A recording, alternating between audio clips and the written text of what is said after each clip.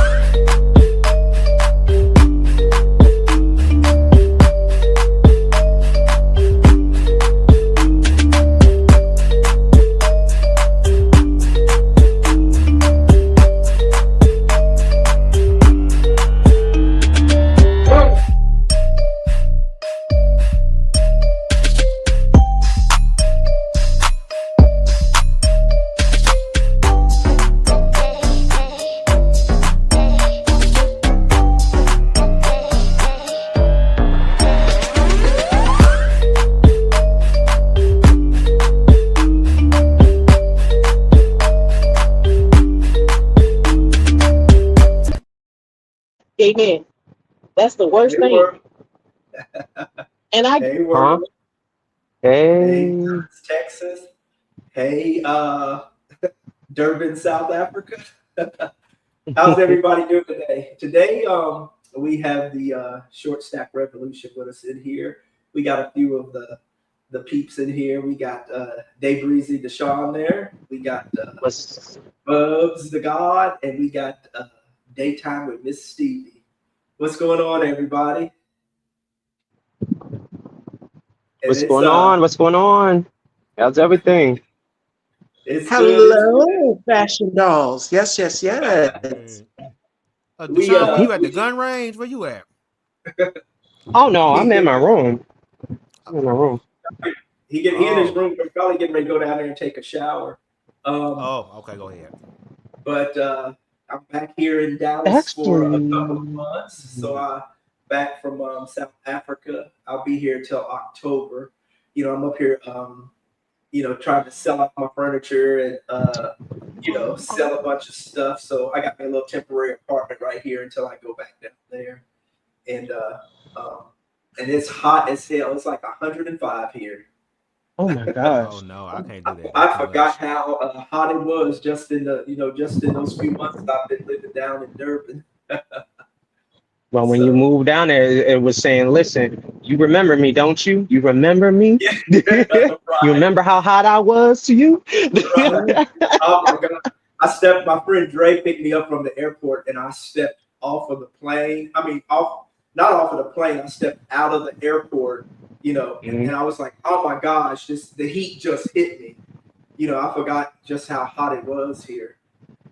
So I'm getting acquainted back here a little bit. So well, America's about to become a hellscape, so I guess the heat is matching it at this damn point. Yeah. Most definitely. Because the ancestors are tearing them up. What's been going on with you, Deshaun?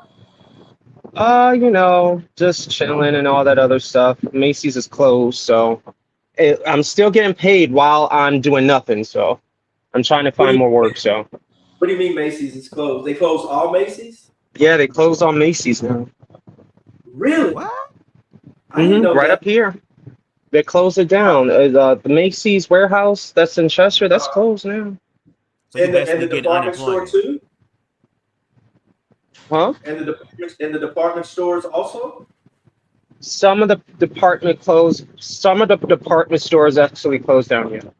I mean, some of them are still there. Mm-hmm. I think they might slowly close down as well because everything is going down to China Grove. China Grove is located down in South Carolina. Okay. So it's going down there. They didn't just close all the they didn't close all the Macy's across the United States, just in certain areas. Just in certain areas, yeah. Okay. Amazon is opening up though, where we are. So what do you think you're going to do? You're going to try to go somewhere else, or? I just need to find another job. You know what I mean? Somewhere that is that will keep me afloat, and then I'll try to find another job somewhere else because the thing is, the pay that I had was $19.95 or something, so it's $19.95. Because that's the raise. Because originally, when I first started, it was down at 17, and then it went up over time, and now I'm up to $19.95 an hour. So now it's going to be a matter of trying to find a job that can pay you what you're used to making. Yeah, and it's going to get hard because the thing is, some of their minimum wage is still like either 16, 17, or 18, and it's like I don't want to go down to that range like that because the thing is like just because you're unemployed and everything else doesn't mean like they're going to set you where your pay was.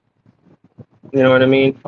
Because wherever they're going to, pay you an hour, that's the rate they're going to pay you, which sucks. Because I don't want to go low. I want to go high. Yeah. Yeah, so it's kind of like it's... Go ahead. Oh, go ahead, Bubs. No, go ahead. You good. I've been talking long enough. I've talked for almost 3 hours. Go ahead. I'm gonna be quiet because I low key want to hear Queen Stevie go off. I got my cut water I'm sipping on. I'm just waiting for Queen Stevie. I'm ready for Queen Stevie to just go. I'm just waiting for her. I want her to show that I'm gonna give my few little amens and stuff, but I just want her to show that. I just want her to show that freaking pig. The pig that on that cell phone, I'm just waiting for that. I think Miss Stevie and Deshaun are going to go off on this Amir thing because I didn't even want to talk about Amir. I just, like I was telling Deshaun, I said he irritates you. Just listening to him irritates me, with all that ignorant talk. But Deshaun and Miss Stevie both wanted it on the docket today, so that's why I put it on here because I've been watching it on your show. I've been watching all of it, all of the content you've been doing, on him. And I already know you done been into him, so and you still give him grace. I just can't give him that type of grace because I know I just know the damage that he's doing. But just listening to him, but I'll let y'all, handle that. But what I was talking about, this first video I'm gonna play, it deals, it seems like everything that we talk about and everything that's circulating in the world, in the world today, but in these kind of states, it just seems like everything is tied to some type of religious context or miscontext. Yep.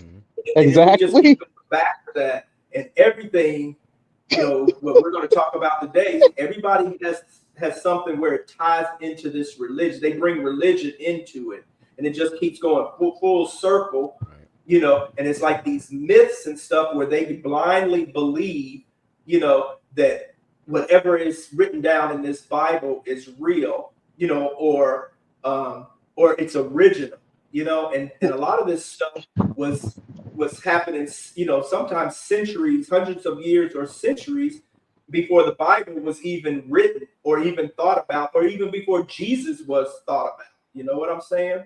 Yeah. But anyway, we'll get into that. But then, so how you doing, Bubs?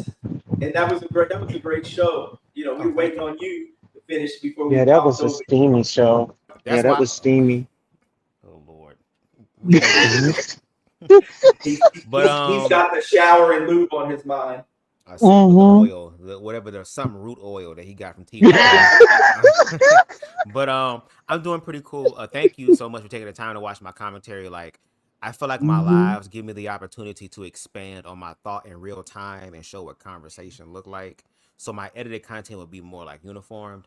But for the people that sit there and watch, I really appreciate it. And again, if there's some blind spots that I have, let me know. And I do appreciate y'all engaging in it. But I'm cool. I'm good. I read up on some stuff. Like I said, I'm off this thing called Mojito. That's a strain, sativa. I got me a vodka mule, cut water. And again, I'm a very much of a lightweight, so I might be a little lit. I ain't going to say a whole bunch because I already said a lot, but I want to hear other people sound off. Now, I may jump in, tag me real quick, and I'll tag back out, but I'm interested to hear what everybody else has to say because I already shared my thoughts. Yeah, well, I listen, even while I'm down in Durban, down in South Africa, I listen to y'all stuff every day. I'm either wherever I'm at, unless I can't actually pull it up on my, because I'm doing something where I actually can't listen to y'all content. I'm constantly still listening to everybody's content. And then when I'm at home, back at home, at my apartment back home down in Durban, I'm sitting there watching everything on the TV and stuff. So I'm constantly listening to all of y'all, and I'll catch Miss Stevie. I can catch her better down there in the morning when she's doing her content. Because when I'm waking up, not when I'm waking up, when it's like usually about 1 o'clock there and I'm heading towards the gym, Miss Stevie is waking up doing her morning walks. Oh yeah, so okay. I'll catch her in the morning. And then and then I'll catch you and Conscious and just other content creators and stuff. I'll catch them throughout the day or into the night before I go to sleep. But a lot of times y'all are coming on when I'm actually in bed sleep. And so I'll end up watching y'all stuff on the replay. But every now and then Deshaun will send me something and I might have got up to use the bathroom and all of a sudden I just hear a ding come through my phone and then he'll send me your conscious thing showing that y'all are on live. And then I'll be in bed half asleep and then I'll pop y'all and watch y'all. Baby, the CIA ain't got nothing on Deshaun, baby. No, at all. I'm on it. I'm still catching the content and stuff, like that. And soon as I get settled, as soon as my house is built, I have a house built down there. So once my house is finished being built, that'd probably be like around May or June of 2027. I already bought the land, and then they're going to start building here soon. And then then I can really set up, and then and hop back into be more consistent with the panel discussions and things like that. So so anyway, but yeah, I'm still watching y'all stuff down there. It's just that whole 7-hour time difference. Just kind of when I'm asleep, y'all are up. When I'm up, y'all sleep. So or y'all working on stuff. So, but we'll I'm still into it with y'all. Hey, okay. Appreciate it. So what about you, Miss Stevie? How's things been going with you? What's been going on? Going wonderful. I'm officially moved in the new house. I gave the tour, back to doing shows, a bunch of shows next week. Of course, as you mentioned, the morning walks. And I love the morning walks because it's like a precursor before I go on and do the actual show at 4. It's more political than anything. And then sometimes we'll cover a little political things in the interview, and then sometimes we won't. Like last week's show with Theo E.J. Wilson was pretty good because it's just like, wow, we're both in sync. But I just wish he could have stayed longer. I really did. I wish he could have stayed longer. But other than that, you guys can check me out. More morning walks and talks and rants. The beauty of it is y'all will get to see me without makeup, what I look like before the glam and everything. And then 4 p.m., the main show, of course. So you guys are getting double shows back to back, and then even a Saturday show this week coming up. So it's a full week of interviews. So I got to really rest up. But all my energy is going to go to this Jello bowl shaped motherfucker that's in the White House. That's who I want. I want his ass. Because believe it or not, I don't know if y'all know what just happened today. Oh my God. I'm about to get my motherfucking life, okay?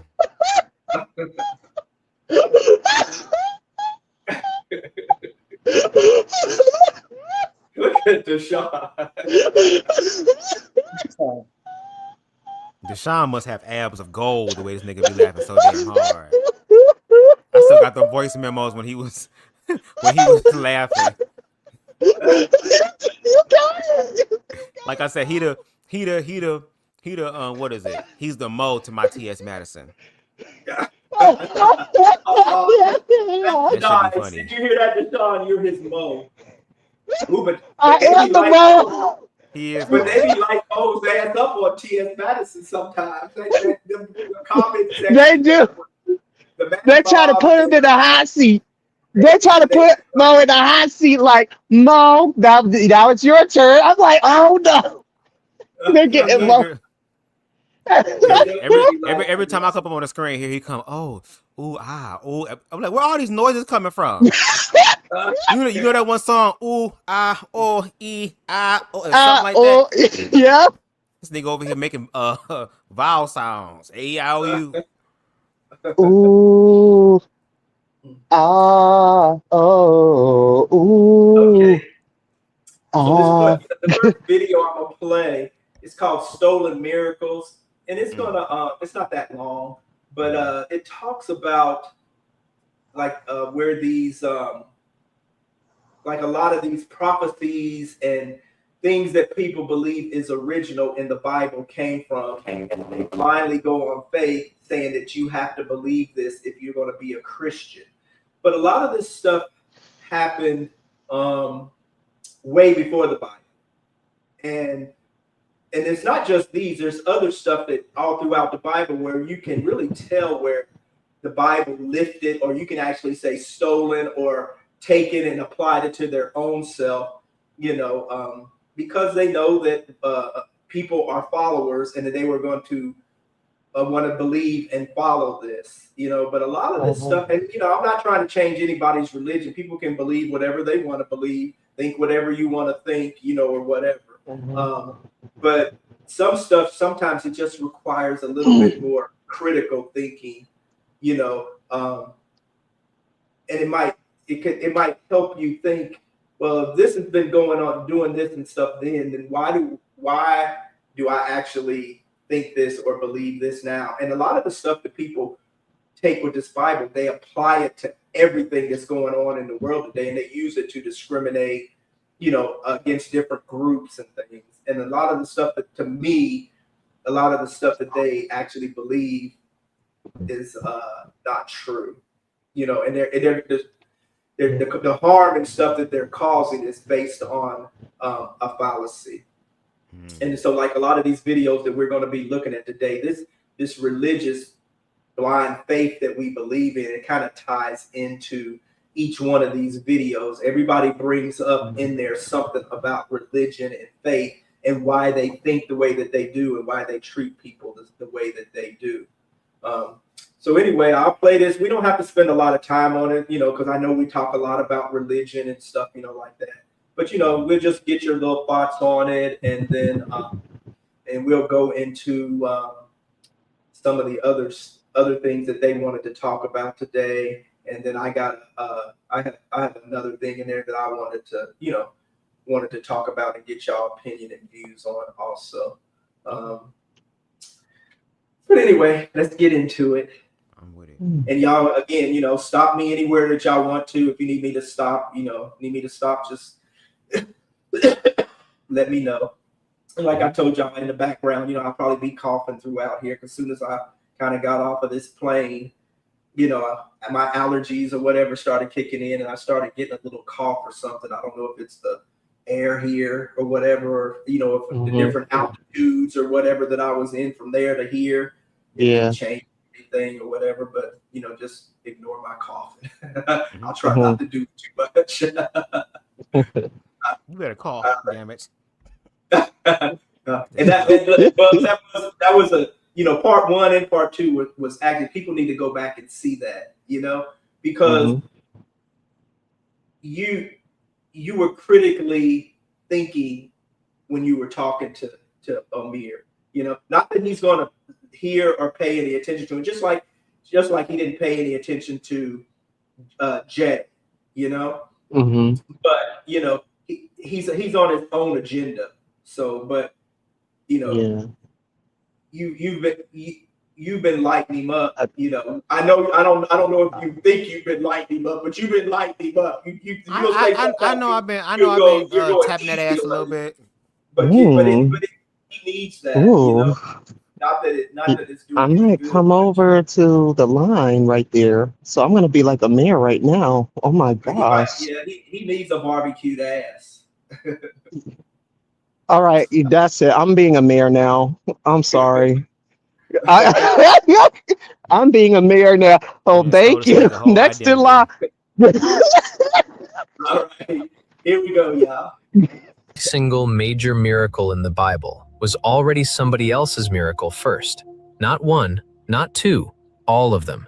And every professor of comparative religion learns this in his first year of graduate school, and learns, on the same day, that he can never say it from a pulpit if he wants to keep his job. Hold on to it. But let me start somewhere older. Because before the New Testament borrowed a single thing, the Old Testament had already borrowed its biggest miracle of all, the founding miracle of the entire Jewish nation. One miracle, 10 manifestations. You know it by its 10 faces. I'm talking about the 10 plagues of Egypt. So here is miracle number 1.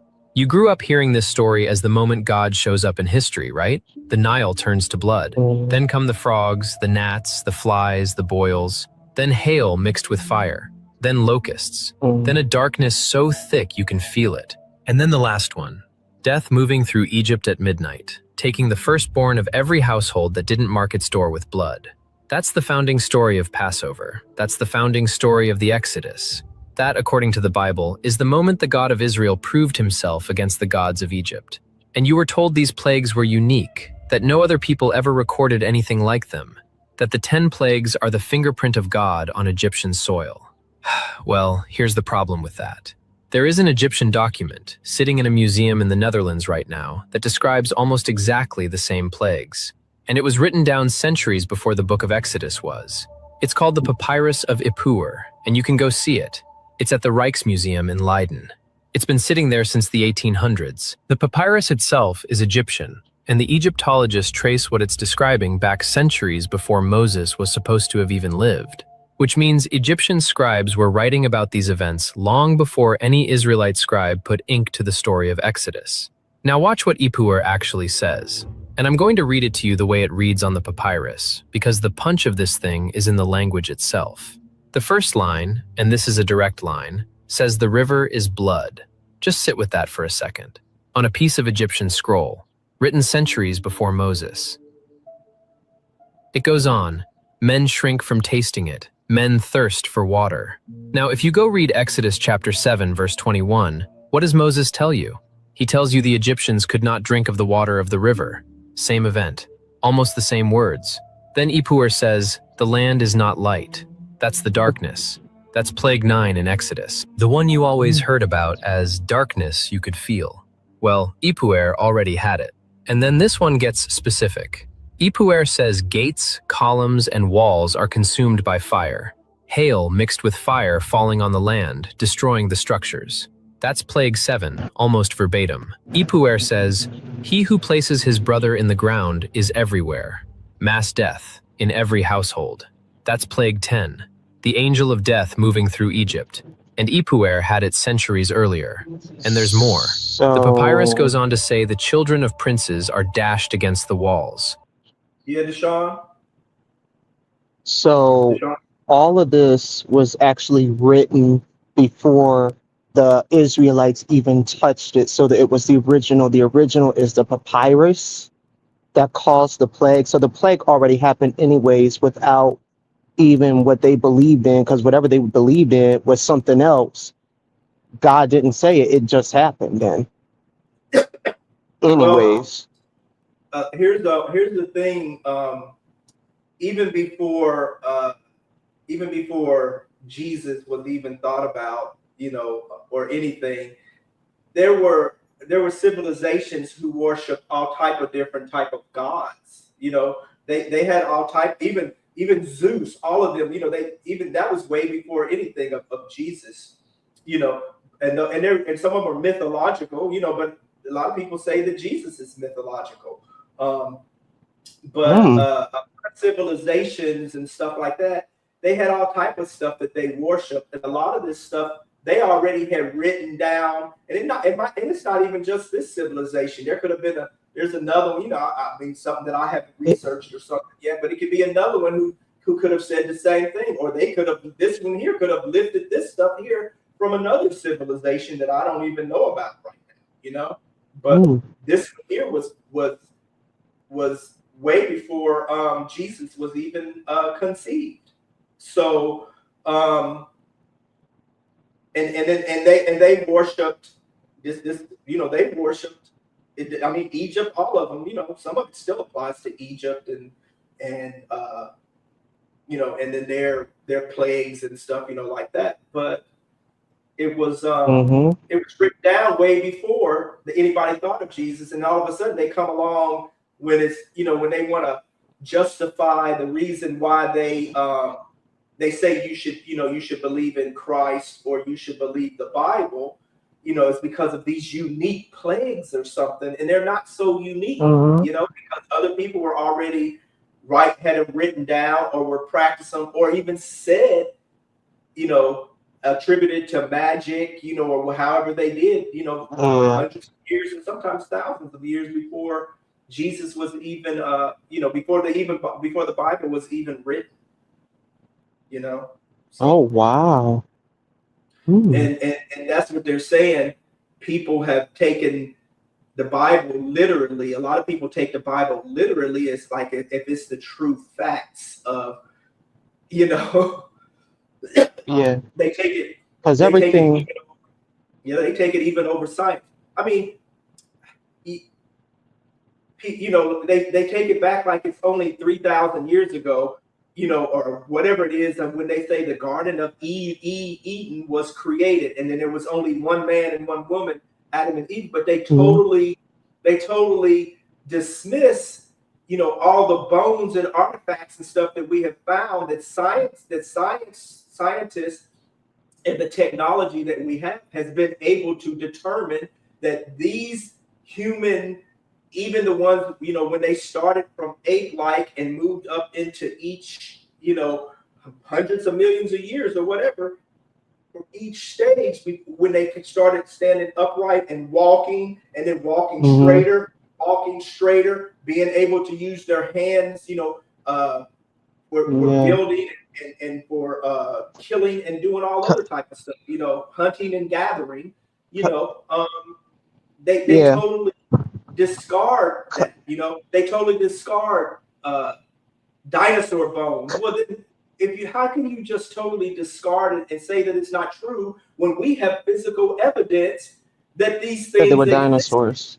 Especially when you can find old dinosaur bones and stuff. Just you can find the whole thing in certain mountains and stuff around the world. You can find the whole skeletons, you know. So you know, and to just say that didn't exist, but you can't find Jesus's bones. You know, you can't find an ark. You know what I mean? And there was two.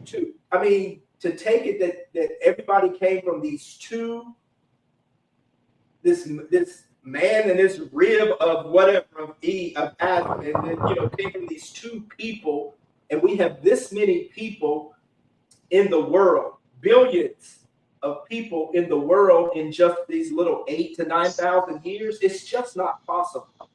It's just not possible. And then they totally discard other things in the Bible where they talk about, you know, before Eve.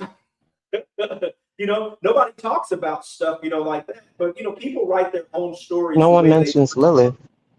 Yeah, the way they want them to be, you know. And they see what they want to see, and they can totally discard and overlook any type of, you know, real, genuine history, or, you know, I don't know what to put. But anyway. It's so weird, though, because the thing is, they have Adam and Eve. No one mentions Lilith. How come Lilith wasn't put into the? How come Lilith wasn't mentioned in the Bible? She was the original woman, wasn't she? And the weirdest thing is, she was taken as Satan's wife. So the thing is, are they sharing women now? Because it's weird.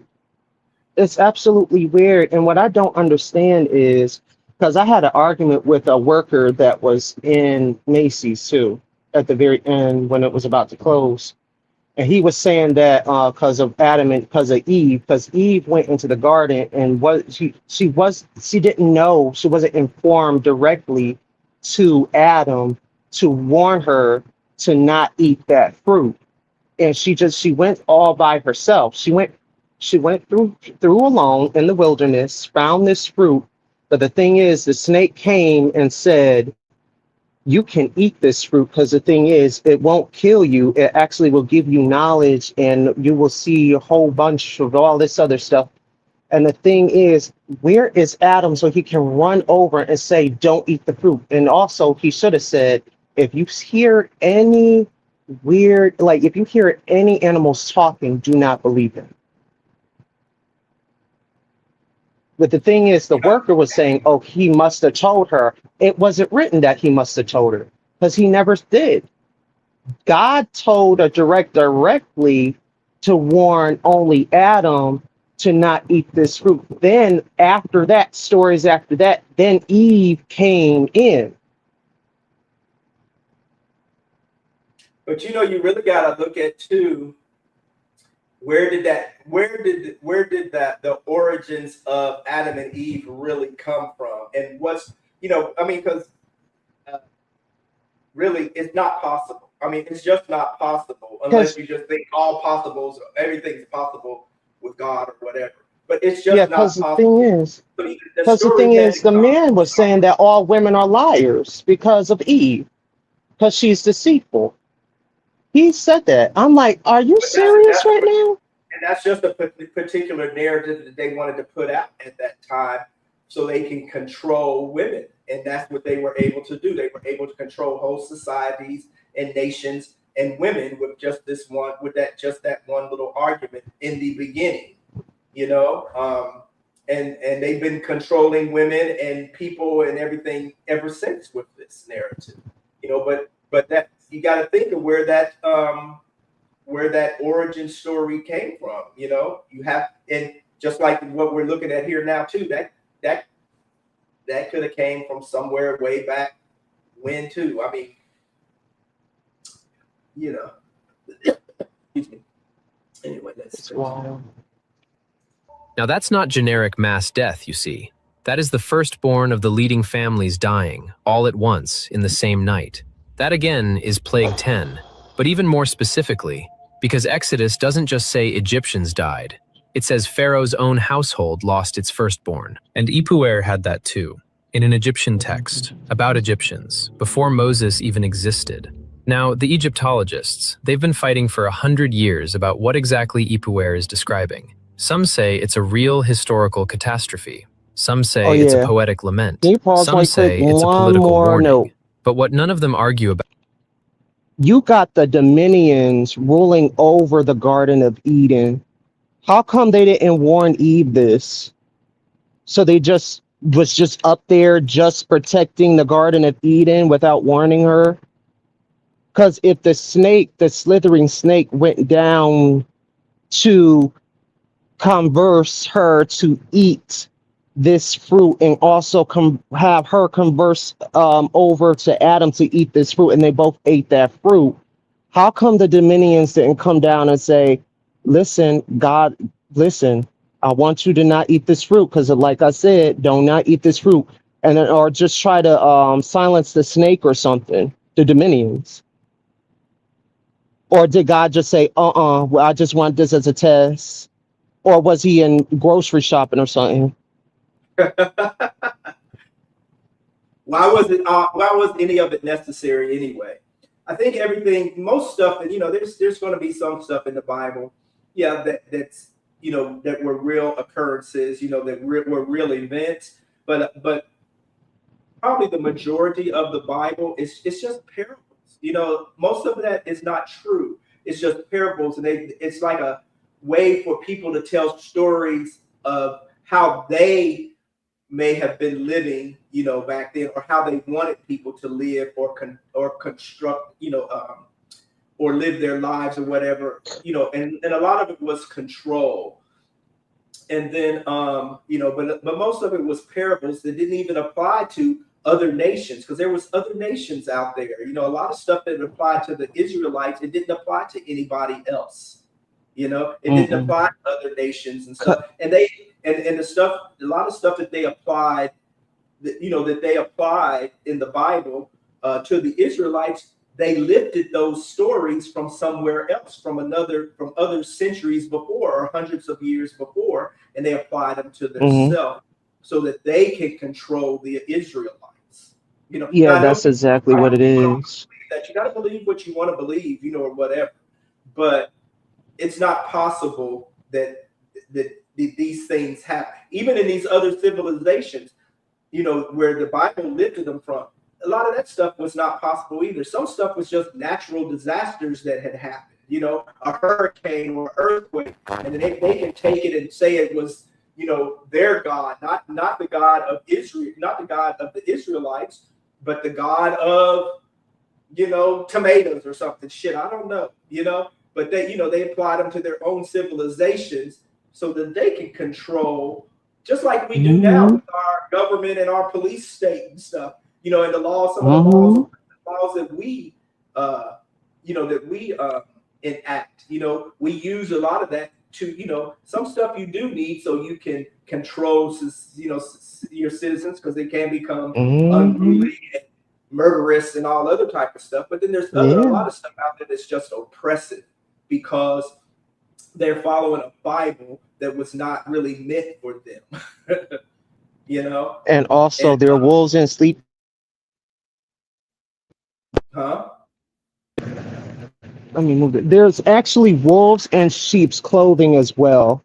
There's people that think that they're living the good Lord, but the thing is, deep inside themselves, they're not really living it. They're not living, their truth is hidden behind closed doors. That's not who they no, are. They're living double lives. They're not well, who they say they are. nobody, you Because the know, thing is, they're living outside themselves. They're not really living the truth of who they are because they got to live through whatever someone told them to live through that well, Bible. but you really can't. Nobody in the world living today, you really can't. Uh, Nobody's really living the true Bible, because if you did, you wouldn't be able to wake up, but you also wouldn't be able to go to sleep, because we dream all type of shit in our sleep too. You know, all type of dreams and things that would make everything would be sinful that we dream in our sleep. You know, some stuff comes to fruition, some stuff doesn't. Some stuff is probably meant your dreams could be meant to teach you some things, but just to wake up and walk out your door, nobody's following the Bible. Because if you did, you wouldn't be able to walk out your door. You wouldn't be able to really do anything, because everything we do is a contradiction to what the Bible is telling you how you're supposed to live. You know, from the stuff that we eat, from the clothes that we wear, for how for the hate or the love of how we treat people. You know, from the gluttony, from the stealing, from the crime, from the worshiping false idols and blasphemy, everything. Everybody does that. There's no one person on this earth who can live up to that. And if people think they are, some people think they're more Christian than others. You know, some people think that God loves them and more favorable them to others, or whatever. But the Bible, it can be just really used as just like anything that we can write. It can be used as a guide, to help you probably to do good in your life. But some people use it for evil. But a lot of stuff is just parables. A lot of people take these things, Sodom and Gomorrah, the eye of the needle, Noah's Ark. They take this stuff as true, and it's really just stories. So to tell people, this could happen, or this, whatever, like it's just what it is. I mean, it's like people, I mean, just to give you an example, the eye of the needle. You have, in order, I'm just paraphrasing, but like somebody might say, if they take it literally, they're going to say, well, it would be easier for a rich man, it'd be easier for a poor man to get through the eye of the needle than it will be for a rich man. I don't know. I forgot the parable. But what they're saying is, like, rich people, for a rich man to get into heaven. Yeah. But what people don't go back and read further, because they only listen to what the preacher is saying. The eye of the needle was a gate, that you would get into, and I think it was Jerusalem or something, where camels or horses and camels, they have to bend down in order to get through that gate. They have to bend down.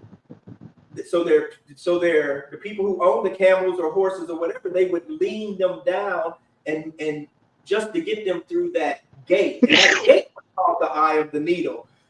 People be thinking like you really got to take a needle, that you can sew clothes with, and the eye of that needle is so small. You got to take and apply it to what it's really supposed to be. And so what they were saying was, it would be easier for this camel to walk straight through that gate without having to lean down to get through that gate than it would be for a rich man, because of the rich man's greed, and their greed, and then the hate or whatever is in their heart for them to enter the kingdom of heaven, But a lot of people don't even know that gate is, the eye of the needle, it was a gate, and they take it literally like, oh, he's talking about that needle eye is so small, people don't take this, they can take Sodom and Gomorrah, it's not real. So, there could have been cities named Sodom and Gomorrah, but all of that crap about it was because of God, because God was angry, of the homosexuals, and but then you have Lot, offering up something that's really valuable, which is his daughter, who's supposed to be a virgin, and those are supposed to be the most valuable things that they can use to barter off, so they can barter off for her marriage, so they can get extra wealth from that. So why would Lot offer up that valuable stuff to so-called strangers, which they called angels, or whatever? I mean, it's just all made up. But there's a parable to that story where they were talking about greed and different types of lust and what's the other one? Where you're so full of yourself. You see what I'm saying? It had nothing to do with homosexuality, because in all truth, if when people say God, if God was so angry and he was so disgusted with homosexuality, or men sleeping with men, because they never talk about women sleeping with women, okay? But if he was so disgusted with homosexuality, then why are we still here? Why is homosexuality, bisexuality, transsexuality, queerality, why? Deshaun, you got a lot of static in there. Deshaun?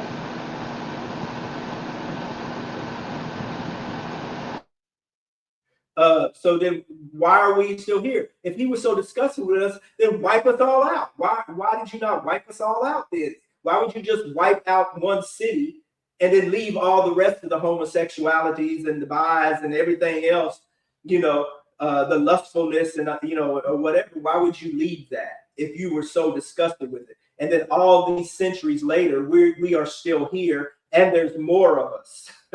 It does not make any sense. People are not using they're not using logic and just thinking what they want to think. And then they'll go into this free will stuff. Well, he gave us free will. Yeah, what you're telling us is that he was so against homosexuals, that he wiped out a whole city. Well, there's other cities around too. Then wipe them all out. Why create homosexuality at all then? In animals and eventually the people, the people who we became people from the animals. Then why not wipe us all? Why are we still here? Because there's a purpose. There's a reason. But anyway, let me get back to this. About is the date.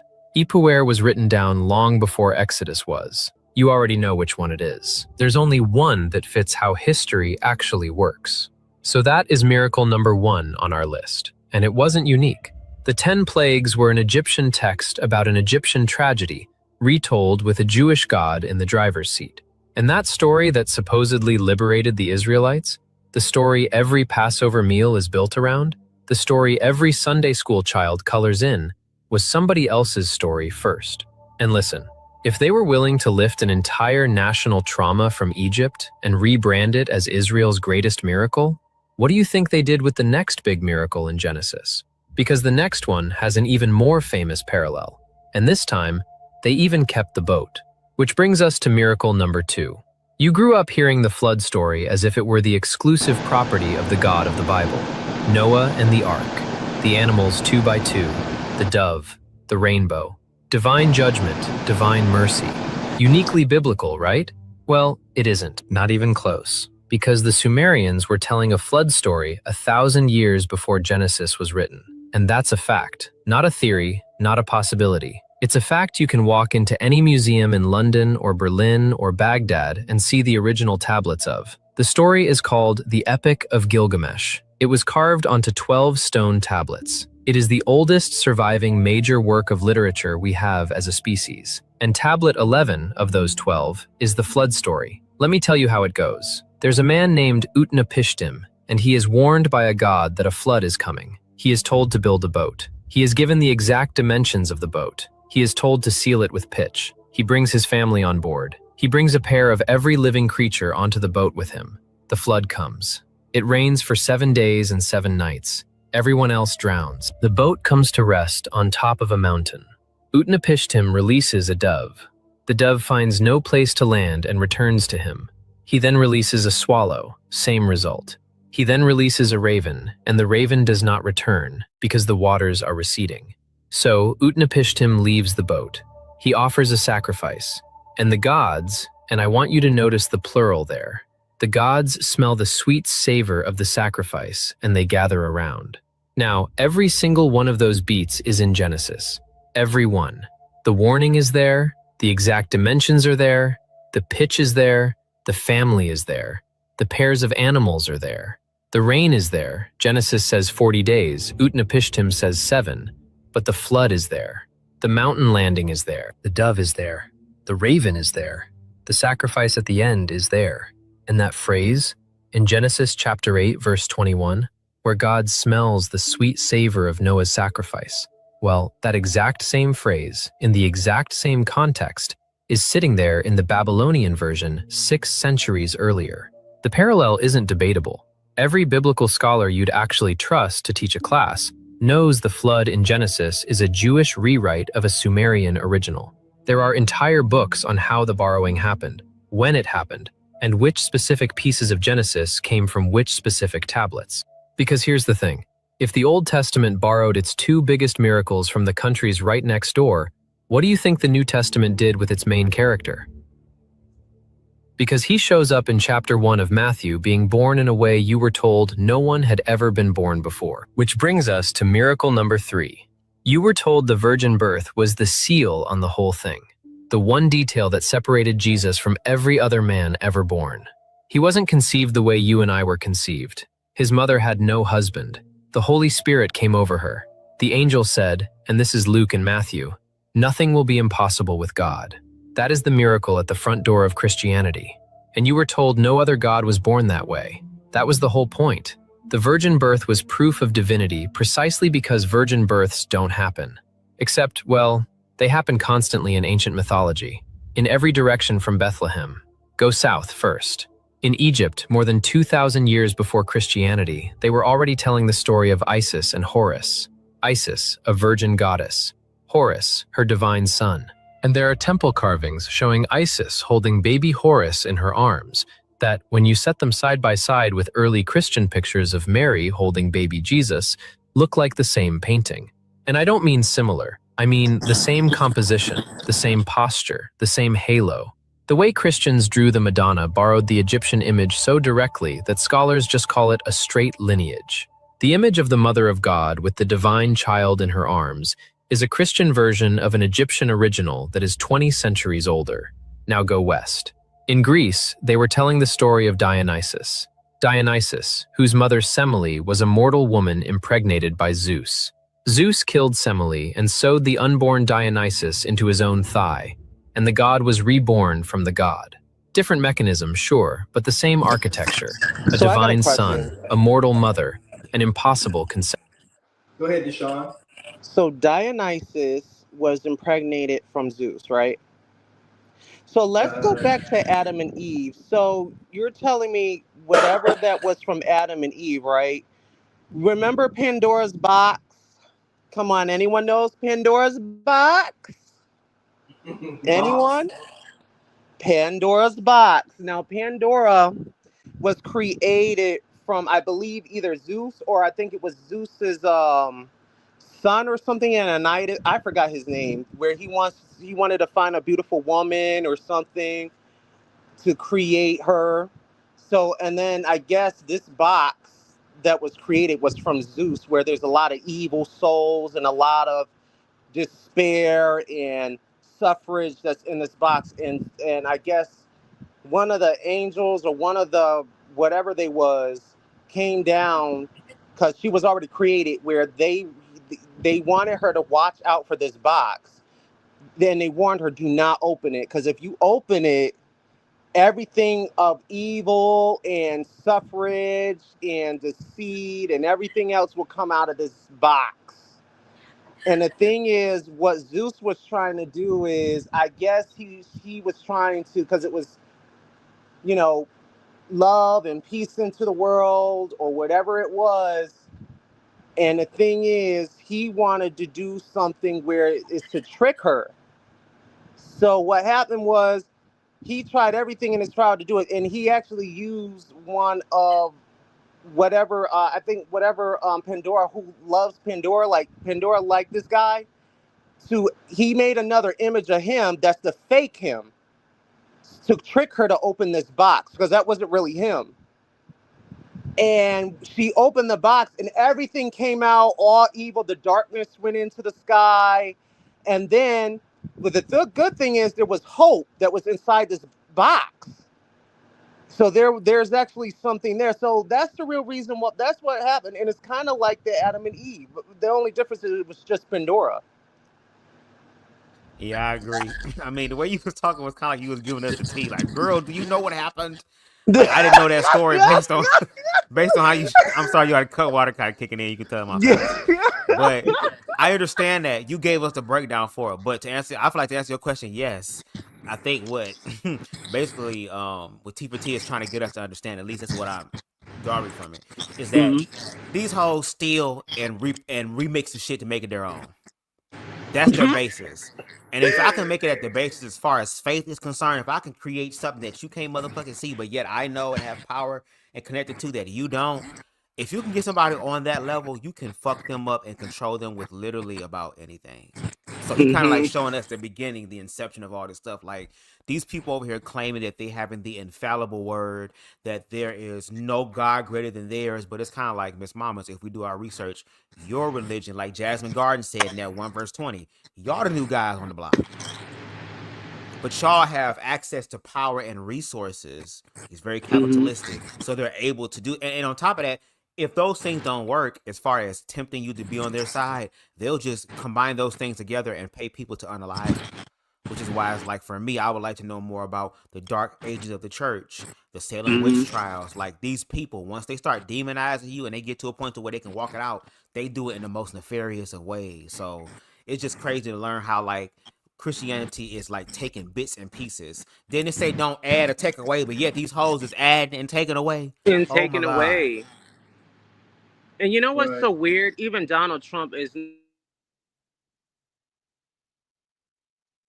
He froze. You froze, Deshaun.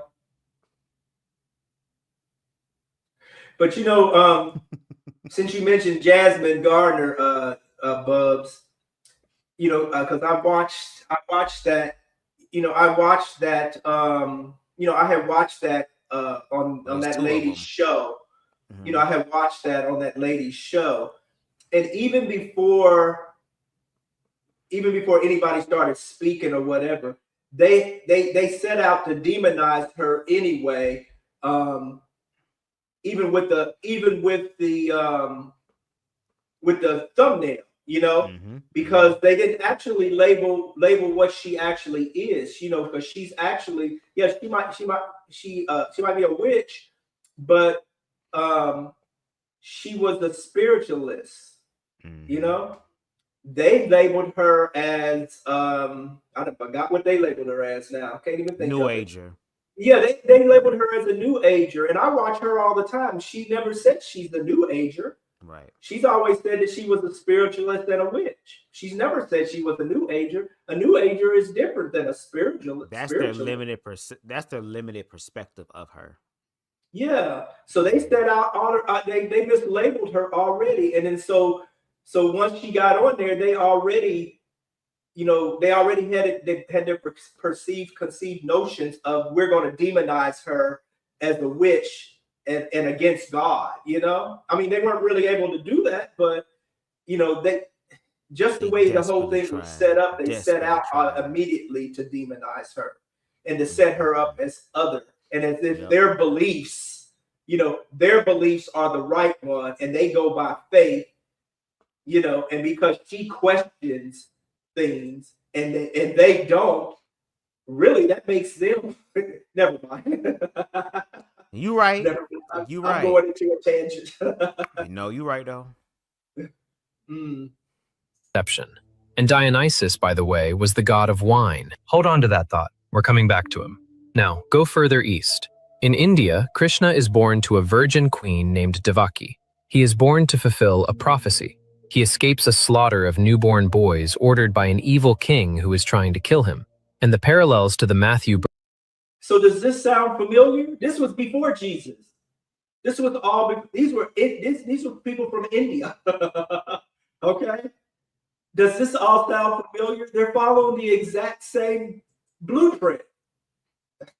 But they say that the story of Jesus is real. You know, that the conception, that miracle birth, or what's it called, the virgin birth, you know, but we're already hearing stories that was, you know, hundreds of years and centuries before even Jesus was even thought of. They were already saying this and talking about their you know, their women or whoever was having virgin births and all this other type of stuff. So these stories of Jesus is not unique. These miracles are not unique. Birth narrative, the tyrant, the escape, the prophesied child, are close enough that they simply are not a coincidence. And then there are the older Buddhist traditions, where the Buddha's mother, Queen Maya, conceives him in a dream where a white elephant enters her side. Miraculous. And the other thing, so I'm not just showing this video because I actually did go back and research, and I actually looked up this to, you know, so I can corroborate these stories, you know, and that information is actually written out there. The museums actually have these actual writings and stuff from centuries before hundreds of years and centuries before before the Bible was even written. This stuff was actually written, and it's out there for people to go view. You can literally look at it with your own eyes. You might not be able to touch it because it's concealed behind glass, you know, to protect it because it's so old, but the stuff is out there. These seminaries and stuff, they know this stuff. They have this stuff. They even preach this stuff.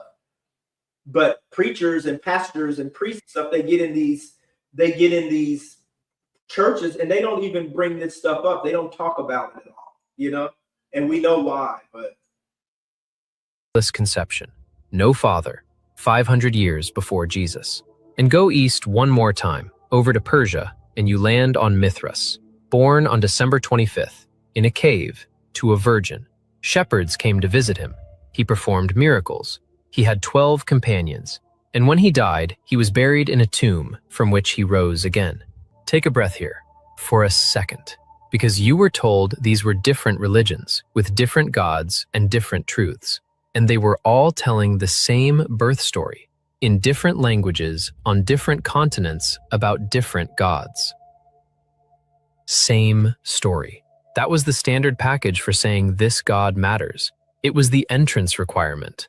And the gospel writers were writing inside that world. They knew the shape. They knew what a divine birth was supposed to look like, because everyone around them was telling divine birth stories. And when they built the story of Jesus, they built it in that same shape. Not because a virgin actually gave birth in Bethlehem, but because the genre required a virgin. Which brings us to miracle number 4. You were told this was the first sign, the first miracle, the wedding at Cana in the Gospel of John.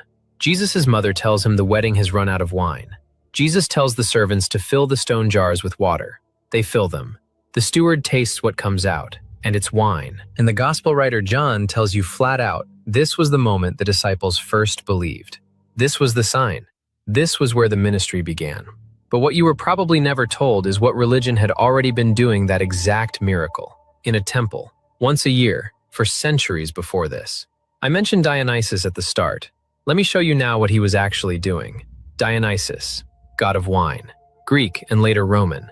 His cult spread across the entire Mediterranean world before Christianity was even born. And at his main temple, in a town called Elis, over in Greece, they performed a very specific ritual once a year. And you don't have to take my word for it. You can read about it in Pausanias. Now, Pausanias was a Greek travel writer from the 2nd century AD. He wrote a work called The Description of Greece, which was basically the Lonely Planet guide of the ancient Mediterranean. And in Book 6, Chapter 26, he describes exactly what happened at Elis every year on the Feast of Dionysus. The priests would take 3 empty jars and put them into a sealed room in the temple. They would fill those jars with pure water. They would seal the doors. And then in the morning, in front of witnesses, they would open the room. And the jars now contained wine. Water in, wine out. Divine sign of the god of wine. documented in the 2nd century AD, describing a ritual that was already ancient by the time it got written down. Now go back to John chapter 2. Jesus's What's so ancient? What's so ancient about? I mean, I can understand it might be ancient, but what's so original about it? You lock the doors, and then everybody goes home and goes to sleep for the night, you know. And then when they wake up in the morning, the damn, you know, the stuff is red wine. Well, who walked in there while y'all were asleep and put red wine in there? Somebody did, okay. Wasn't there red wine before Jesus? There was red wine before and after him. There's been grapes on the earth since earth was created.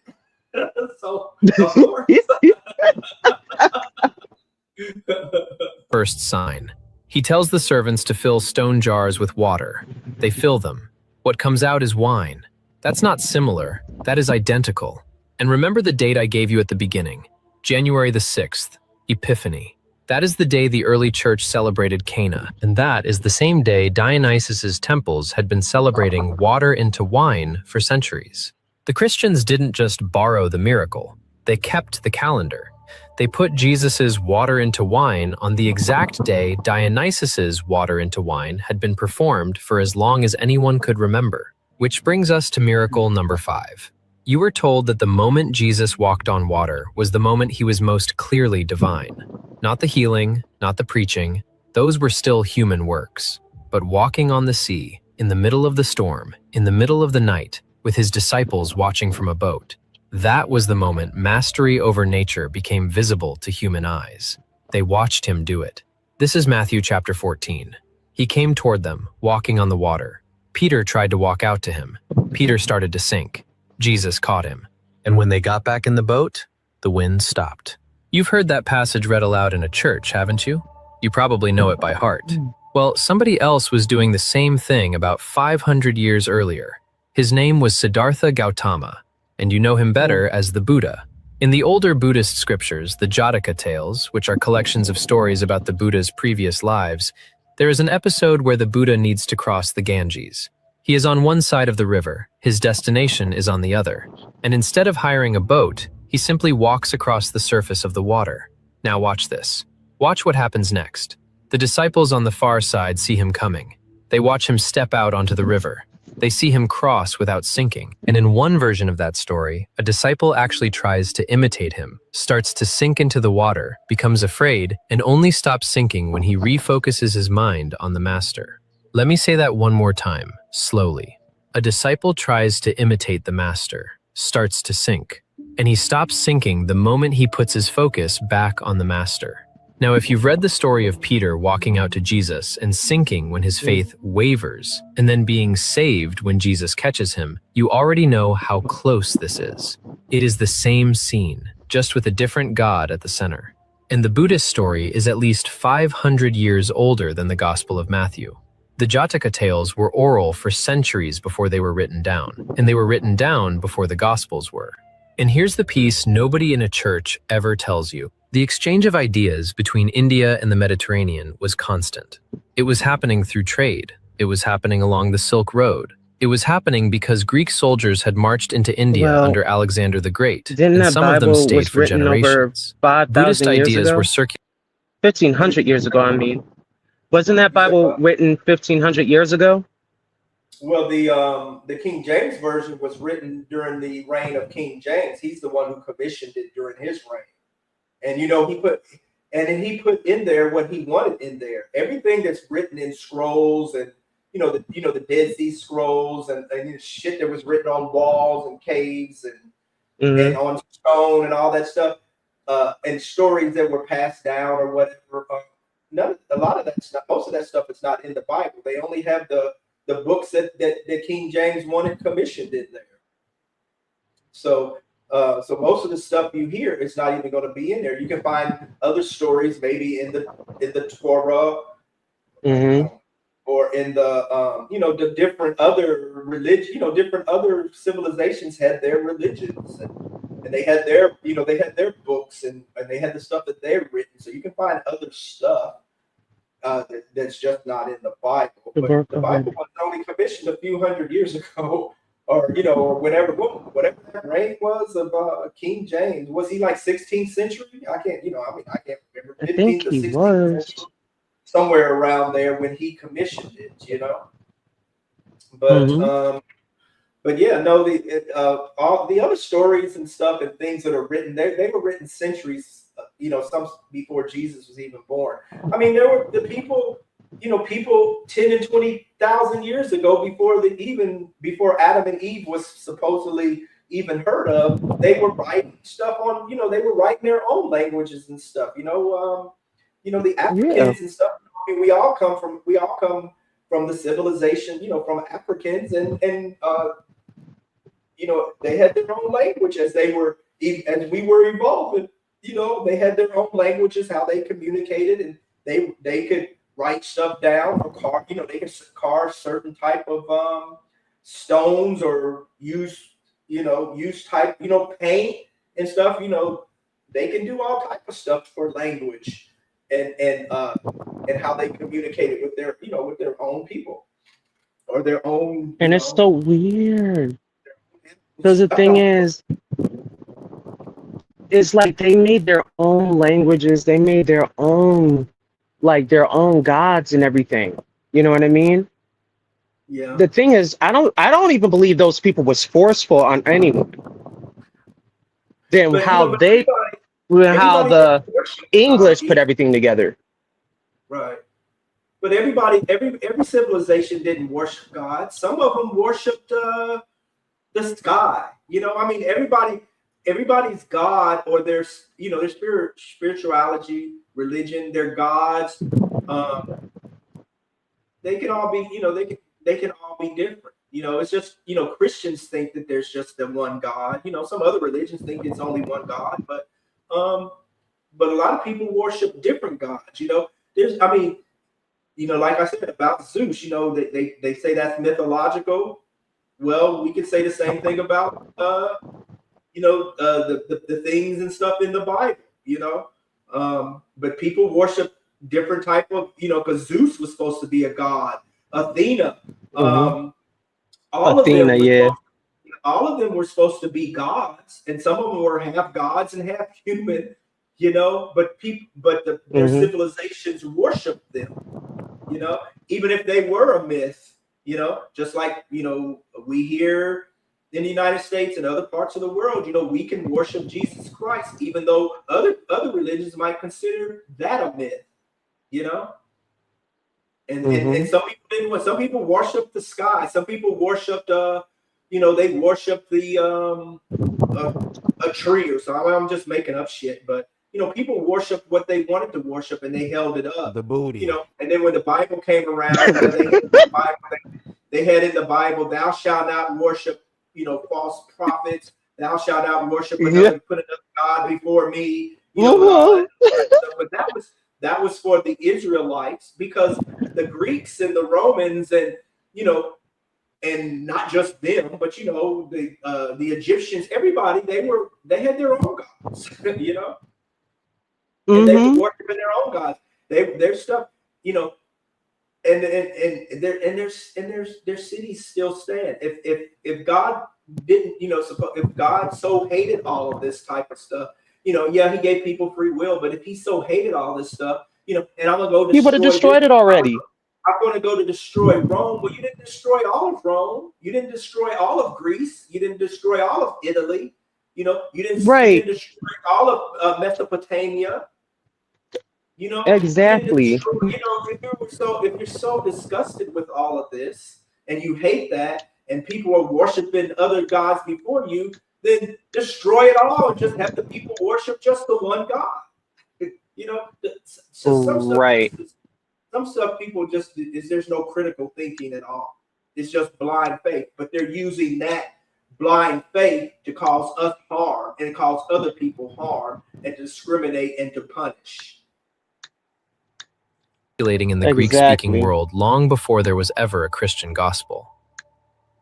The image of the divine man walking on water was in the water, so to speak, in that neighborhood. And honestly, whether or not the writer of Matthew personally knew the Buddha's version, it doesn't really matter, because the picture was already in the tradition. Gods walked on water in that world. It was one of the standard signs that separated the god from the man, and every culture that had a divine man had a version of it. So the gospel writers, again, were working with a genre. They had a menu of divine signs to choose from. Walking on water was on the menu, so they served it. But walking on water was still a nature miracle. Impressive, yes, but nature. The next one is where he crosses a line that only God is supposed to be able to cross, because he brings the dead back into the world of the living. And there was already a god in the Greek world doing exactly that, and Zeus killed him for it. Which brings us to miracle number 6.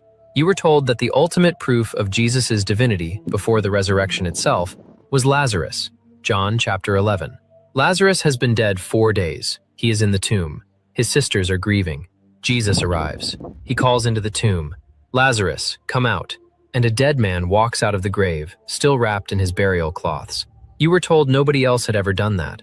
You were told this was the divine power the pagan gods couldn't touch. Well, the Greeks had a god who did it constantly. He was so good at it that Zeus struck him dead with a thunderbolt just to make him stop. His name was Asclepius, son of Apollo, Greek god of healing and medicine. And his symbol is the serpent wrapped around a staff, the rod of Asclepius, which is still the international symbol of the medical profession to this day. Every hospital on Earth has a version of him on its logo, right there next to the emergency room sign. Now, Asclepius healed the sick, he raised the dead, and he raised so many of them that Hades himself. And technically, if you go by the Bible, because if you actually do, when you go, all of our medical signs do have those. Our hospital, everywhere you go to a medical stuff, they're going to have that staff, sometimes with the heart and with the staff, with the serpent going through. Well, isn't that like worshiping? Wouldn't that be like if it has the serpent going through that? Would that be like worshiping the devil? The thing is, it's so weird because the thing is, they even have, yeah, they do. And also, it's also in the Vatican Church. It's everywhere. I mean, it's everywhere. Like he is, if you listen to Vatican, right, it's Vatican. That's what it stands for. And also the dragon is where the chair is. There's actually a symbol of a dragon on the door and on the chair. It's the slithering dragon. It represents something. You know what I mean? So there's a whole bunch of symbolism that goes on with that. So it's like power in their own religion in the Vatican Church. Yeah, their own So, perspective. Yeah. It's to scare people into compliance. The god of the his underworld, ring, you went know to what I Zeus mean? and Kiss complained. his ring. Hades said, essentially, "This man is destroying my kingdom. He is returning the dead to the living, and if you don't stop him, there will be no more death." So Zeus killed Asclepius with a thunderbolt. Now that is the older story. A miracle worker whose signature act is raising the dead, whose ministry threatens the order of the world, whose acts are so disruptive to the powers that be that he has to be killed for them. Now go back to John chapter 11, verse 47. This is the scene right after Jesus raises Lazarus. The chief priests and the Pharisees meet in council, and they say, and I'm reading this straight from the New Testament, "What are we doing? For this man performs many signs. If we let him go on like this, everyone will believe in him, and the Romans will come and take away both our place and our nation." And so the priests decide, in that very meeting, to kill Jesus. Not because he was blaspheming, not because he was wrong, because he was raising the dead. And if he kept doing it, the whole system was going to fall. Now put those two stories side by side. Asclepius, the divine healer who kept raising the dead, killed by Zeus because if he continued, the order of the cosmos would collapse. And Jesus, the divine son who kept raising the dead, killed by the Sanhedrin under Roman authority because if he continued, the order of Judea would collapse. The killers are different. Everything else is the same. And honestly, the first time you set those two council scenes next to each other, the one in the myth where Hades goes up to Zeus and says he's emptying my kingdom, and the one in John 11 where the priests say if he keeps this up, we lose everything, it stops you. Because those are not two coincidental stories. Those are the same story with the actors renamed. You were told this scene at Lazarus's tomb was the moment the Gospels reached for the ultimate proof. And it was. Because it was the ultimate proof they had inherited. It was the miracle the Greeks had already assigned to the son of a god. The Gospels put it in Jesus' mouth, and then the priests, in the very same Gospel, react to it exactly the way the god Hades had reacted to Asclepius. This cannot continue. If he keeps doing this, there is nothing left of our world. And so they killed him. Which brings us to miracle number 7, the last one, and the biggest. I told you at the start of this video that the 7th was the one Paul himself said the whole faith depends on. 1 Corinthians 15 verse 17. His words, not mine. If Christ has not been raised, your faith is worthless. So here it is. You were told that on the 3rd day the stone was rolled away. The tomb was empty. The women arrived. Angels announced. He was risen. He appeared to Peter, then to the 11, then to 500 at once, according to Paul. He walked and talked and ate with them. Before I continue that, though, every apostle who wrote about the risen of Jesus Christ, each one of them told a different story about those women outside that tomb. Every single one of them told a different story of how, anyway, every single one of them, it was different. Then he rose to heaven, and because he rose, death itself was defeated for everyone who believed in him. And you were told that this specifically was the difference, that this was the one miracle no other religion could touch, that this was the miracle that separated Christianity from every mystery cult in the empire. Well, here's the thing. Paul was writing to people who had a lot of options, because a dying and rising God was, in Paul's world, the most common kind of God there was. Start in Egypt. Around 2,400 years before Christ, they were already telling the story of Osiris. Osiris was a god who ruled the world. His brother Set, jealous of him, killed him, cut his body into pieces, scattered them across Egypt. And Isis, his wife, went and gathered up the pieces. She reassembled him, and he came back to life. Now, he didn't return to the world of the living as a mortal. He became the god of the afterlife, the one who judges the dead. And his resurrection was the guarantee that the dead could rise too. Egyptians would be embalmed like Osiris, buried like Osiris, so that they too could rise with him. So 2,000 years before Bethlehem, an entire civilization was praying to a god who died and rose again, and whose resurrection was the proof that death was not the end. Every mummy sitting in a museum today is a testimony to a resurrection theology 20 centuries older than the empty tomb. Now go to Sumer. Right around the same era, they were telling the story of Dumuzid. The Babylonians called him Tammuz, and Tammuz was a shepherd god. He was killed. He descended into the underworld, and his lover, Inanna, the goddess of the sky, went down after him. There is a poem called The Descent of Inanna, carved into clay tablets, that describes her going through 7 gates of the underworld to bring him back. And that sounds similar to when Jesus was in hell too. When what? When Jesus It's was similar. in hell? Oh, yeah. And well, Yeah, because remember the story where he was in hell for a moment? Yeah, and then he went right back into the living. Yeah, he was supposed to tell everyone. To be tested. He volunteered Tested, himself. yes. He volunteered himself to go to the pits of hell, so he can be tested. Tested, yeah, tested. Exactly. Just a test. Why does everything gotta be a test though? Like, why? If you know right from wrong, why do you gotta do it anyways? I don't get it. Why is any of it necessary? Everything that people use, the argument I think that most people use is, well, everybody, it all had to come to pass or whatever because God gave people free will. So that's why he still allows all of this stuff. That's why all the destruction, the killing, the unnecessary murders, and the stealing and the sexual, all of our sexual proclivities and stuff, we're all being tested, for when we, I guess when you get to heaven or whatever, and the all-knowing God, he's allowing all of this. So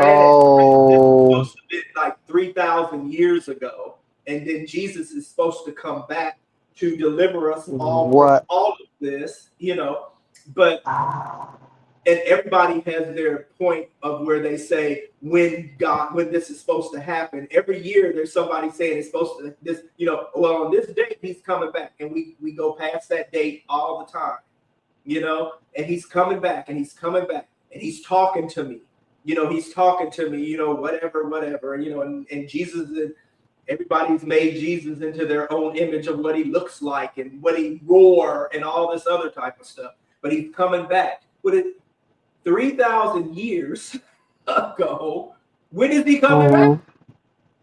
When? And they were talking, remember the rapture that was going to happen? Nothing happened yet. That's what I'm talking about. And they made an AI of the rapture where they went up into the sky. Like, damn well it was AI. They all fell for it. They all fell for it because they were in a religious psychosis. Like, they were all in a fucking psychosis. They fall for it every other year. They still are.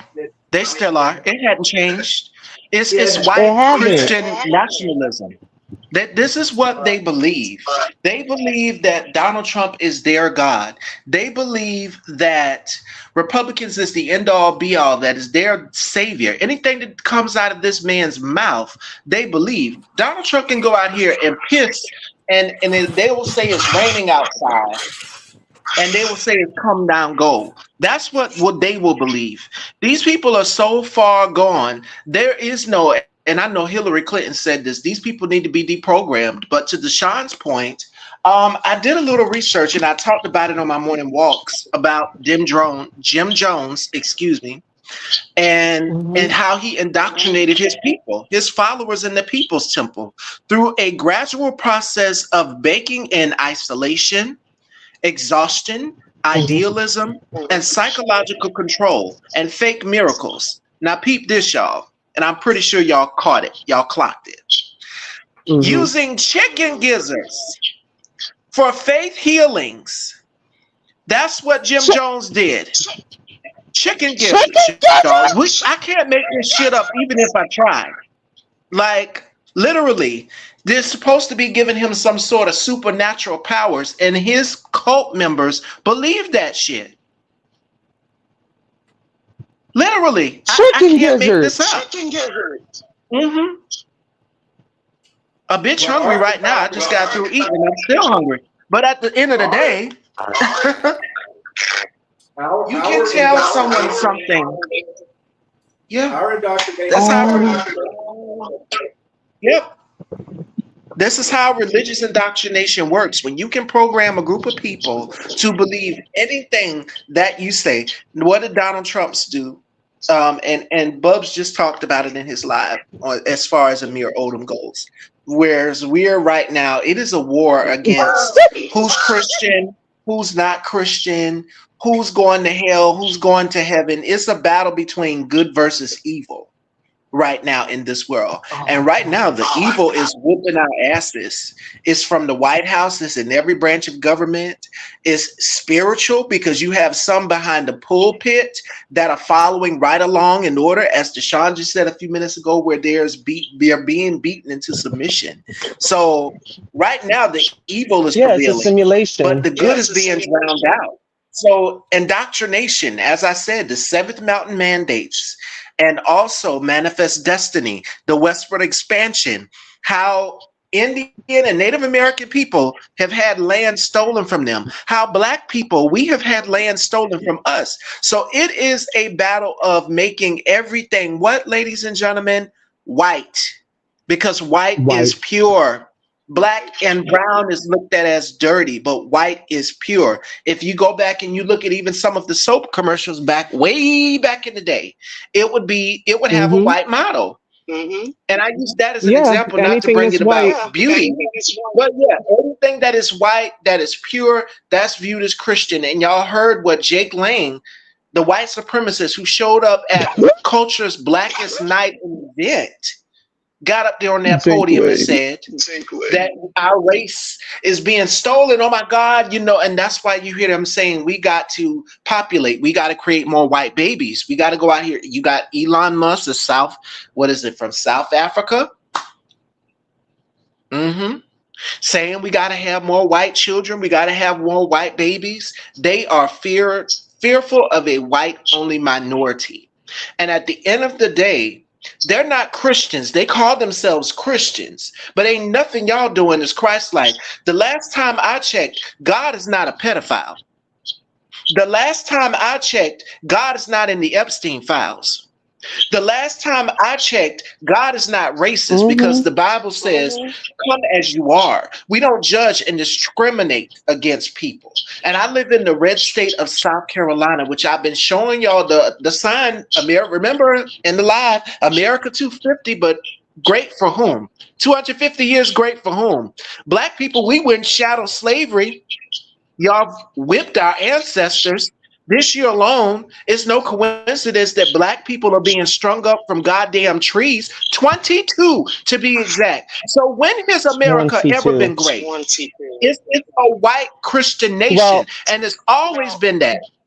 It's always been that from it's the Jasmine Heritage Garden. Foundation. When she got up there and she did that 20 verses 1, baby, girlfriend, you better than me, and you chewed and delivered every single thing to these other women in that 20 verses 1. You better than me, because the first thing I come in the room and y'all are praying, oh my God, that is the type of energy that, like I told y'all what happened to me when I ran into my childhood teacher's mother-in-law, how she treated me in the store. There are other people who are prejudiced to other people. And I make this point here, and then I'm going to land the plane, and I'm going to let Alvin take over because I'm going to eat Orange Piggy's ass up. You next on the docket. I got something for you. Well, I say that to say this. God doesn't judge people. So why are y'all judging people?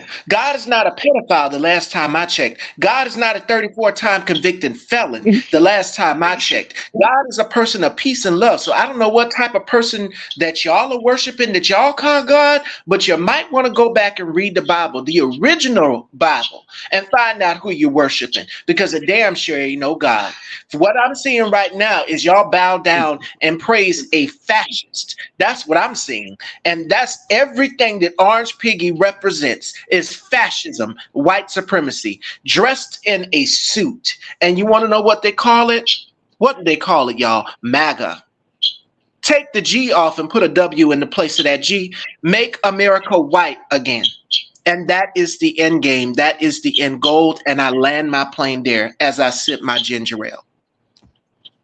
Tammuz And you know rises. what? This is so weird, He Miss returns Stevie, to the that you said. world. The return of Tammuz was then mourned and then celebrated every single year in a festival that fell in the spring. Now here's the part that is going to catch you off guard. The Hebrew prophet Ezekiel, in chapter 8, verse 14 of his book, describes seeing women in the temple of Jerusalem weeping for Tammuz. Those are his words. That is in the Bible you were handed. The prophet Ezekiel is complaining that the women of Israel are participating in the rites of a dying and rising God that was already ancient in his own time. 600 years before Jesus, the rites of a dying and rising God were happening right inside the Jerusalem temple. And that one stops you the first time you read it, because that's an Old Testament prophet in the Bible complaining that women were worshiping a resurrection God centuries before Jesus was ever born. And it didn't get edited out. It's still there. Now go to Greece. There you find Adonis, a god beloved of Aphrodite, killed by a boar, descended into the underworld, and then returned to the world for part of the year, spending the other part below with Persephone. So Adonis died and rose annually, and his return was celebrated in a festival called the Adonia.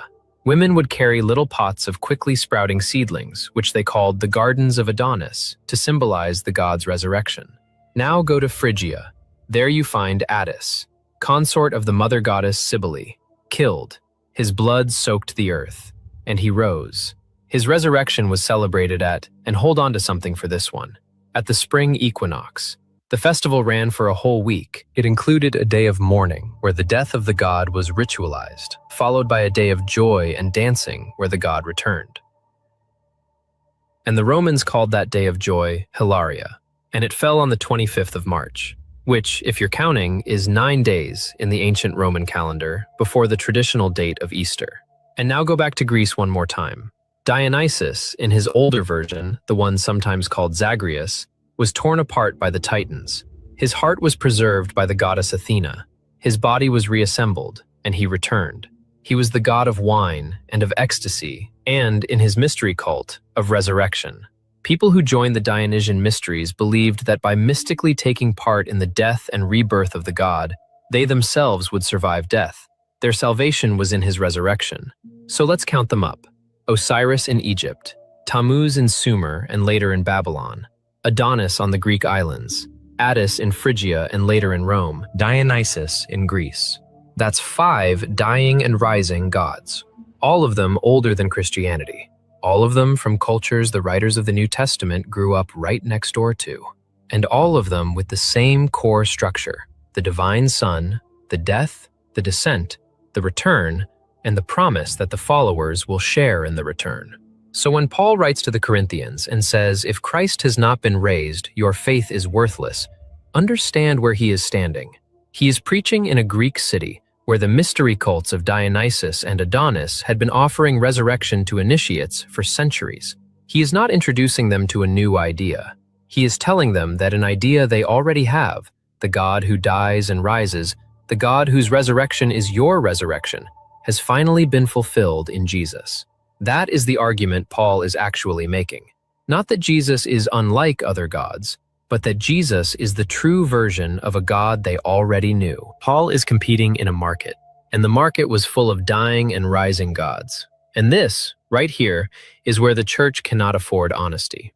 Because if the resurrection is a genre, if it is the one miracle Jesus does that his Mediterranean neighbors had already been doing for 2,000 years, then the argument that Christianity is unique because of the empty tomb collapses. The empty tomb is not evidence. The empty tomb is the required scene of a story you already knew. It was expected, and every seminary in the West teaches these parallel resurrections. Every professor of comparative religion knows Osiris, knows Tammuz, knows Attis. The reading list has been the same for 100 years. The people who taught you Sunday school were educated by pastors who were educated by seminaries, where all of this material was sitting on the shelf. It just never crossed the aisle from the seminary to the pew. And the reason it never crossed is that if it had crossed, the pew would have emptied. Because a Christ who is just one of 5 dying and rising gods in the ancient Mediterranean is not a Christ that anyone dies for. He is a Christ that anyone can put down. And that, right there, is what Paul was defending. And that is the whole video. 7 miracles, 7 older versions. The miracle God was a genre. It was the standard playbook of ancient religions in that neighborhood. And Jesus wasn't the first divine son. He wasn't the first virgin-born baby. He wasn't the first rising God. In every one of those categories, he was the last one to arrive. The gospel writers didn't invent the shape. They inherited it. They picked from a menu that was already set, and they called the meal they served the incarnation of God. Okay. What do y'all? I know we've been talking about it, but go ahead, Deshaun. You have anything to say? Yeah, this religion actually made me realize that it's a whole bunch of everything that's inside this book that was actually taught from multiple legions of people that already had different gods already. They just combined it into one Bible.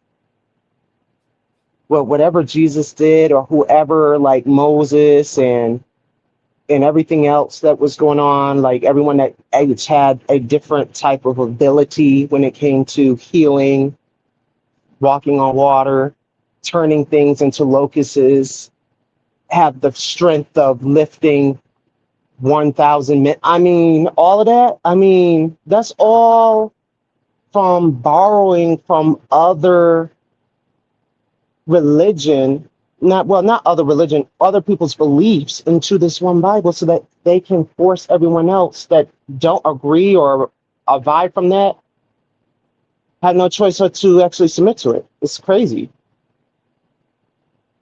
Why do you think that the English ruled over like the Persians. The Persians actually ruled over Ethiopia and teach their religion over to Ethiopia. You know what I mean? It started there, and then it all spread it and bleeded out over into Africa. So all of that is like, it's just amazing how they just use this and, you know, try to force other people to believe in this. And it's really not really fair, because it's kind of like, that's not right, really. Still, because the thing is, everything of what the Bible says, they're doing everything against that, where they dominated countries, they have forced every people into religion and create nothing but confusion into it, and also created, like, let's just say let's just say this, like blaming the minority for nothing. You know what I mean? It's like harmless, and then they abuse them and abuse their power on them. Well, that's what it is. You know what I mean? Mhm. I might be wrong. I think I got, I might be getting it mixed up, but I actually think Ethiopia would be the birth of all religions, because I think Ethiopia is the birth of all civilization, when humans actually became what we know, started becoming what we know as So, humans today. You know what I mean? mm, And when we yeah. started probably uh, starting to resemble, like, getting to, like, before we get to the Neanderthals and all of that type of stuff, where we started becoming more human-like instead of probably more ape-like. I know a lot of people don't like to think that we came from apes, not so much apes, but kind of monkeys, chimpanzees, type stuff. I Yeah. don't think we came from apes. I think Mm, we were more evolved along the line of the early chimpanzees, as they even evolved, from what they evolved from into what, as we started evolving and learning to walk and stand upright and use our hands in different ways. And then, as our brains grew, we began to think differently, and, uh, and eventually evolve into the people that we are today. But I think Ethiopia, or somewhere close to there in Africa, is where the birth of also, civilization as far as humans go. But I'm not. Don't take me 100% about word. I have to research that. It's been a while since I uh, looked into anything like that and had any discussions about stuff like that. I But mean, they found Lucy. They found yeah, Lucy, the first human, Lucy, yeah, because I watched it on yeah. this on the History Channel, Discovery But they, Channel, one of they them. but they even have they've even found other ones that predated Lucy now, you know. And I think that was in Mhm. Ethiopia, if I'm not for sure. I think that was in Ethiopia, where the, even before Lucy, and Lucy was able to stand and stuff like that. I think they had, because they only found pieces of Lucy, like her skull, and then one side of her Mhm. body, not the whole side of her body, or maybe a leg or something was missing. I don't know. Different, Yeah. they, enough to show, that she could stand and was walking upright. But I think they found other ones now, where they actually found the whole skeletons of adults and babies and children of different ages now, even that's even older than what Lucy is or was. So, I mean, I don't know, but I do think people, they don't want their brains to go back, to use their brains to critically think and go back further than the, of what they perceive the 8,000 or 9 or 10,000 years that the earth was here. They don't want to believe that the earth was here longer than that, because then that puts a hole in their story of Adam and Eve, and it puts And it, they, in the creation yeah, story. And they just don't want, they just don't want to think because then if they do, then they feel like they're not. They probably. I'm just just my opinion. A lot, and they probably thinking, well, we're not true Christians if we don't believe 100% How and are we? go blindly by faith that that what the Bible says, that you're not supposed to question it. This is the Mandela effect. That's what it is. Because the thing is, how are you going to say we're not Christian when the fucking scientists just found out, even the Big Bang, like there's a wind that governed over the earth. The earth wasn't even formed yet. It was void. Mm-hmm. But it's difficult talk. Well, say it again. Go ahead. No, I was gonna say real quickly, like it's difficult talking to people who already have their mind made up. Like even going back to the Jasmine Gardens 1 verses 20, they already had their mind made up about her to where there was no room for open mindedness, there was no room for context or nuance. That's what they believe, which is why to them, because it's so narcissistic and they use violence to also get their way, they feel entitled to be able to take from everybody and apply what I guess whatever strengths that they're conquering or have conquered and apply it to themselves. Right. Which is why when you use the Bible against them, they glitch up and freeze up. Like CTV said, if people started using that book against them, they would find all type of holes in their logic because they feel like they own everything. Again, like Queen Stevie said, which I wonder where she went because I want to hear her. Where'd she go? But she came back. Let me get her. Okay, but what happened? Yeah. Oh, here she goes. She back. She left. She just came back. I thought I heard this. I thought I heard Deshaun say something. I'm like, I got a phone call. I'm back. Okay, I don't want to be sure, but Oh no. like I just said continue your hot voice. Yeah. Oh Lord, but basically what I'm saying. No, is I got my headphones on because your voice is like. Oh, now you want to get the headphones. Now you want to hear the bass and everything. Basically, landing my plane.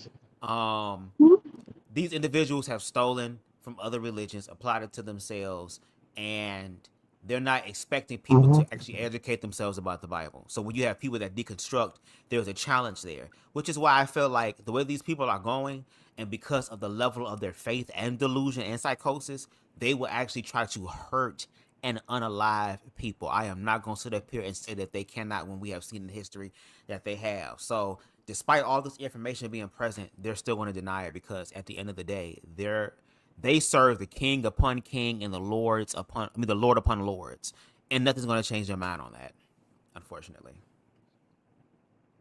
Mm-hmm. Stevie, you got anything to weigh in on this, though?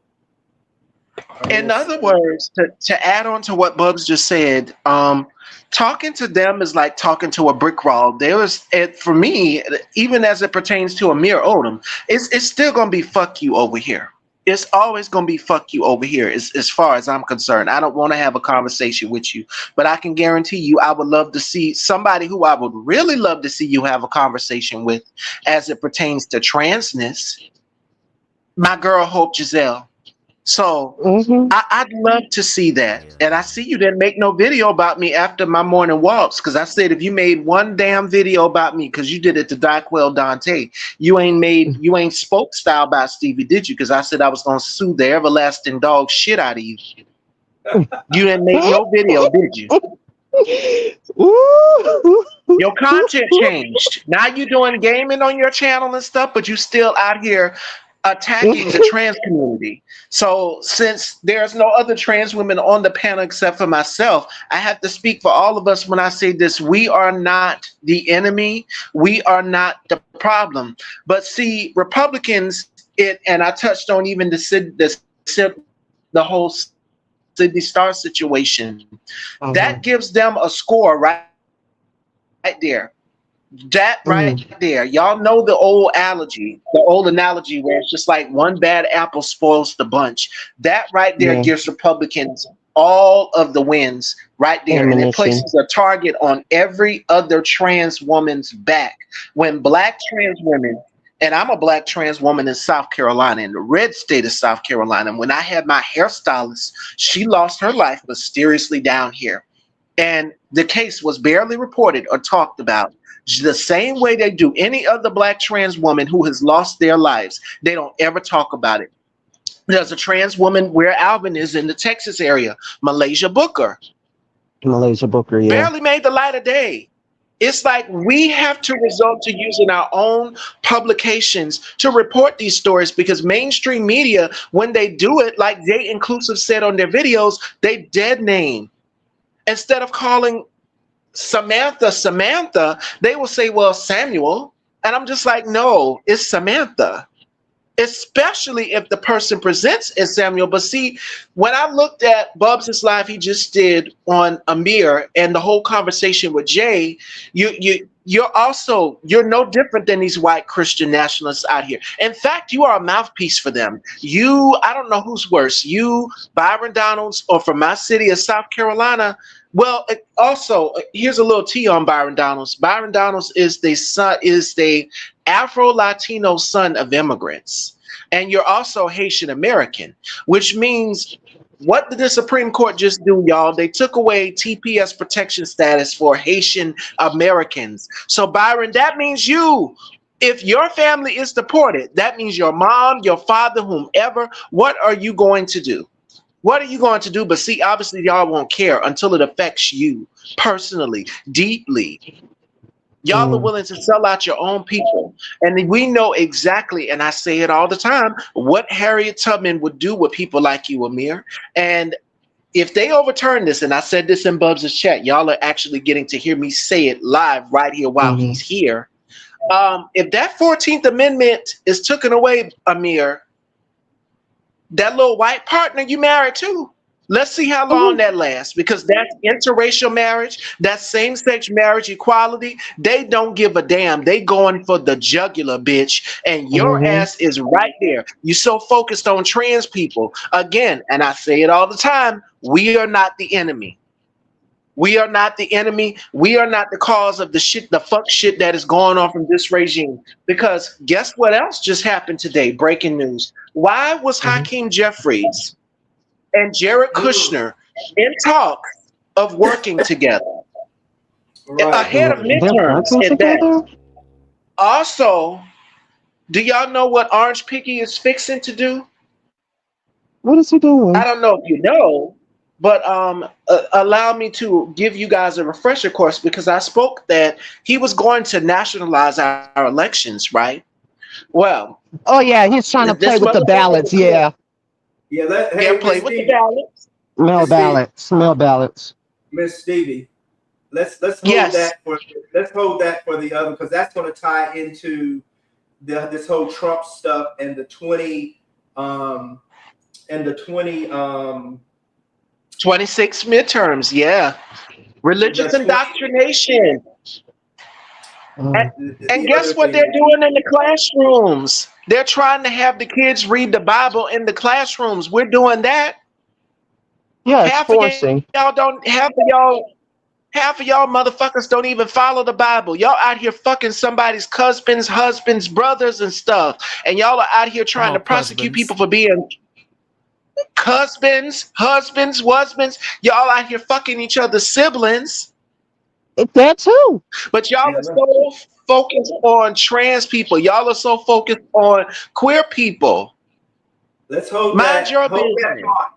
Hold that thought. Let's hold that for our political discussion. I love it. She's excited. That was good wordplay, Queen. Cusbis and wasbis. Yeah. I like that. I like that. One too. So we got. Listen, Miss Stevie is ready, and that oven is hot. She can't wait to throw that pig in the oven. She can't wait. That oven is hot. She don't want to burn her house down. She don't want. She about to make some. That pork oven rinds. is hot. Fry it. Yes. That is nice. Nice and glazed. I'm gonna play this video of Dr. Valentine, and I believe he's a therapist or some type of therapist. I'm not for sure exactly what. I've watched a couple of his things, but not a lot.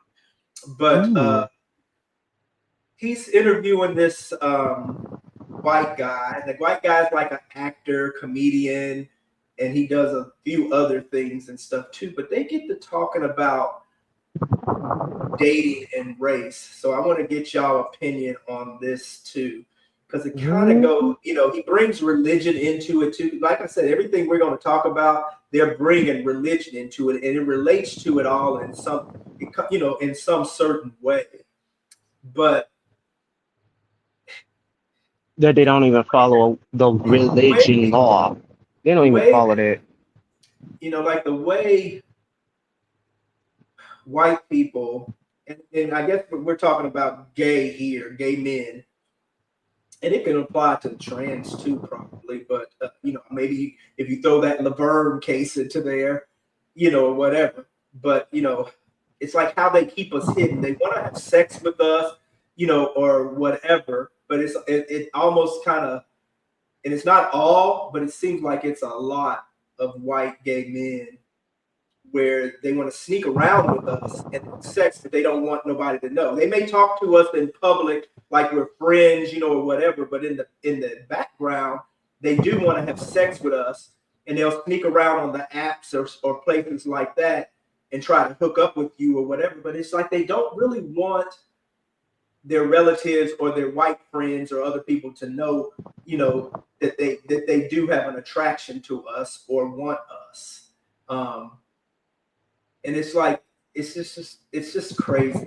But anyway, let me get y'all take on this, because it rubbed me the wrong way. But I've known people like this all my life. I've even been around them and had to check them. Because this type of conversation, this stuff has happened my whole, basically my whole life.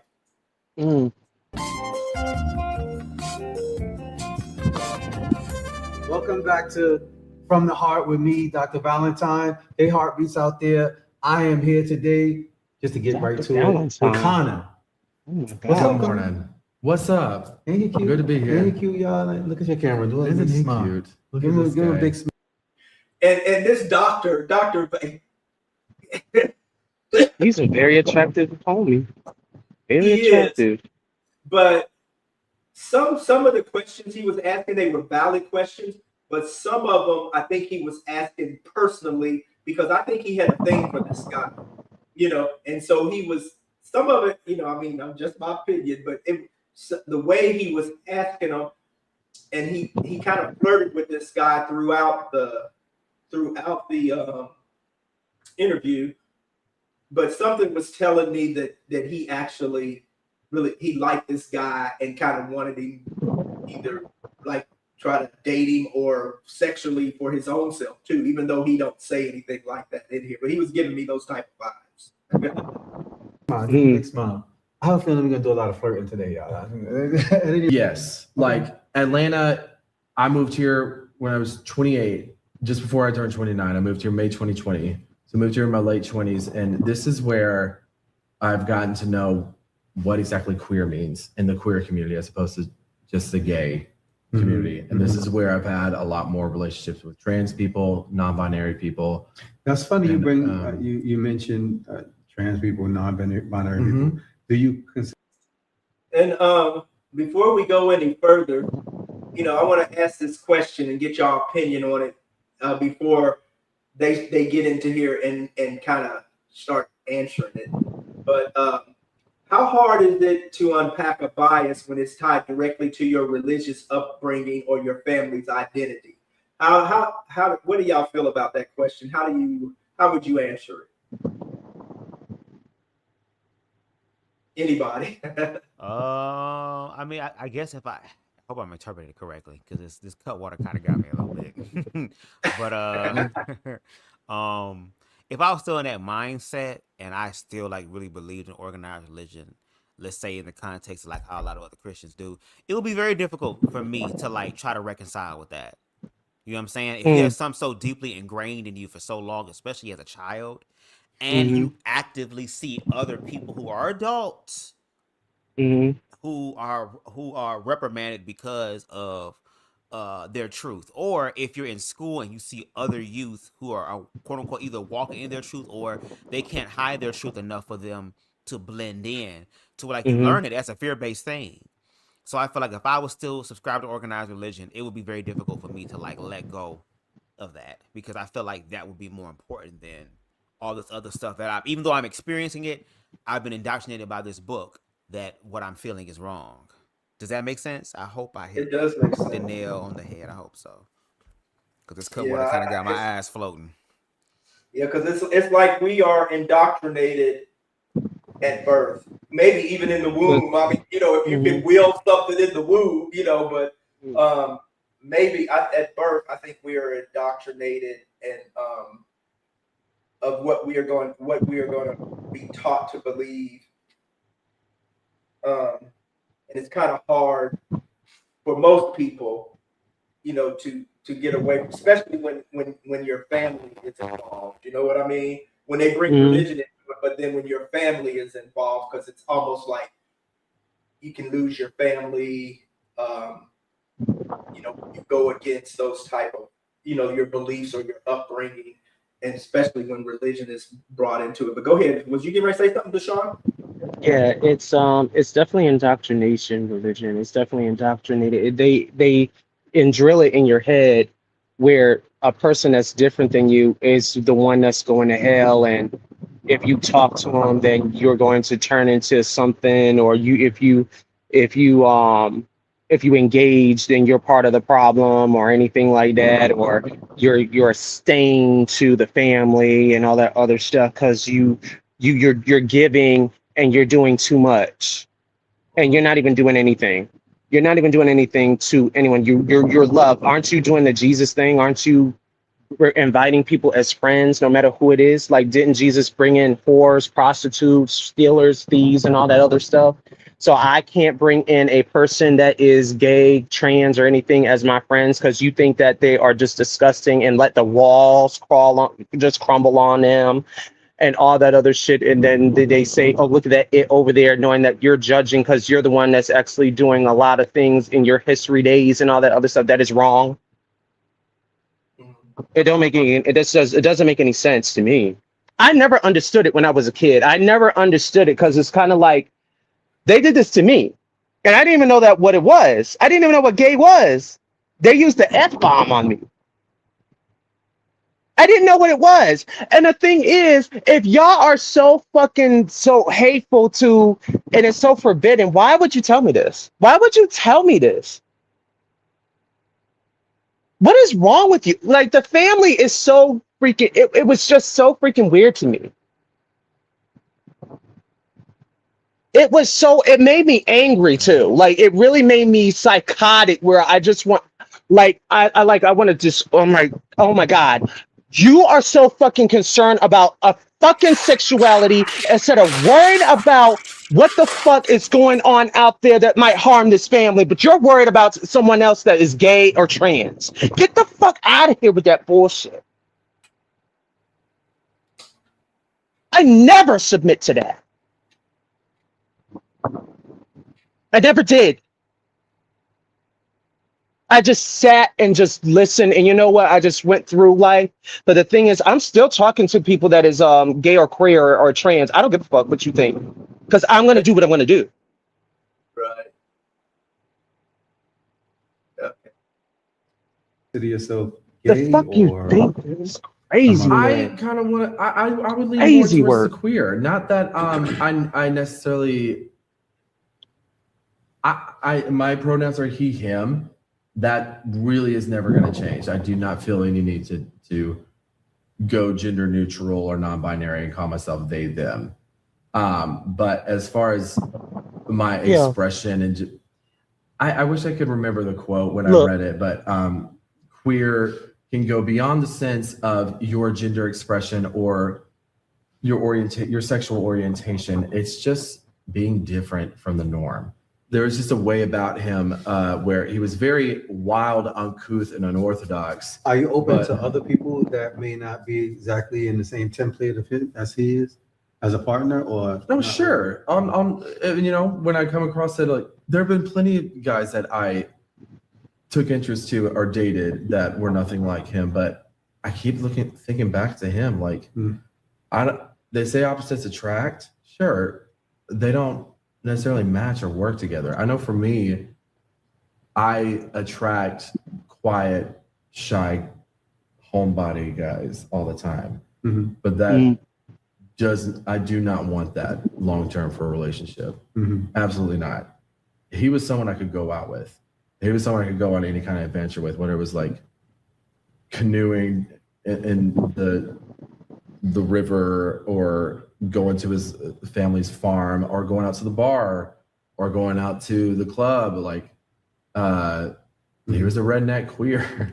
And there was something like deeply comforting about that. Redneck. But So I'm guessing he was white. he was white. Do you date multiculturally, multiracially, or do you have a preference? I hate to admit that I'm strongly. I find myself with white men most of the time. Don't hate. There is so much guilt with that, though. That is so difficult. If you are someone that is not more open to. White people are they're such excuse makers. They make Yeah, excuses for anything that they're going to say that they know that is derogatory, or they know that is defamatory or racist sounding or whatever. They have to make excuses for it. Yeah, they gotta make a freaking excuse of it. And that's the thing. Like, the thing is, he is white privilege. The thing is, he can date a fucking Ku Klux Klan member. And you know what the weirdest thing, and it's so weird, the ones that say that they hate gay people, they're on the white side, they have a DL community too, but they do it in a different way. So they would, like I said, to make themselves look good, right? Mm-hmm. They gotta hate on black people to create this thing, like this freaking name for themselves. And then behind closed doors, they do sleep with other men while they have wives as conservatorship. It's a remix of that. That's how they do it. Shout out to Grindr. Shout out to Grindr. That's what it is. That's how to prove their manhood. And as that's how they prove. They have way more apps than black folks have. That's how they prove their manhood, though. They prove their manhood by you know, to abuse the black man and the black woman together, so that they can actually, so no one will know that they're sleeping with each other. I'm talking about the same sex relationships, because that's what they do. It's the weirdest shit I've ever seen. This is what this man is talking about. I know what he's talking about because he's dated a redneck. Some of these rednecks do not like freaking black people. They do not. Or they do. They just secretly do it. Just like you just used the. They secretly do it. It's confusing to me. You know, DL can apply to a lot, even though it's mostly black people really term the coin. It's just DL, but it actually applies to anything that's done in the background, that's done secretly, that you don't want anybody to know about. And white people, white men, people, they can still be on the DL because they want to have sex with a black man, but they don't want anybody to know that they're doing it. So they're actually doing it secretly and never letting anybody know about it, and letting people think that they strictly only like other white men, or you can use it towards the heterosexual community too. But in our case, we're talking about this gay stuff. But that's a form of DL also. Yeah, it's like DL interracial fetishes, kind of like DL interracial. It's like another layer of, you don't like them, but secretly you do. So you secretly, behind closed doors, even though not only you're just conservative, and not only you want to have black people on the low, like have them below you while you're on the top, you want to sleep with them while they're below, so no one will know that you're sleeping. It's weird. That's usually a thing with white men, because white women usually, if they're going to date or have sex with black men, they don't usually have a problem letting anybody know. Now, their family and friends might not like it, and their family and friends might be racist and turn them out and don't want to talk to them. But usually white women, if they're going to have sex with black men or like black men or whatever, they're not going to hide it, and they'll be, they'll be seen out in public. They'll get married and do all that stuff. But this usually happens with white men when it comes to gay men, because there's white men who will don't have a problem letting people know that they have sex with black women or they like black women. This usually is an issue with white gay men where they have this thing where they want to have sex with us, or they want us to quote fuck them, and they get into their mandingo fetish phase, the big black masculine black male. They get into that phase and with their fantasy, but then they don't want anybody to know, their friends, they don't want their white relatives or friends to know that they actually have had sex with black men, or that they actually desire black men in that way. And that's usually, it ain't all white men, but it's most of them, most gay white men. And I got a question on that. Do you think that's the real reason why they're jealous of black men, because of their dick? It's all types. And I'm talking about the heterosexual white man, because all they're concerned about is a black man's dick. I noticed that too. It's all type of reasons. It's a lot of it has to do with fetishization. Some of it has to do with control. They don't want to lose control. As far as like, because they're consider themselves the dominant dominant race, even though there's no such thing as race, but they consider themselves the favorite or whatever. However you look at it or whatever. They don't want to lose that type of power or control that they have, especially in Europe, westernized European countries, but a lot of them do fetishize, black men, and they do fetishize the sexual aspects of us, a lot too. And then, there's just all type of reasons. Every race. Do you think they're demonized? Yeah, there was a time that like I was on a date with a guy, and I expressed some feelings, and then it was like, what were the feelings you expressed, and what was the racial and/or culture of the person you were on a date with? Because all of that matters. What was you don't want to share? I went on a rant that I may have like.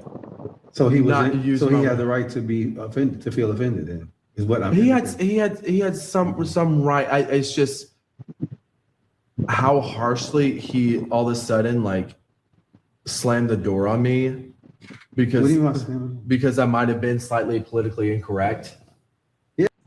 Which means that, there's nothing I can prove, but something to me tells me that this man used some type of racial slur or something degrading towards, after he done had him or had sex or wanted him or whatever, he probably was using his privilege, as a white man over this black man, that he had sex with or whatever. And when he says, I wasn't politically correct, something tells me he's following a lot of that damn Laverne Cox and her white Laverne Cox policeman that she had, that type of doctrine. I don't know. Yeah, well, when did this happen? Like 4 years ago. 4 years ago.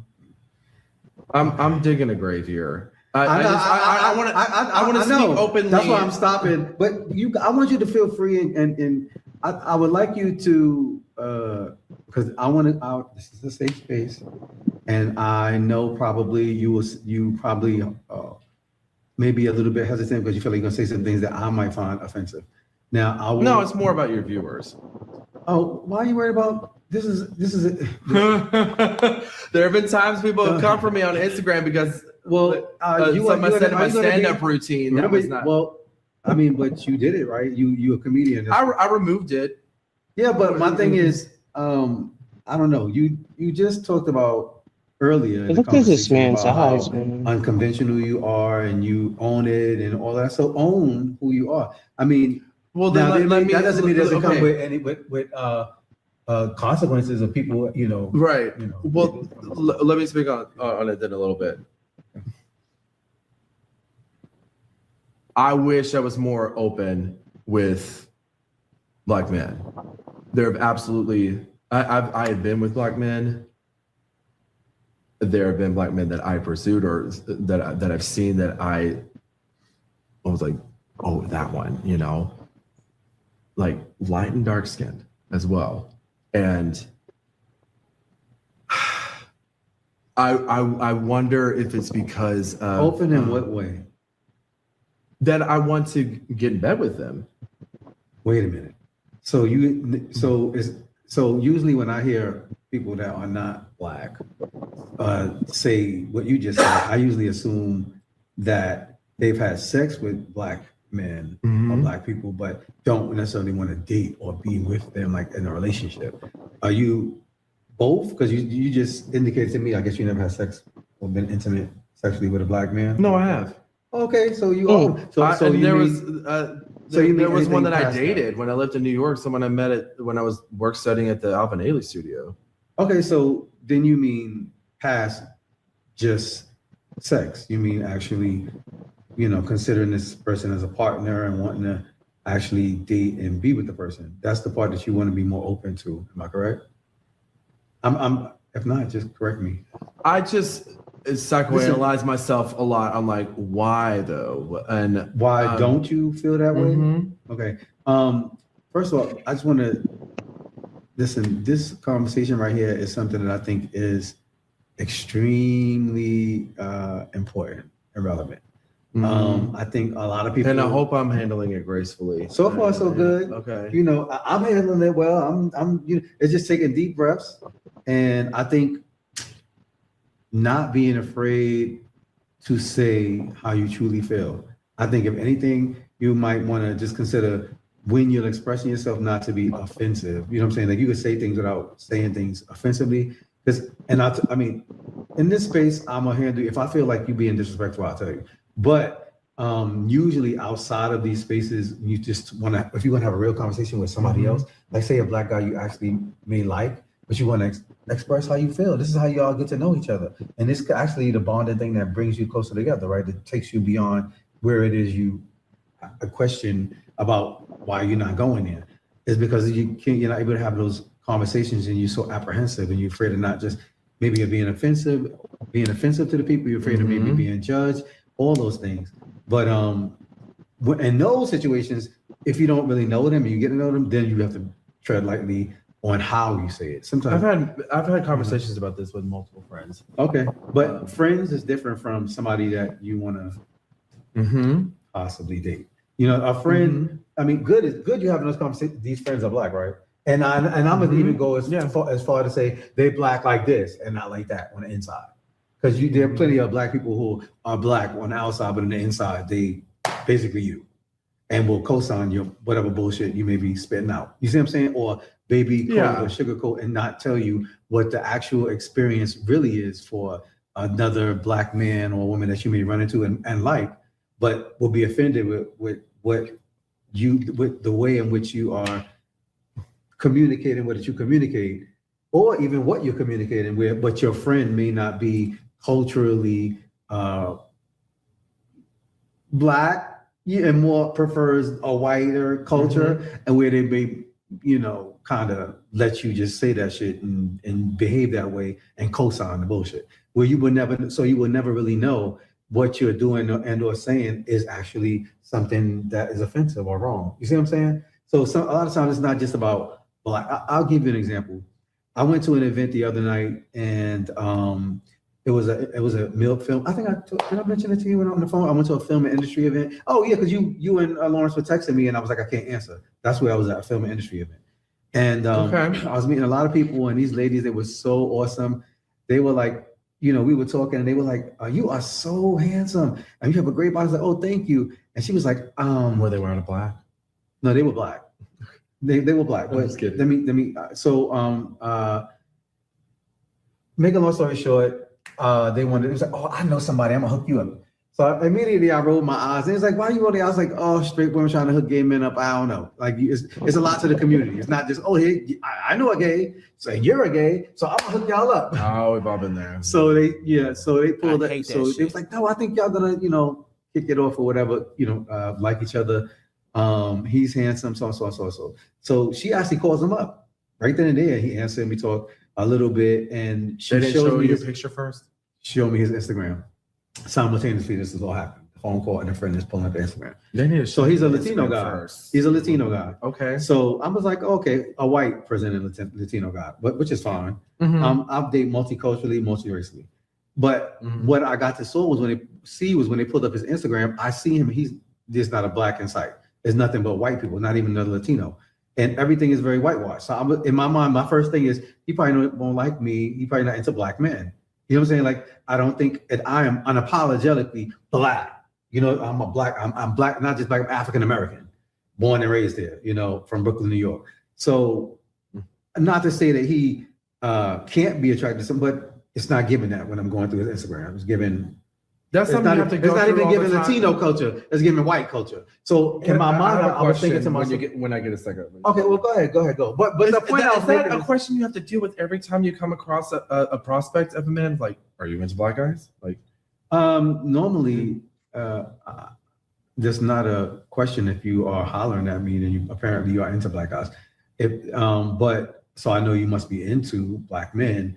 I think my question would be depending on how, like when we have a conversation, like you telling me about the people you date, and that's what led me to ask you, because I was asking about the demographic. You said he was a redneck. I was like, oh, so he's white. Do you date? So if I asked you that question, and he was like, oh no, he actually was a redneck black guy, a redneck Latino guy. You know what I'm saying? Then I would be like, oh, okay. So I would not go forward to think that you would not, into not just sexually attracted to, but yeah, I mean, when I lived in New York, York, like there was a time I was in love with the Egyptian man. He's half Egyptian, but yeah. Was he dark skinned, black? He was dark skinned, yeah. Black skinned Egyptian? I mean, black. I said black skin. He was dark skinned. Egyptian. Yes, Okay. yes. So back to so I'm not limited to just these. I want to get on these cars, but I swear this conversation is good. I want to know the question I have when I'm analyzing it is like, how much of this is social, psychological, or just biological?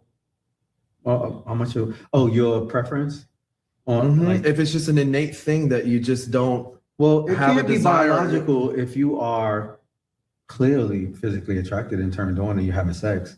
It has to be something that's meant. But if you don't feel that attraction, like, but you can recognize that someone's beautiful, but do you want to? But you be with them sexually or in a relationship? Did you just tell me you had sex with black men? Or okay, well, I don't want to deal with the hypothetically. We're talking about what's fact, and we're talking about you. So yes, you are attracted to black men. You had sex with black men. Okay, your problem is dating and taking them as an actual prospect, right? As somebody to possibly live life with. Yeah. What will you think if you have to think about the things that give you pause? If you can put words to them, or at least one, can you think about one right now that will be the thing that give you apprehension? I'm just curious. This is part of the process, bro. Well, I know biologically I have a strong desire for talking about opposites attract, like when it comes to physical opposites, like eye color is really important to me. Okay. It's not a total deal breaker, but so what eye color do you prefer? Not brown. So every Blue, one of these guys that you dated, honey. so other hazel. the white guys that you dated have all had non-brown eyes, I'm guessing. There was one that I dated that I was in love with that had brown eyes. Yeah, one had brown, but majority. Of it's not a total deal breaker. So you make exceptions. Okay, so yeah.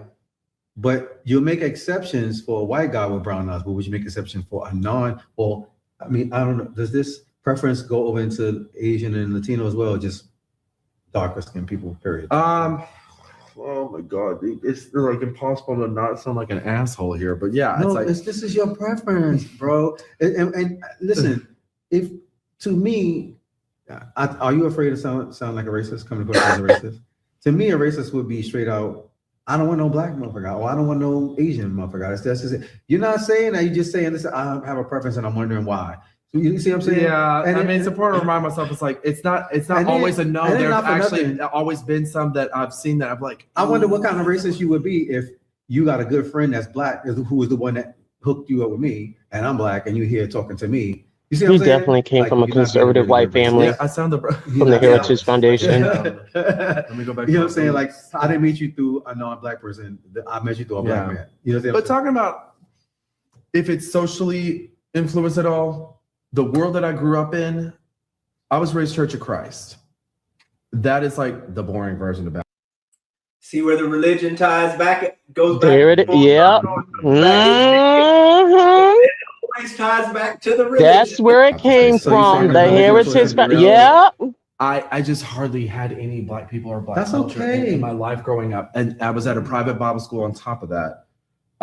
So it's just something I think about, like, would I be more open to this if I grew up at a public school or if I grew up like You mean going to just a different exposed to country? other cultures More and exposure races to it, more yeah. at an earlier age. That's what you mean. Yeah, and my family didn't really. Oh, They are you only saying they were racist? And so you kind of grew up. They around just them. never hung out with. No, I don't want to call them racist. My But granddad, maybe. A fact is a fact. Either they were or they were not, or they racist-ish, not quite racist. Is that acceptable? racist-ish. Racist-ish. And you know, white people hate being called racist, even though they're racist and they exhibit racist attitudes and they do not like, even MAGA them, they don't like to be called racist, even though they're racist.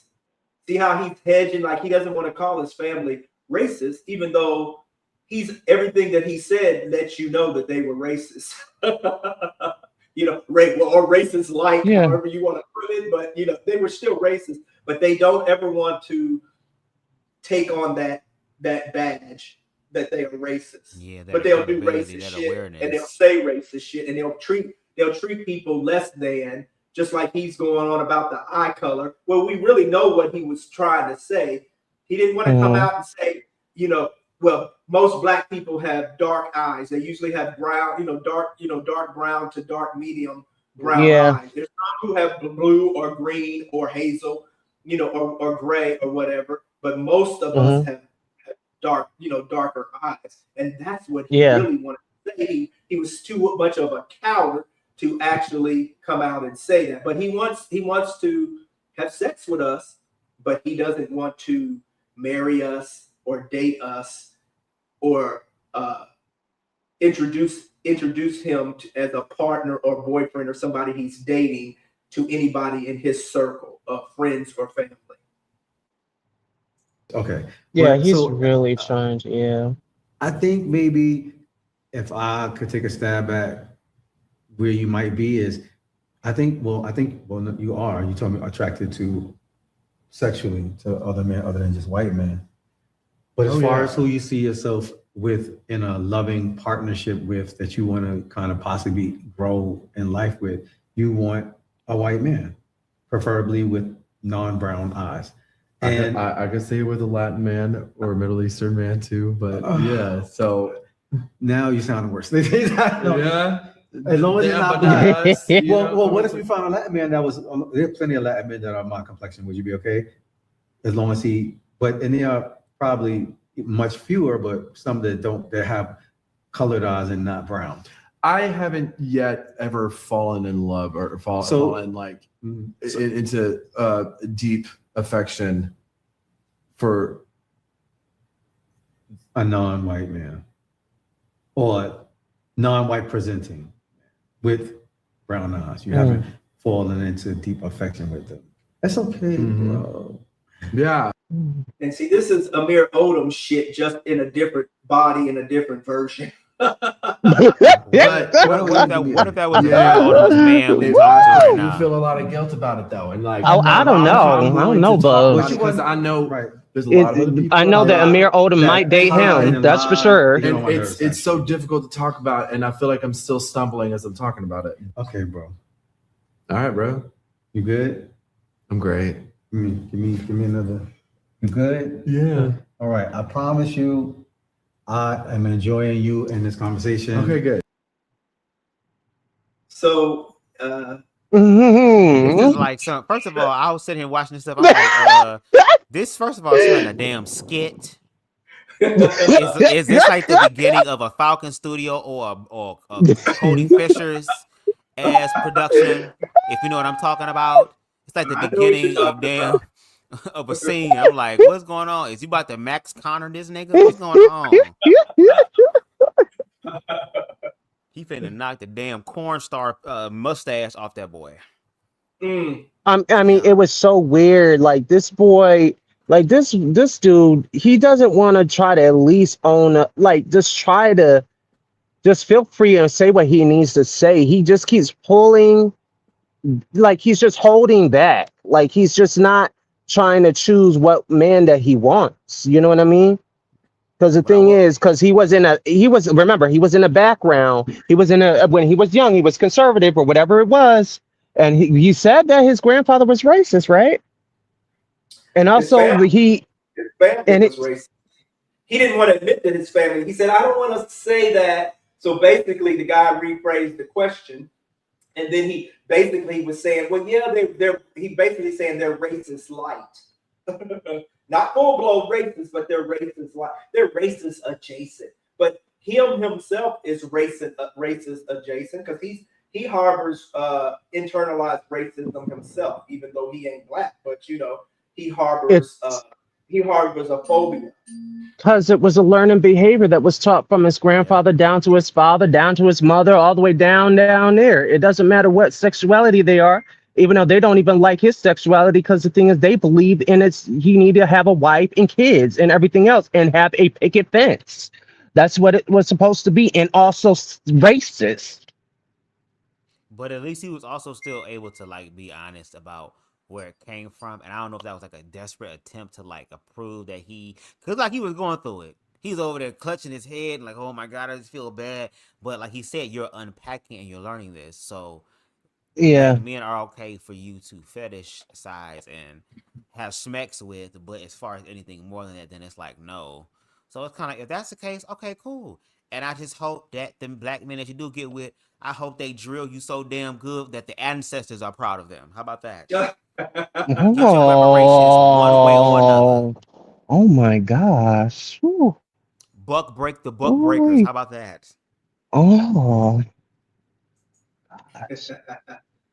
Oh my gosh. Hot and steamy. I'm ready to hear Queen Stevie go to fuck off on Trump and Amir. We getting ready to get there. We're starting into that next. Soon as y'all wrap this up, then we heading right over in that direction. Miss Stevie, you there? Oh Lord. Oh, please tell me that we are not too late. Did she wait? Gone. Oh, Miss Stevie, wait.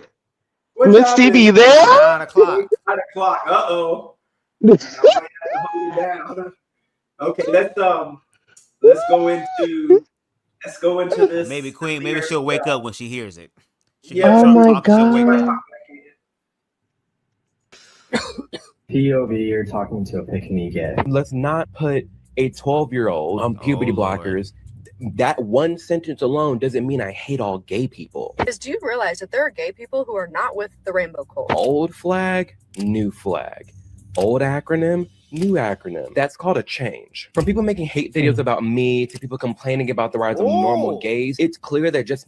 Did y'all see somebody in there? They got Daiquel Dante and Daiquel Dante. Yes. Okay, doing the damn thing, girl. Let's continue. I just wanted to give him a shot. Being gay isn't enough anymore. You have to think, act, and vote in the right way. And if you do not, if you step outside of those lines of the modern day LGBTQ community, then all of a sudden you're labeled a pick-me gay, a self-hating gay, a conservative gay, the list goes on. But is that criticism ever valid? Or again, calling someone a self-hating gay or a pick-me gay, is that just another way to silence somebody who doesn't agree with the modern day LGBTQ community? That's exactly what this video will be about. So if you like this style of content, be sure to subscribe. Let's just dive right into this video. POV, you're talking to a pick-me gay.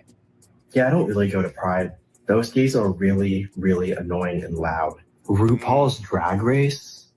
Gross. Notice so far, he's just naming off like characteristics of someone's personality.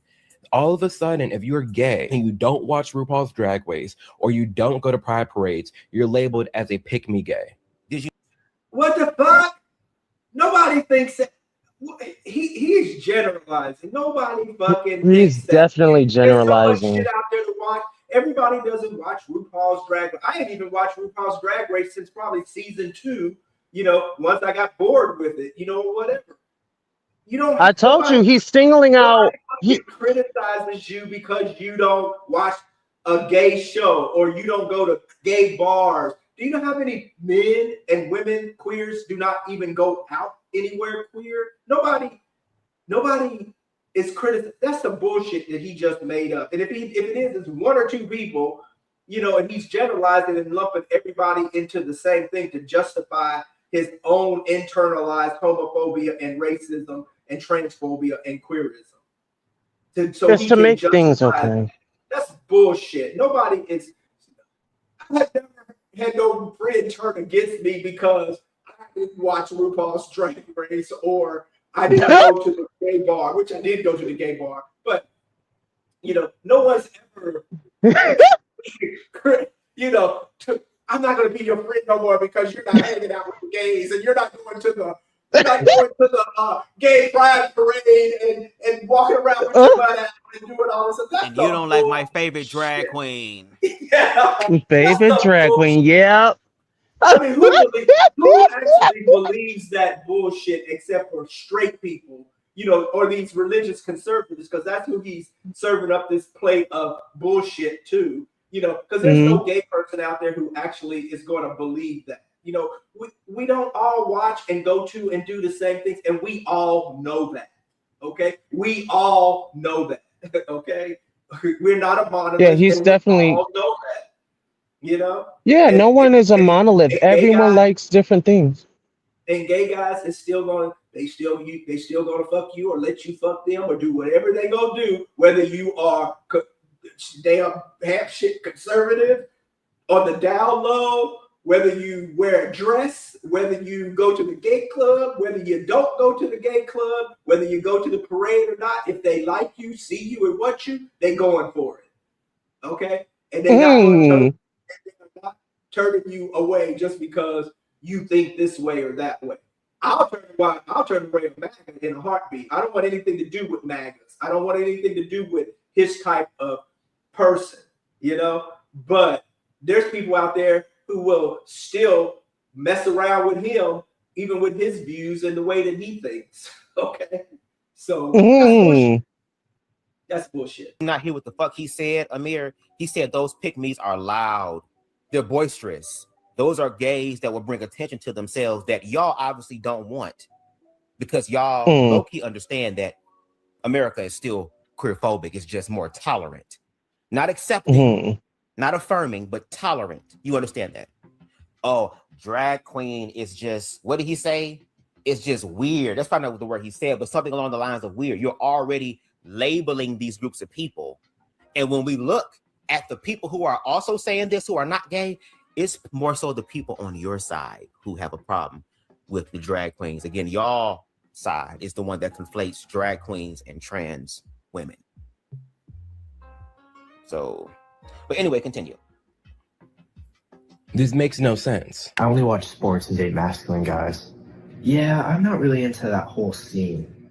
Actually, I don't hook up. Some of us want a real relationship. What's wrong with...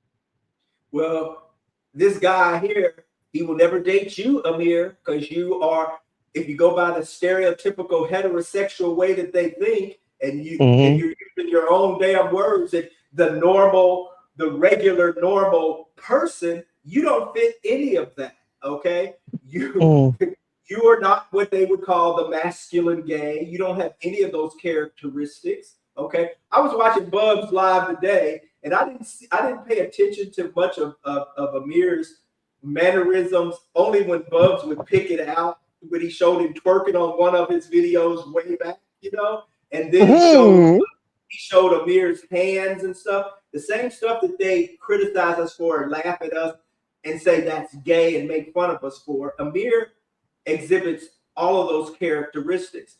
And I don't like those type of stereotypes, you know. But if I had to put to use those stereotypes on Amir. Okay, I was watching Bubs live today, and Amir had his legs crossed and not even the way that a man would, heterosexual men supposedly cross their legs. He was leaning and his leg was crossed this way. His hand kept doing this and you know, his eyes were going all up like, you know, and he was, you know, all his whole mannerisms, you know, and then also what they talk about. Wait a minute. You know, he had every mannerism that they criticize us gay men for having. Wait a minute. We're not well in.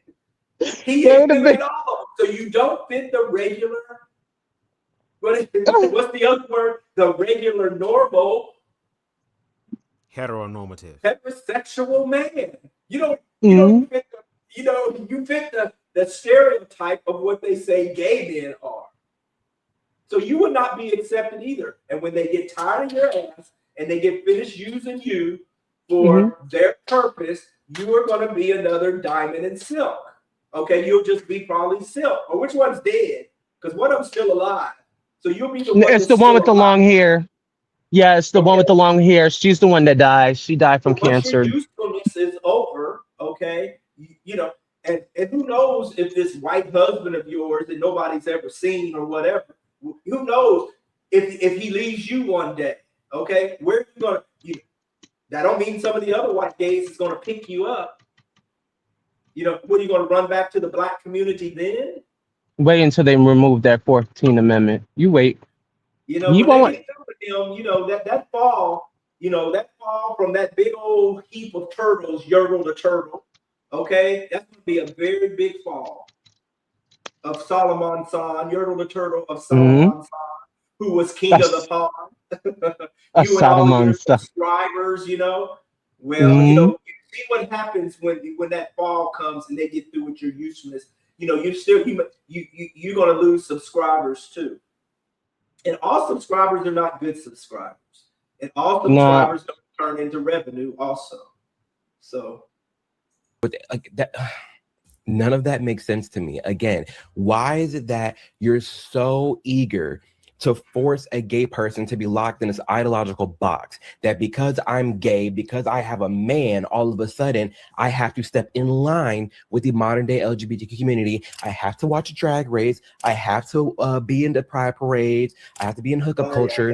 And if I say that I'm not into that, if I say I don't participate in any of that, all of a sudden I'm hating all the people that do, and I hate myself, and I'm a pick-me gay. That's not fair. You are like, you want to scream you're for equality and diversity, but you're not. You are a bunch of copy and paste clones. That's it. You scream you're for diversity. You scream you're for like different representations, different people, but you're only for different representations of how somebody presents themselves. You're all for different skin color, different hair color, different ethnicity. You're here for different of how they look. But if someone thinks differently, oh, you're just self-hating. Oh, you're a pick-me gay. It's not fair. We should be able to critique different areas of the culture and not automatically be seen as like let me pause this. Self-loathing. So if it's not a pick-me gay, we'll change it. You think you're better than them. That's what it is. You think you're better than them because you think that you walk in this path of life like you're the normal gay, knowing that what you believe in life is your boring ass life where you're with this dude and you're, you know, what you were applying, where you were saying that, oh, I don't watch drag queens and all this other shit. Fine. No one is forcing you to watch it. The problem is y'all are so loud and wrong when it comes to that, because everyone is not like you. Just like you said, not everyone is like you. The ones that are living out loud and flourish and flamboyant, they're not like you either. You can't fit anyone in a box either. You're not gonna force them in line either. That don't make any sense. Just because if you have an opinion on it, what makes you think they're not gonna have anything on it or what to say? That don't make sense. He's the embodiment of everything that he's saying he's against. and for, you know, it's hypocrisy. You know, the stuff that he says, I need to be, you know, the gays, and he's doing the same thing when it comes to the trans people or the out loud and proud gays and queers and stuff that he just so goes against because it's not normal, it's not regular. You know, he's using the very discriminatory stuff. You know what I mean? He's using the exact same discriminatory stuff that he claims that he's against, but he's doing it. He's inflicting it. He's inflicting it. He definitely is inflicting. Like, no. Why? Because what I do behind a closed door, what does that have to do with RuPaul's Drag Race? Besides us both. And what does being gay, queer, whatever have to do behind closed doors? You know, everybody, even sexuality is not always behind closed doors. You know, he has bought in. Whether I don't think he has. I think he's just doing it as the grip because he knows it can get him subscribers and money. So he's going to say, "Pray for you." Has given him whatever they wrote out in the script to give him to use. That's what he's using. Second, all this shit. You know, well, it's behind closed doors. I don't have to advertise my sexuality or that I'm gay because what I do behind closed doors. Don't nobody do shit behind closed doors except beat their damn wives and kids. Shit. That's the thing. You know, sexuality is nothing to be hidden. Your gayness or queerness is nothing to be hidden behind closed doors. You got to open that door and come out, and that means you're not going to be who you are. You can only do that behind closed doors. You know, ain't nobody. Well, this is what Conscious TV said. It just struck my mind. These gay people like him will sacrifice their sexuality to make everyone feel better. That's exactly what it is. And if it has to take that to do it, they'll do it. That's how they do it, just to get this, you know, even if it's like this, like subscribers and all of that, they will sacrifice, which is stupid and wrong. Because the thing is, you're denouncing everything of who you are, and you're actually destroying yourself so that everyone can thinking that they'll feel safe around you because you're doing that for just service, and it's not right for you. And you're also trying to make other people not live their truth either, just to make this fearness and spread that around. That's like another low vibrational energy. That's what it is. It's another attack. You're hurting yourself and then you're hurting others. That's what it is. I mean, it's just it's crazy. It's just crazy. Mm-hmm. Needing like some of the same rights in regards to like marriage, like adoption, all that, whatever that may be. We can talk about those issues, but talking about those issues doesn't require me to be knowledgeable and like binge watch RuPaul. It doesn't require me to like loving the pride parades, because y'all swear up and down the pride parades ain't crazy, but every time I post a video talking about the pride parades, it gets demonetized on YouTube for not being ad friendly because of how crazy it is. I have videos that are demonetized. Everything's crazy. What? The world is not normal. There is no such thing as normal, regular. Okay, everything's crazy. I can go down there to New Orleans and it can be crazy. I can go anywhere and it can be crazy. All parades are over the top. That's what makes them fun. You know? Yeah, everything's over the top. People go back and forth to them because they're over the top. Who wants to go to a boring, non-crazy parade or any event really that's boring? Okay. Right. It's just, it ain't even who wants to? Because the thing is, you want to keep the hype. Exactly. Because he goes. He watches RuPaul's Drag Race. So shit, you know, he's sitting here pretending. You know, he's over there twerking. I saw the video with Bubs where he's over there twerking on the ground to Beyonce. Her concerts, everything's over the top with her stuff too. So he's picking and choosing. So yeah, he's a pick me in a whole lot of ways. You know, not just in this way or that. He's a pick me across the board. Now let me talk about the children right quick. I'm going to tell about the children right quick. You don't mention about the children. I have all these other articles of heterosexual people bringing their sons, that 7-year-old, all the way up that's into these strippers, letting these strippers twerk on them, having their freaking, let's just say like their fucking thongs in front of their face, smudging all over their face. I sent these videos to y'all. I sent these videos to y'all. These are the videos that these people do in exploiting their children to grown folks. All the time. All the time. In clubs. There was an 8-year-old rapper in a club with all those freaking women up in there. And what I don't understand is why these women talking about, hey, that kid is too young. I'm not twerking in front of any other kid. I'm a grown-ass woman. Get him out of this fucking club. Like, why isn't grown folks doing that on that side? I don't understand that. But the thing is, he won't say it. He won't say he's talk about the children and the drag queens after the children. Heterosexuals are after the children every second of the day. Teachers. There was a teacher that was had a fucking orgy that had freaking ghost mask on because she liked that shit. Where up to 10, 11, 12, 13, 14, 15, 16, 17 that have a train ran on her. A teacher. Let's go, because this is what it is. A teacher got impregnated from a fucking 13-year-old boy. He's a black boy, by the way. Yet he said that he wants her out. That's what he said.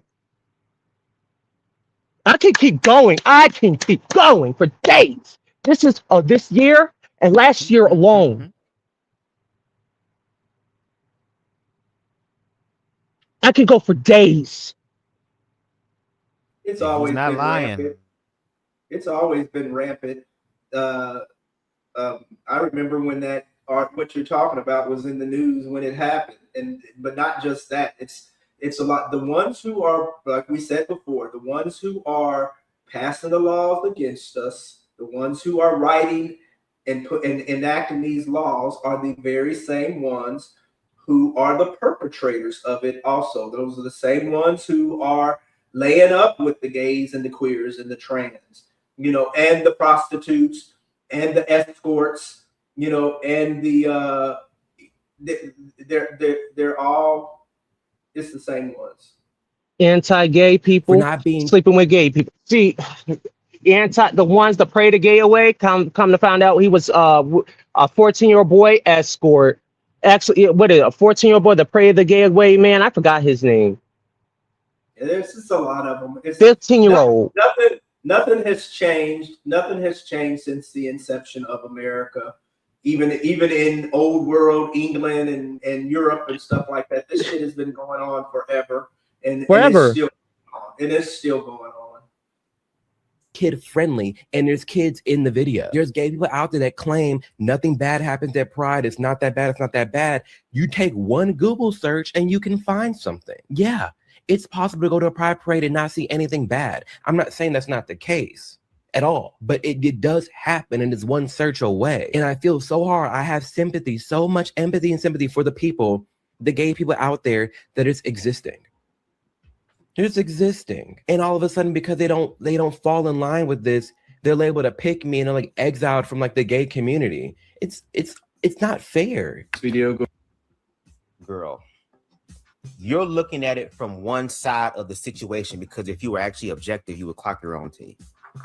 And I want to say this. Let me put this up, girl, because we just started and y'all about to have me smoke this whole bitch already. I be hating that. Got him smoking more. You don't have no to chance. go to Pride if you don't want to. Dollar signs above the guy. Y'all see it this year, and that was to go take some dollar pictures signs of a local artist when I was in Detroit, because I live in Indiana now. But when I was in Detroit, one of the local. Oh, you know what? Let me say this before Bubs can continue. So Bubs, you there? Yeah, I'm here. Yep. So on your Cash App, it's you say it's Bubs the God, and that's what I have on my Cash App. I have you as Bubs the God, but here on your ticker here, just say the initials. Just say the initials. The initials. Just is it a B and a L? Here your thing, it just says Bubs God. And so when you try to go put money at Bubs God, it comes up on Cash App as there's no such person. What? We gonna fix this Yeah, but So when you go back, look at your ticker, and you have your ticker in there as Bubs God instead of Bubs the God. No, I see it right there, Bubs the God at the bottom. No, that's only on your one for PayPal. Oh, PayPal. The one that you have for Cash App, you have Bubs God, BUBZ. Oh, okay. PAD. And so when I went in trying to give you some money, it would not take it because it came back and said there is no such thing. But your old one is still in there that says Bubs the God. Yeah, that's the one. Bubs the God. That's the one. Okay. Because I didn't want to put some money in there and then you actually have the other one, but it's not showing up correctly. So I wanted to get it straight before. So if you change your ticker, because other people probably might have been going in there trying to give you Cash App and they wouldn't take it because it was saying Bubs God instead of Bubs the God. Well, thank you for picking that up. I can't even talk. This Cutwater is kicking my ass. I'm about to be like Queen Stevie in a minute. I had to stand up. I couldn't even sit down. But no, thank you for bringing that to my attention. I'll change. I didn't know. But yes, it's Bubs the God. Everything is Bubs the God. Bubs the God. That's okay. So your old one still works. Yeah. I was able to get it fixed, so now we good. Yeah, because see now I'm back here. Since I'm back here in in Texas till October, I can send some money over because down in South Africa they don't take Cash App, PayPal. They don't do any of those things like that. So you can't send no money. They think everything is a scam or a fraud, so they don't even allow any of that type of stuff. So, but I can do that. Good thing you back in the U.S. of A. Yeah, I was trying. I went over there not yesterday, but the day last week when I was watching your thing on Odom. I went over there and then I put in what you was what was sitting here on your screen and it came up. Came up. There is no one. Okay, I'll go back to it. Artists there that I liked are a band. I think they're a solo artist now. I don't know, but a band called Deadbeat Dad. They make like electronica pop type music. Dope. I went to take pictures and put it on my Instagram. And I need to put it on my media page, my photography page. Because I do photography also on the side. I'm a creative ass nigga. You ain't gotta go. You ain't gotta watch RuPaul's Drag Race. I don't watch Drag Race. Are there some drag queens that I do like? Yes. For example, there's a drag queen in Detroit named Sabin. Bald head, vampire, white looking bitch. But the whole is hell. And obviously, Miss Mamas is so good and knows how to quote unquote code switch and put the performance on.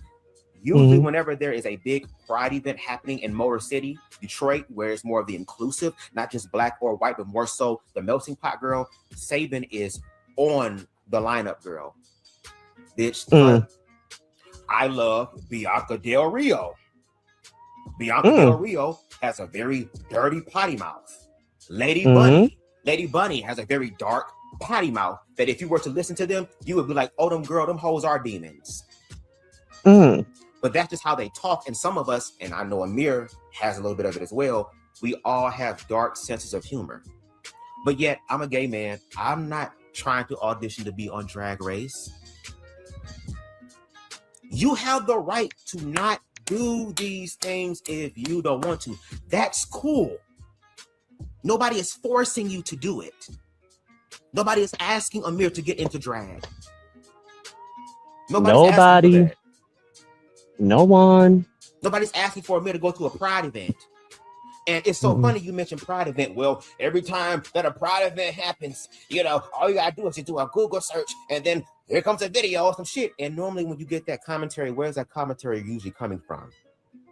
Because every time you use Ground News, baby, you use Ground News as a promo. You never use Ground News as an actual source to show us what you do in real time to prove us wrong. Clock it. The fuck? We also live in an age of mis and disinformation. So a lot of people are dumb and stupid and ignorant and don't study to show themselves approved to where they'll believe just about anything.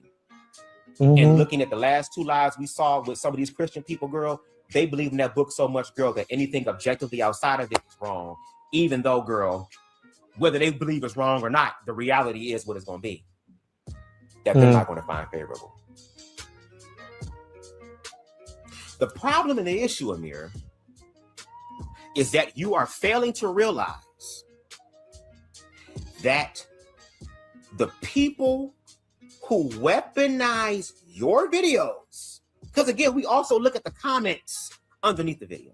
And I ain't talking about the videos where you're talking to the pick-me gays, the little club, the little section. I'm talking about when you're talking to your broader audience, which are conservative Republican people who are primarily white,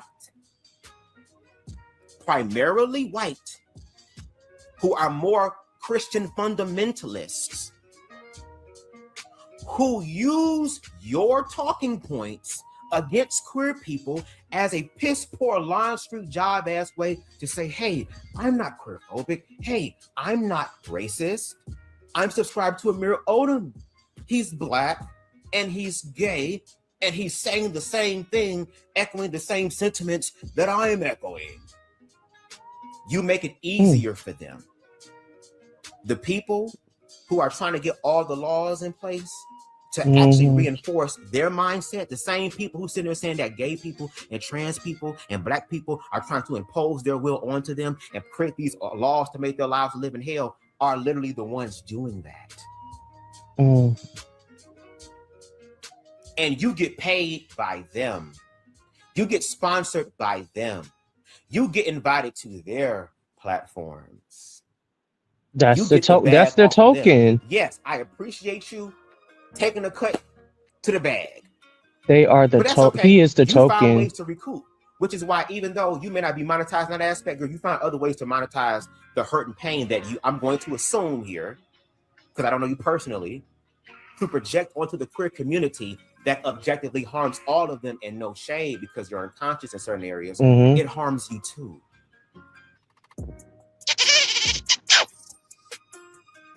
It's the fact that you got show glow up from PragerU. You didn't have to work hard for your platform. Your platform was handed to you. And the first video is a video of affirmative action. The queer community. Yep. And yet, I have not seen any of these normal LGBs shut us up by actually showing us what a family-friendly, Republican, Christian-approved pride event looks like. Because again, y'all just regular gay people, girl, but you're surrounded by people who still see you as gay. And if you're claiming that the perspective that you're on is more so the right one, no pun intended, than those that you're responding to who are critiquing you, then you have what is known as the burden of proof to show us how it is better with your way of thinking. Because even though you have your way of thinking and you have almost 1 million subscribers, and the fact that you have a community and you have been affirmed by these people that you're doing the right thing, you still have your nigga moments where you deal with your own ego. Nigga.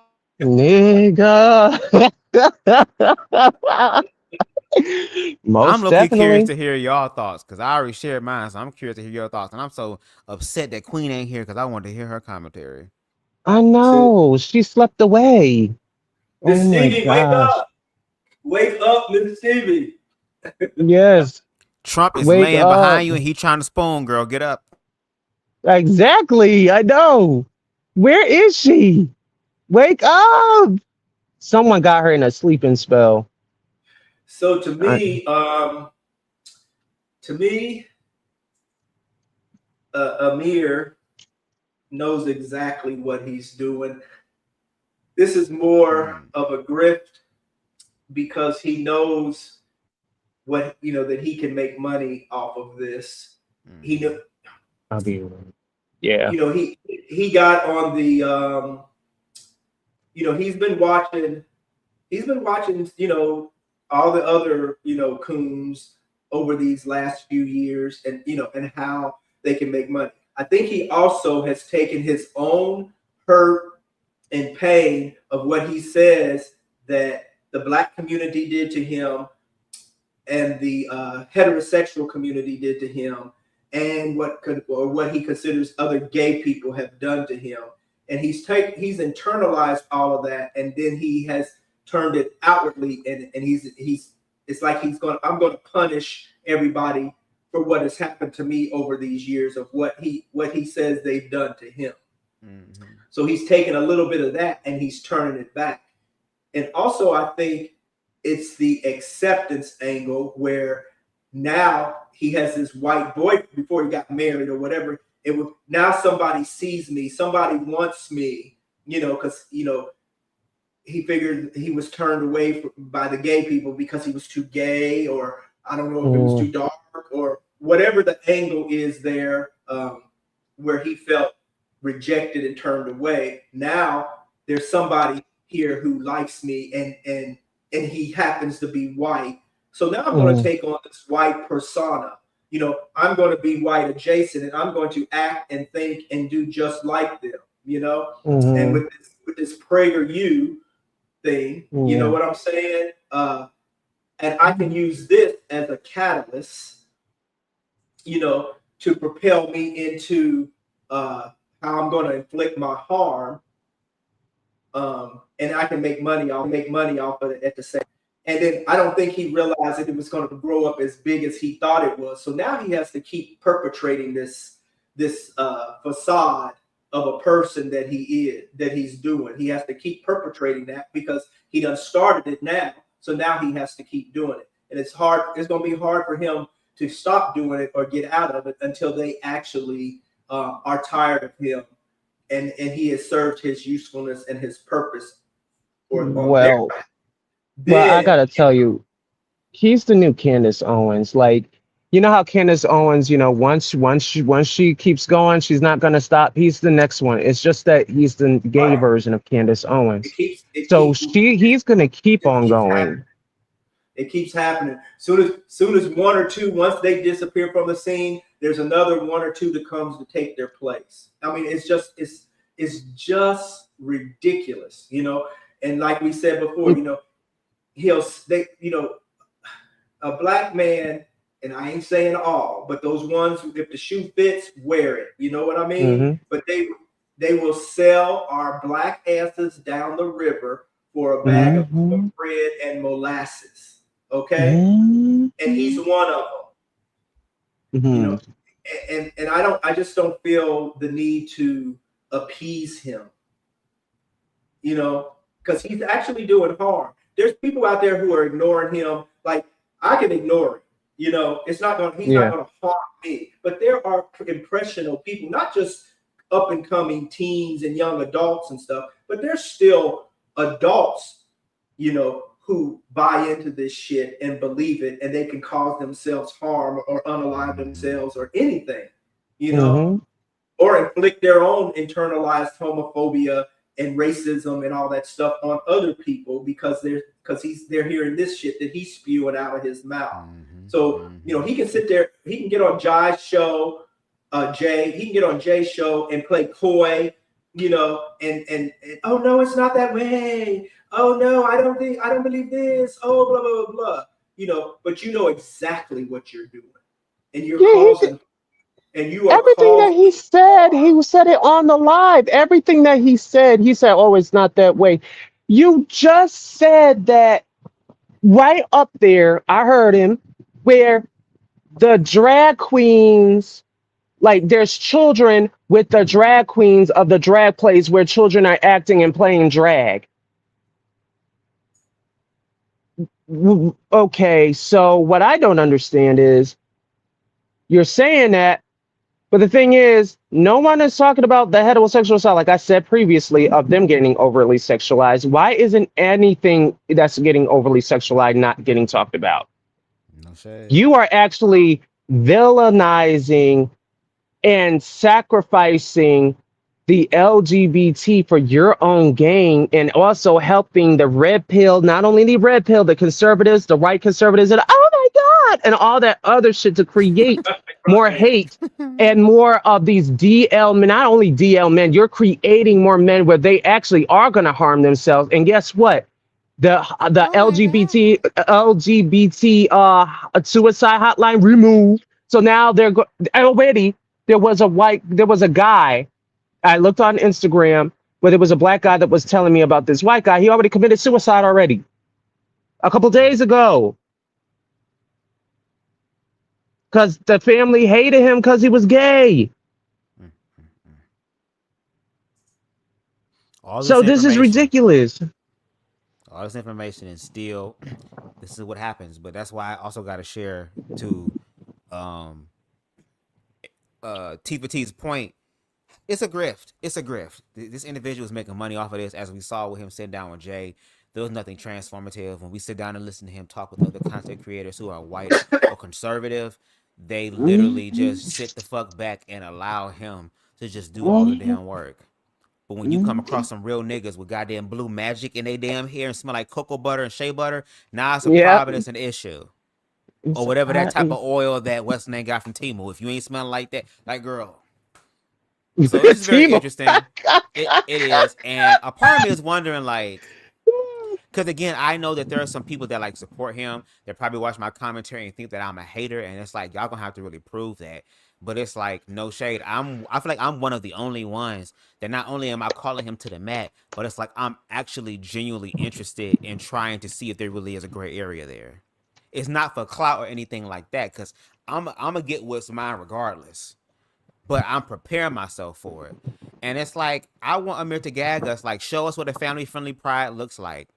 Like, give us a queer, an LGB one-on-one, refresh us, because apparently we lost our way.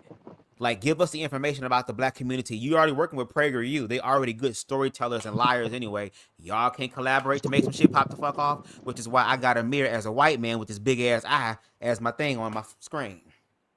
That's Amir. Don't trust them niggas over there. Don't trust them niggas. Here's the thing, Bub. Amir has seen your content. Let me make sure. Oh, you think Amir so? has seen your content. You think so? He's not going to come on there. If it is, it'd be further down the line. He's not going to come on there because he's scared to be challenged the way you're going to challenge him. But you really think he saw my content, really? You know, he wants to go where he thinks he can be coy and fit and flittish and, you know, and cross his legs and weasel his way out of those different type of the serious conversations that he need to be having. So he's sick, but he's definitely seen your stuff. You think so? Because I'm no, he's seen it. He's seen it. There's no way he hasn't seen it. Okay. There's no way he hasn't seen it. You're going to come across his timeline anyway. You've made enough videos about him where he cannot miss it. He can't. This is T.S. Amir. T.S. Amir. Kim Davis' lost sister. Oh my God. They related by the hair. Oh gosh. Nope, no you're shade. not. Amir probably would pass as girl. We'll make a cute woman. I mean, Amir, you already turned Amir on when you was talking about his rear end and all that other stuff, but so I think that might work. You know what I mean? First of all, he has a rear end. Are we on PBS? Oh my TBN.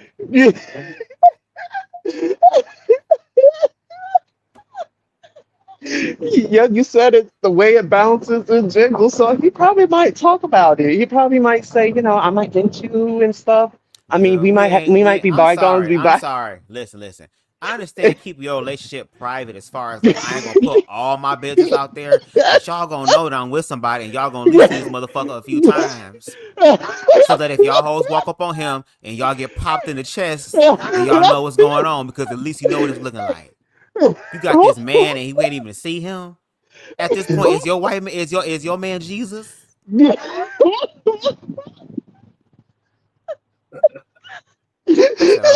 up too. See. It was just, you know. I mean, you said CTV you like told me. I was having a conversation with CTV right here behind the scenes, and he knows that I think that Amir is attractive because again, I'm becoming more broad with my types, but it's like I do be attracted to like corny ass black dudes that be into white dudes, and CTV said the fact that my ass is attracted to Amir Odom, it proves that I still have some psychological traumas that I need to work out. I was like, wait. I got a question. What? Do you think Steve Urkel? Okay, I'm gonna go to this one. Do you like Steve Urkel? I feel like I could. I feel like I could. No shade. I would prefer Stefan if I had to make a choice. It just started. All that's gonna piss me off. Did I do that? Did I do that? Well, if you did it, clean it up. Don't ask me that. And I would have been Urkel up so bad that nigga would need glasses no more. Okay, fuck a time machine. I'm the time machine.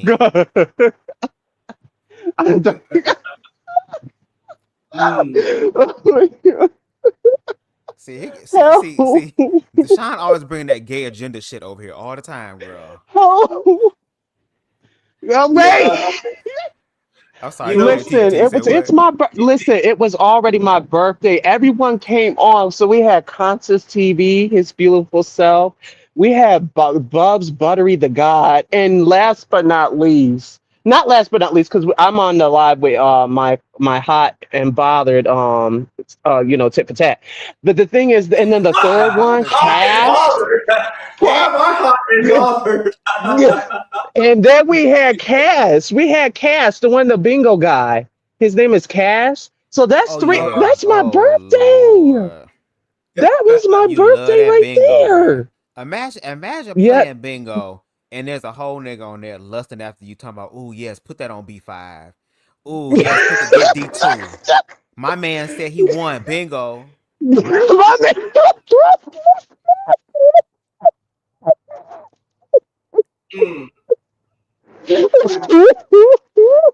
My man. See, my man, he knows how to play bingo. My man.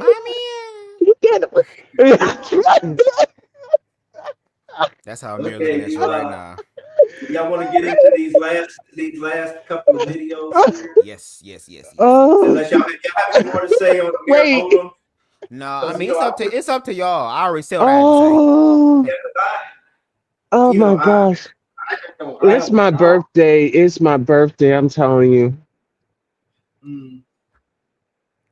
Listen, Amir Odom needs to find himself. You know what I mean? Find himself. Find that everyone is not going to need to actually just. Everyone is living their lives the way they're living. If you don't like it, fine. Then just try to actually just live the life that you're living, because you're not going to control other people's lives just because they are just living their truth and just living freely, all because you don't like it. It doesn't make any sense. It never made any sense to me. So for you, you need to find yourself, find your higher self, find your higher being, that everyone is different. Everyone thinks differently than you. You're right. Everyone is not a monolith. So if everyone's not a monolith, why is people always, every time someone is actually living freely, like furries and emos and all that other stuff that's in the LGBT, y'all have to talk about it.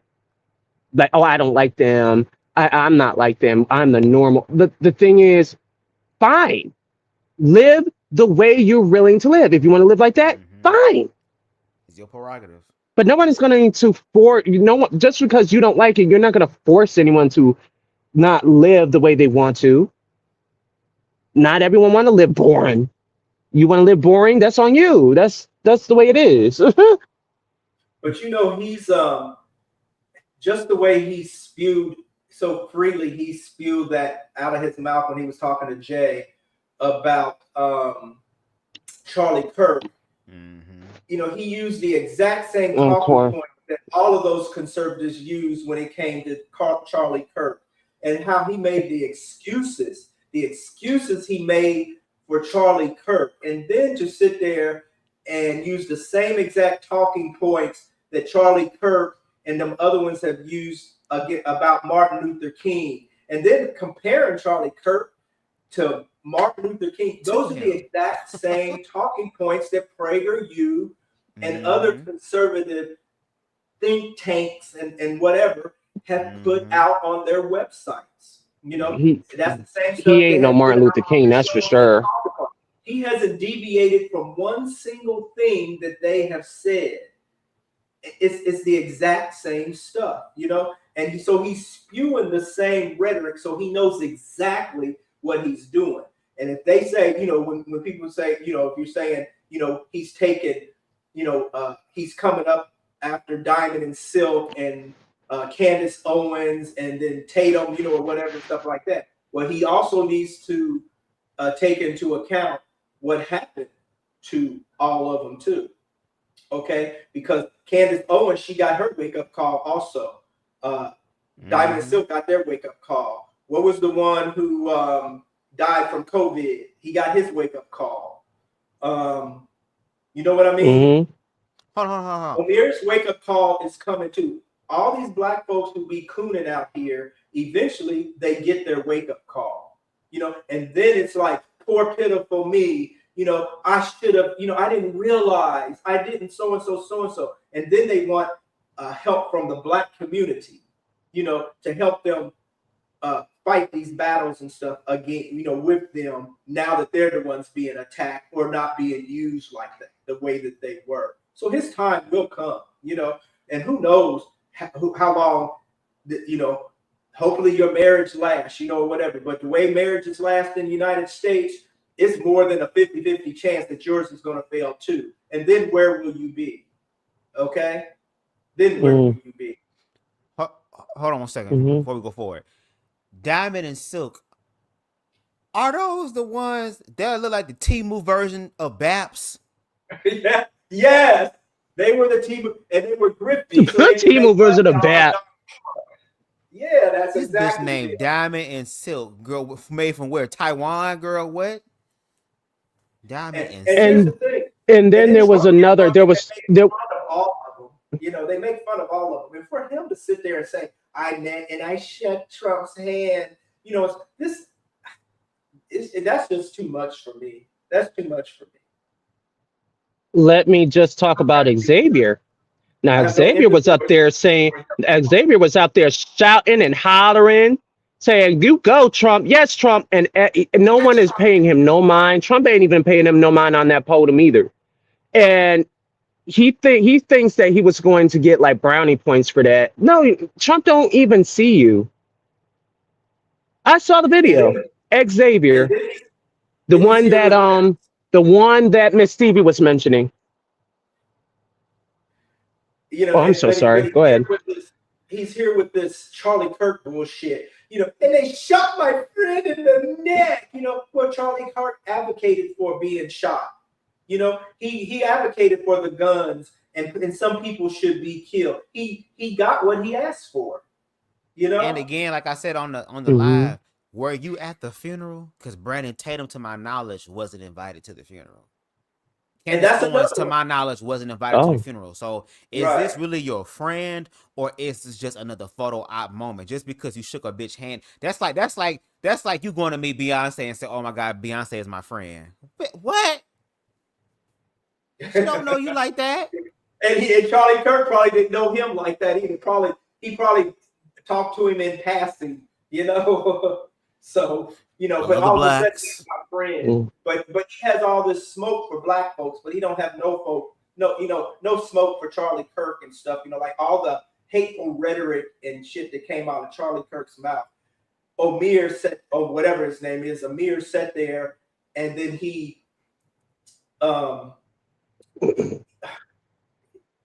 made excuses for everything and had an answer and a reason for everything that Charlie Kirk said or did. But he doesn't have any for any of the black folks where stuff happens to them, where they've been killed. Some of our young ones and stuff have been killed in the street or hung, or coming up killing and stuff. It's always something that we've done, or because we do this or we act this way, or we're so and so. But he doesn't have any smoke for the white people, who do all of that stuff and more. He has no smoke for them at all. He has excuses.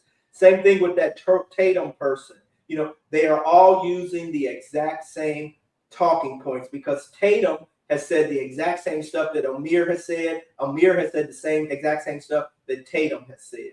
And then all of them have the same thing in common. They're white adjacent. And they're dating and laying up with the white people, which is nothing wrong with that, or whatever.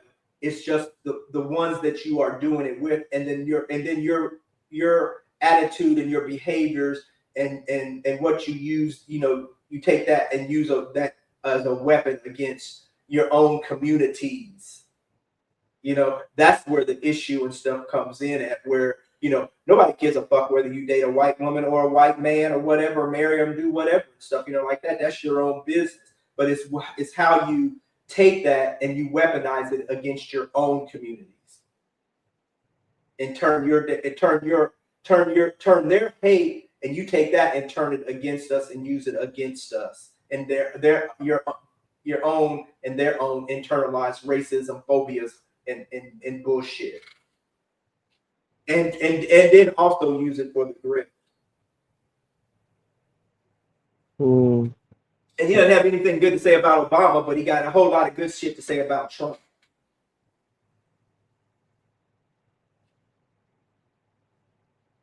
And Trump is always saying that Obama's the one that crashed the market. Obama's the one that, messed up the stimulus check. Obama is the one that all that other stuff. It's all Trump always try to blame the Democrats for everything, including Obama, knowing that he's the one that fucked up everything.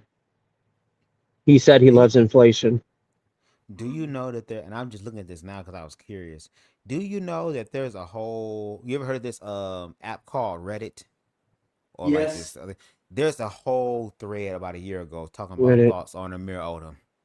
Yeah. I did not know that. Like, that is crazy. And then someone told me that, like, my video essay, I think, was like the first video essay on him. And I kind of find it hard to believe because it's like, I know I'm not the only one who has, you know what I'm saying, made commentary on him. Like, I know there are other people who have. I haven't seen them. I haven't seen them until I first saw yours. I watched one video on Amir before he even got into this whole sphere that he is in now. I watched one from way older where he was talking about, and I forgot what it was about, but it didn't have anything to do on this type of subject. It was more like on the dating type thing or something, and he was on another guy's podcast or something.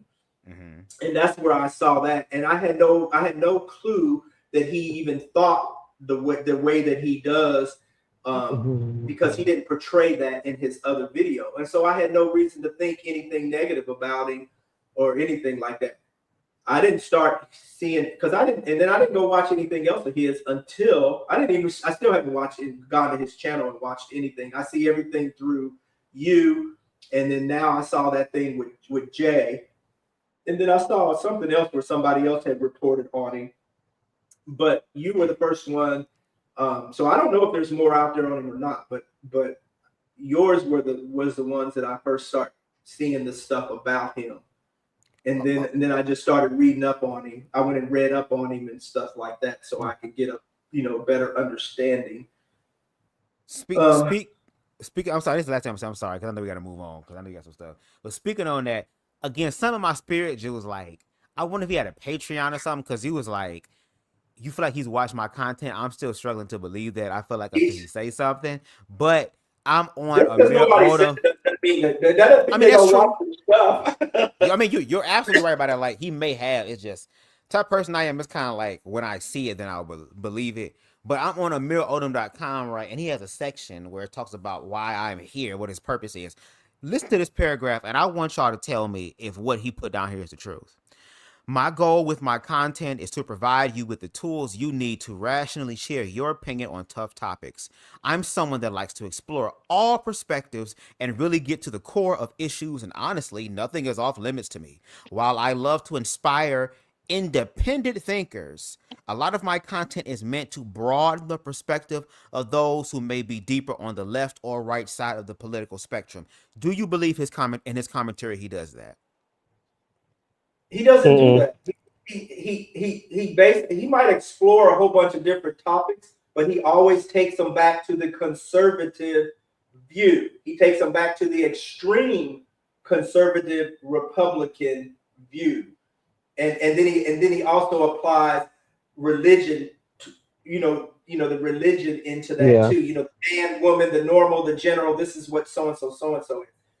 He may have written that, and he may have written that when he first started his page and never even changed it or updated that part of it.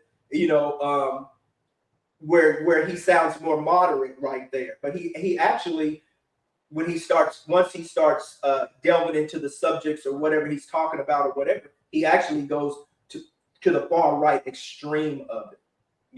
And then the other thing is, he can be subscribed to your channel, Bubs, and you just don't know it. If he doesn't want to make it known, then you're not going to know that he's subscribing to your channel or even watching it.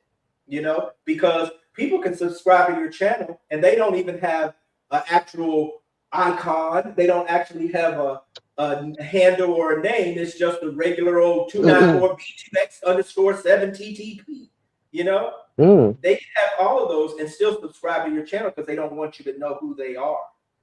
Or he can keep his subscriber thing of who he subscribes to private. It's just like my subscriber thing. I subscribe to a whole bunch of people, but nobody sees who I subscribe to because it's private. But all of y'all are in there. You can't even see. You probably can't even see that I subscribe to your channel. To any of y'all channels because my subscriber thing is public. But I'm subscribed to y'all. If I unblock it, then you can see it. But it's so many of them. It just takes up. It's so many that I subscribe to and that I watch. That it just takes up so much of the page that I just keep it blocked. So he can be watching you and you just don't know it. Oh, that would be very interesting if he did. That's all I'm saying. Because say something. Because even my page that I, my YouTube channel that I pay for, I have one that I pay for and one that I don't. The one I do tit for tat on, I don't pay a premium or anything on this one. But my original one that I started, that's the one where that I pay for, where I don't have to get ads or anything like that. But I subscribe to your channel from that too. You don't even know that I subscribe to you. You don't know that I subscribe to you through my personal YouTube channel. But I subscribe to you through both of these. But you don't know. That's what I'm talking about. Both hands. So you don't know that you don't know that he's not actually watching you. There's no way you done put out too much content. If he came across Doc Well and Jai, Jay the Gentleman and all of them stuff like that too, he done came across your content too. Of course he's seen it. Just because he's not going to respond. I mean, it's just like, as much stuff as I watch, I don't respond every time I watch, even when I watch y'all channels. That's true. That is true. Sometimes I weigh in and sometimes I'm done. It's just like I was watching conscious stuff today. I didn't weigh in, but I was watching it. I don't weigh in and say anything. Sometimes I do, sometimes I don't, and sometimes it depends on what I'm doing. Sometimes I can't because I'm out and I can't sit there and respond. But people, I can watch a lot of stuff, and most stuff I don't even. 99.9% of the stuff I watch, I don't respond. That 1% that I do respond to, that's even sporadic, or whatever. But I'm still watching, and I'm listening, And y'all are doing the same. Y'all do the same thing. But he done heard you. He done heard you. And, I don't know. I feel like if I had a bigger platform, he might have said something. That's why you're included in. They're calling me pick-me's. Okay? You're one of the ones who called him pick-me's, just like other ones have. He's heard your content. He's seen it. Oh, well. I mean, again, that's very interesting. It's just, you talking about you pull up on motherfuckers. I'm like, okay, well, cool. I'm here to have the actual conversation. Like, I put in more of the, and I ain't going to say this. No, let me take that back. Shout out to everybody who has been able to reach the scope of Amir Odom because they did put in the work. But I feel like breaking things down extensively to this degree, I don't see nobody else really doing that that's black to me. So it's kind of like, I feel like it would be dope. And I know that niggas smoke weed, so it's like we can talk privately for a minute, fill each other out as far as what this conversation is going to be like. Again, I'm not new to this. I'm true to this. And then we can have a conversation publicly because if we're trying to find a gray area, let's do it. But at the same time, I'm not finna take it easy either. Like, you said a lot of shit and we're going to get down to it to see if you're really qualified. If not, then you need to shut the fuck up, you DEI hire. Your opinion don't mean nothing. Sit it down. But I guess we'll see. Because I said in my thing, I'm not going to take my foot off the neck. And I meant that last year when he came out with that why gay marriage might be canceled video, and low-key was dipping his foot in the damn water of fear like everybody else, and then gonna demonize people weeks later as if though he wasn't participating. It's like, no, Miss Mamas, you too dangerous to the community. So yeah, I'm gonna be Miss Pearly on your ass watching you. If I don't get my rent money today, somebody get But we all know how we all know how it works. Okay, people pick and choose which podcast they want to go on. You know, they're going to pick and choose. Sometimes they're going to pick and choose on where they think they can get the most notoriety or the most be seen, and that can be on people who have a large subscriber counts. You know, sometimes sometimes they can go and they can intentionally avoid coming on certain podcasts or whatever, but that does not mean that they haven't seen it or they're not watching. Okay, that does not mean that at all. You know, right? And sometimes people lurk down in the comments and say stuff, and they're not even using their real, they have other handles on YouTube, so they can be down in your comments saying stuff too, or just lurking. We see it all the time. Yeah, even on my live, when I did a 2-hour live about what's going on and Trump and everything else, all this the political stuff, and sometimes I talk about other things too. They do lurk. There's definitely someone that's watched. Even if there's only one or two, they do come in and then they go out. So it happens from occasion. Yeah. Okay, I'm gonna move on to this other one. Deshaun, this is what you wanted in here. Oh shit. Because she gets on my nerves too. The spirit whisperer? The spiritual whisperer. Yeah, you wanted it in here, so I threw it on. She said, hey, yep, Sydney Starr. Hey, trans girls. Yep, that's her. And she's quiet. She's another pick me also. She's doing it for the clout. She knows that she can ride the coattails, the skirt tails of T.S. Madison, just like some other heterosexual women, get on that T.S. Madison train because they know that they can make a little bit of coin off of it. They ride on her skirt tail, so they'll go and riff and say all type of crazy stuff, and she gets on other podcasts and she be just as drunk as hell. Eyes fluttering and just rolling her eyes and saying all type of crazy stuff, looking ridiculous. And the same stuff she accused T.S. Madison, with your Botox and your makeup. You got makeup. She'll come on there with makeup and eyelashes long as a and be drunk. When she goes on, when you see her on other people's podcasts, and she just the same shit over and over again, and she thinks she's the epitome of a real woman, She's another, my God. She's another what you call pick me, just like Amir is, and and we know what reason she's doing it for. But anyway, Deshaun, here you go.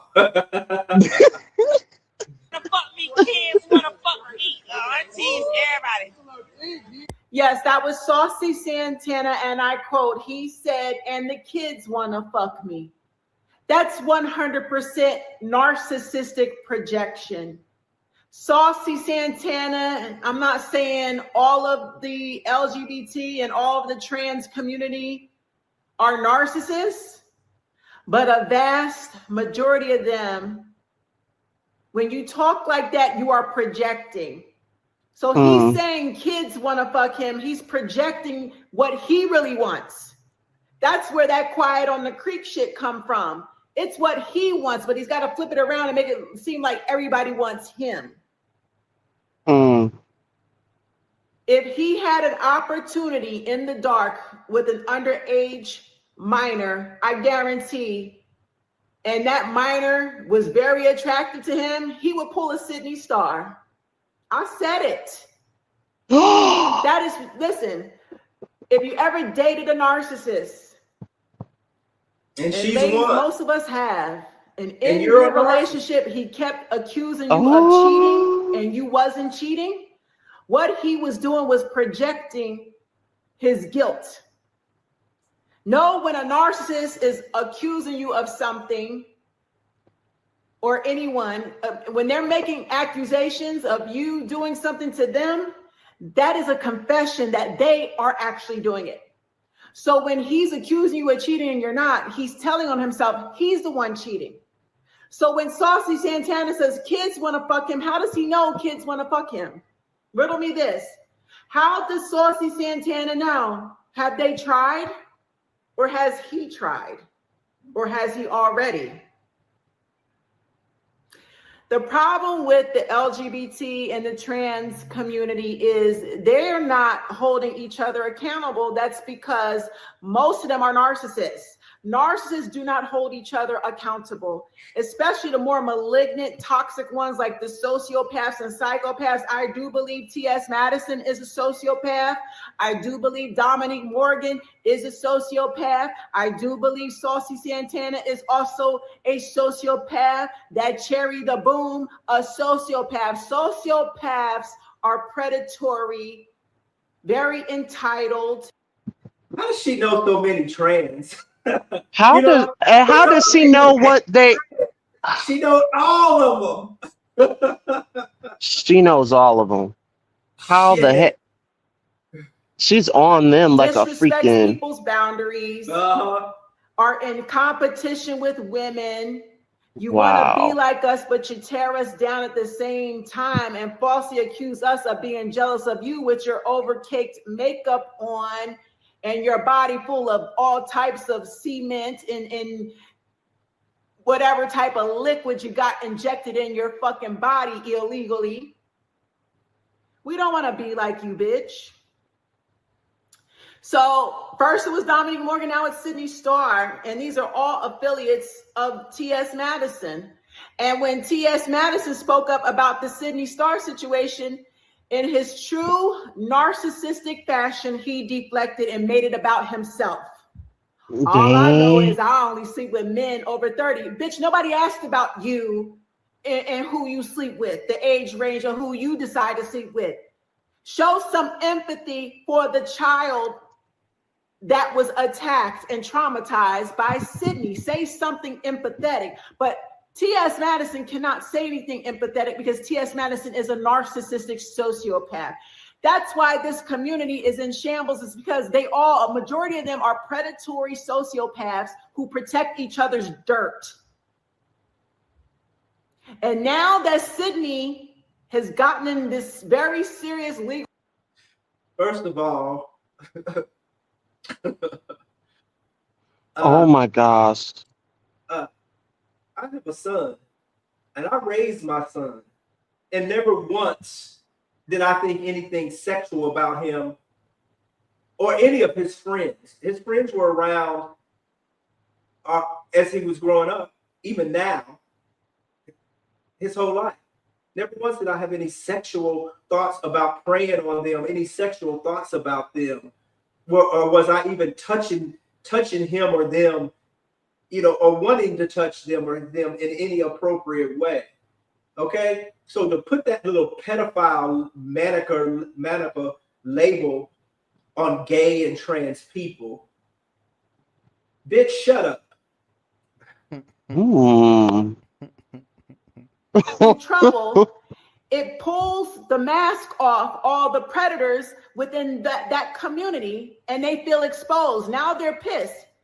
Listen to their responses. A lot of them don't care about the child. They're more worried about, look how far this has set the trans community back. Why y'all are worried about being set back? Worry about the child that was traumatized. Y'all showing lack of empathy. You're showing your narcissism. That's the problem with y'all community. When y'all don't hold each other accountable, this is what happens. And the rest of the world is going to start judging y'all for not. Why aren't y'all holding yourselves accountable? Why aren't you holding other women accountable? Why aren't you holding these sick ass men accountable? Why aren't you holding all of those motherfuckers accountable for overly sexualizing children in the heterosexual side? Children grow up, when they grow up, they have their freaking mothers, friends trying to holler at them and have sex with them. How come you're not saying anything about that? Because that's another thing of root of narcissism. That's what I do not understand. The highest rate of sexual abuse is men, and also lower as women of heterosexual sex. So I don't understand what the problem is right here. I really don't. How come it's not all the way across the board? See, this is what the thing is. You always try to find a way to single out a whole group of people, such as the LGBT, so that you can sweep other shit under the rug. That's exactly what it is. And let me tell you something. You said that gay people do not call out for sexual predators within their own community. Yes, the fuck they did. Because motherfucking Funky Geneva already called out Sydney Star. Motherfucking what is his name? The light-skinned dude. He called her out because he has his show. I forgot that dude's name. Who else? There's a whole bunch of LGBT that called out Sydney Star, and also the Satanist. His name. I don't forgot his name. He knew Sydney Star personally, and he called her out. And he's an LGBT African. He's heterosexual, but he's an LGBT African. He supports the trans community. He won't support her anymore because they were friends. So what are you talking about? You always beating on a fucking group of community to make your community look good. That's exactly what it is. That's exactly what it is. I got a friend that worked with me when he was a kid. They invited him into a fucking club at fucking 10 years old. You better stop it. You better fucking stop it. Because in New York City, all those fucking kids are all up in the clubs with these fucking grown ass folks, and they don't even realize it, and then they sleep with them. All the time. They speak. They speak in the street. I'm sure Ridiculous. I'm sure her ex-man or whatever done got caught with a trans. She done caught him, or he done left her for a trans or some bullshit. Something done happened. So she's taking her damn trauma, and now she's gonna inflict it on everybody else and grip at the same time. Holding your own accountable. T.S. Madison, every bit of narcissism, deflecting, trying to wiggle out of the fucking answer, deflecting, putting the focus on himself. See, this is why I only date men over 30. Nobody cares, bitch. Sydney Star is your close friend. And what's spiritual about her? So what is spiritual about her? I'm just waiting toward the end. I got thoughts too. I'm just waiting till they just finish. The classic, classic spiritual. You know, when you go back to the roots, what would be spiritual? Never mind. Second criminal caught this year affiliated to you. Speak out about the child that was traumatized. But see, you don't care because, see, I wouldn't be surprised if your ass then dibbled and dabbled with a minor. Y'all mad at Sydney because y'all been doing this predatory. It's a whole lot of predators in y'all community. I just said, listen, I got to go back to the teachers. What about the teachers that was predatory to them boys and then they got pregnant from them? And also babysitters too. Don't get me started again. I got to go back to this again. Oh my God. Let me go. Let me go on my little, my iPad right quick. I'm going to have a whole list of women for you. Okay. Hold on. I'm going to type it in because this is getting on my fucking nerves. I'm telling you, I'm going to do one thing. Let me see. 13-year-old impregnates.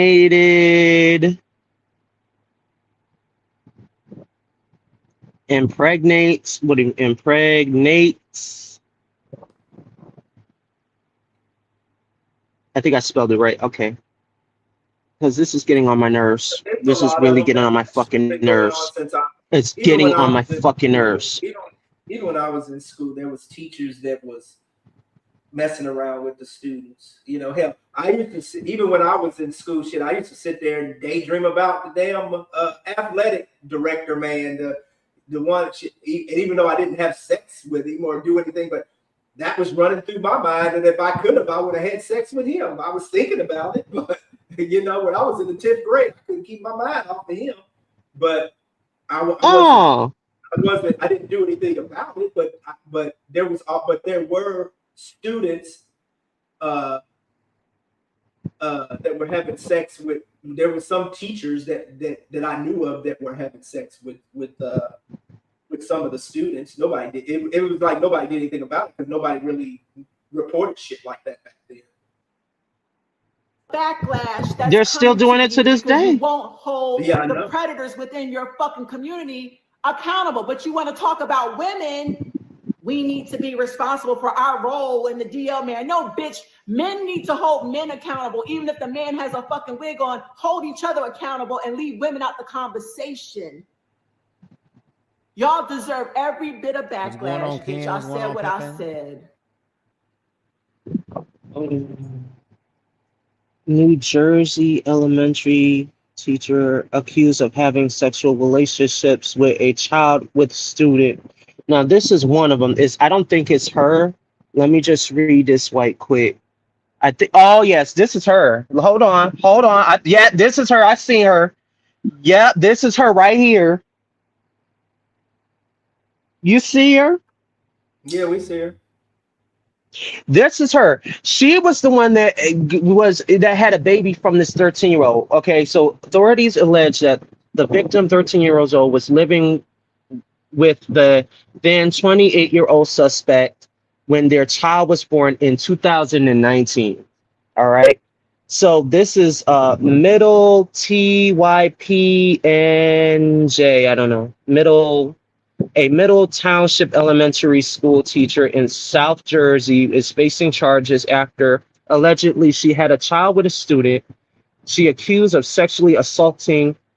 She is accused of sexually assaulting inside her home several years ago. How the fuck did accuse a sexual essentially assaulting? She Well, accused a sexual. She's stupid. She said a student sexually assaulted her. So she's trying to make herself look good, saying that, oh, he sexually assaulted me while because you allowed him to impregnate you. You're so fucking stupid. he was underage, and so she was trying to get out of the get out of the harsh sentence of being a pedophile and her name, where she wouldn't be able to be around him. But it was in the news. I mean, it was all over the news and stuff, you know, like that when it happened.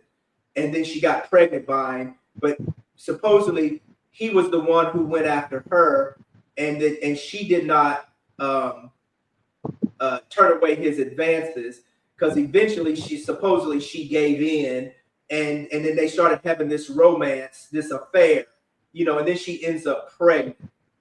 And then she started trying to justify it, you know, like they wanted to be together and they were going to be married. And I think there was something in there where I can't remember that, you know, might be wrong, but where his parents was going to give consent or something for them to get married since she done had a baby. But since it was against the law for her to be messing with a minor anyway, you know, so she would have to go serve some jail time. But for her to say, you know, she wanted to say that she wasn't the one who went and made the advances toward him. He was the one who came after her because she thought that would lessen the charges. And then and so now, you know, I guess she's been in jail the whole time or whatever, and then he wants her out. I think last year or something came out where he wanted the charges dropped against her because he kind of wanted to be with her again because now he's of age or something. I don't know. It was that stuff like that happens a lot. You know, it's just we got a lot of mentally ill people, you know, who for some reason they just cannot see that these are underage children. They think, And you know, this is what sometimes Quatita these was boys talking and about girls too. can look, sometimes they can look like they're older, but we still know that they're kids. You know, but some of them look older than their age, or they'll make themselves look older than their age. But as an adult, you should be able to discern between what's a child, what's what is and what's not, and not act on something like that. Even in their mental minds, if they are attracted to that, or there's something that is attracting them to these underage kids or something, like that. Because most of us are not going to be attracted to anything that's usually well above an adult, But there's some people who they just, I remember all that NAMBLA stuff back years ago, that man boy love stuff. It was just so bizarre to me when I would hear that. Like, how can you be attracted to a 15 and 16 and 17-year-old? But there were men that were out there that was doing it. Just like there was women, who can be attracted. And it seems like it's a lot of teachers, but I don't know why.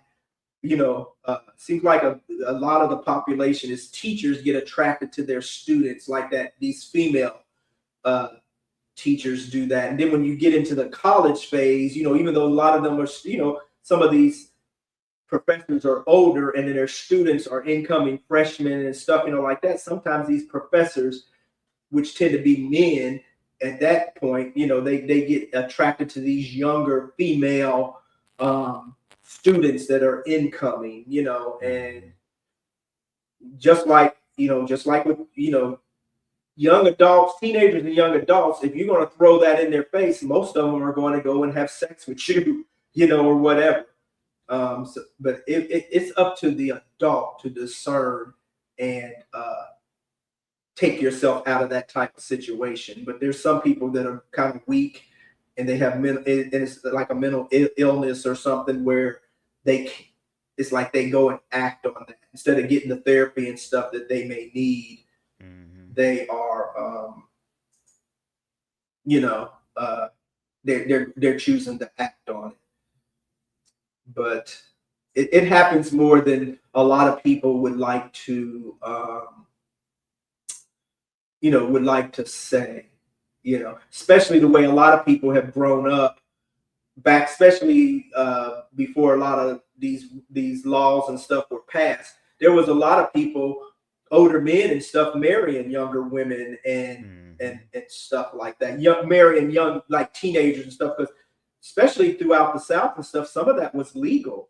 Yeah. Where they can marry these, and some of it is still in some of these states now. If the parents give consent, they can marry a 16 or 17-year-old, and some parents give consent.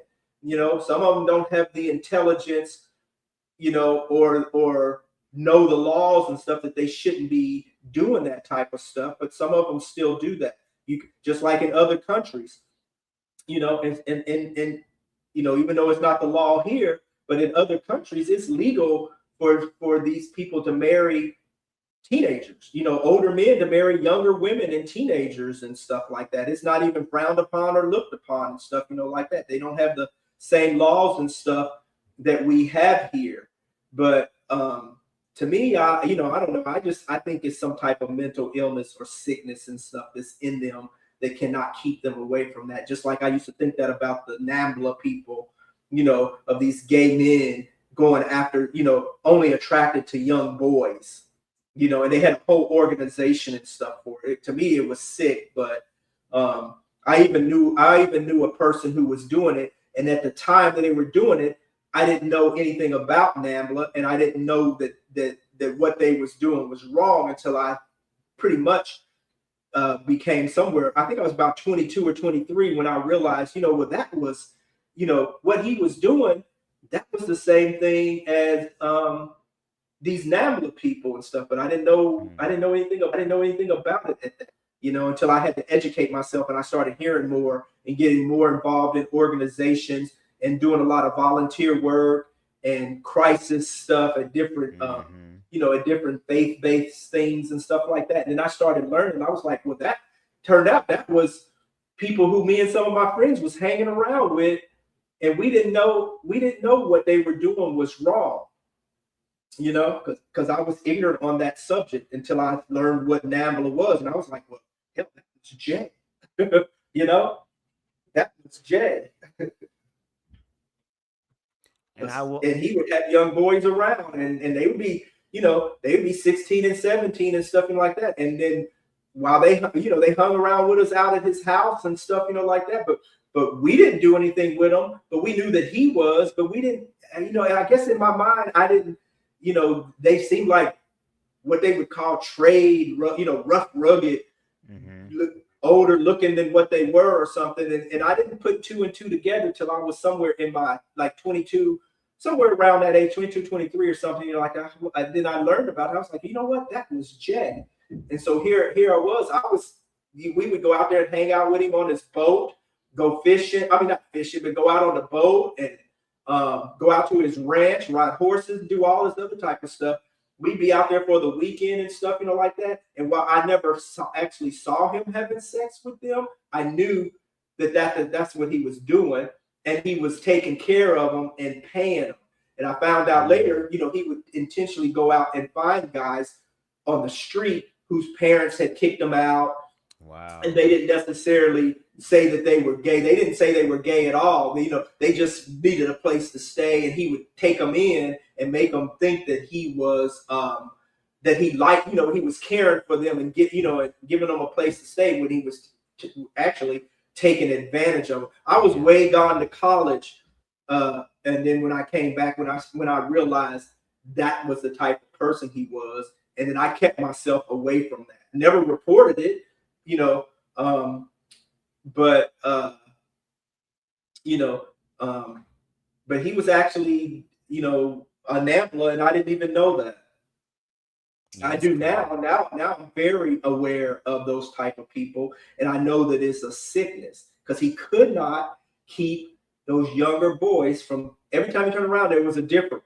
You know, and there'd be 3 and 4 of them staying with him at a time.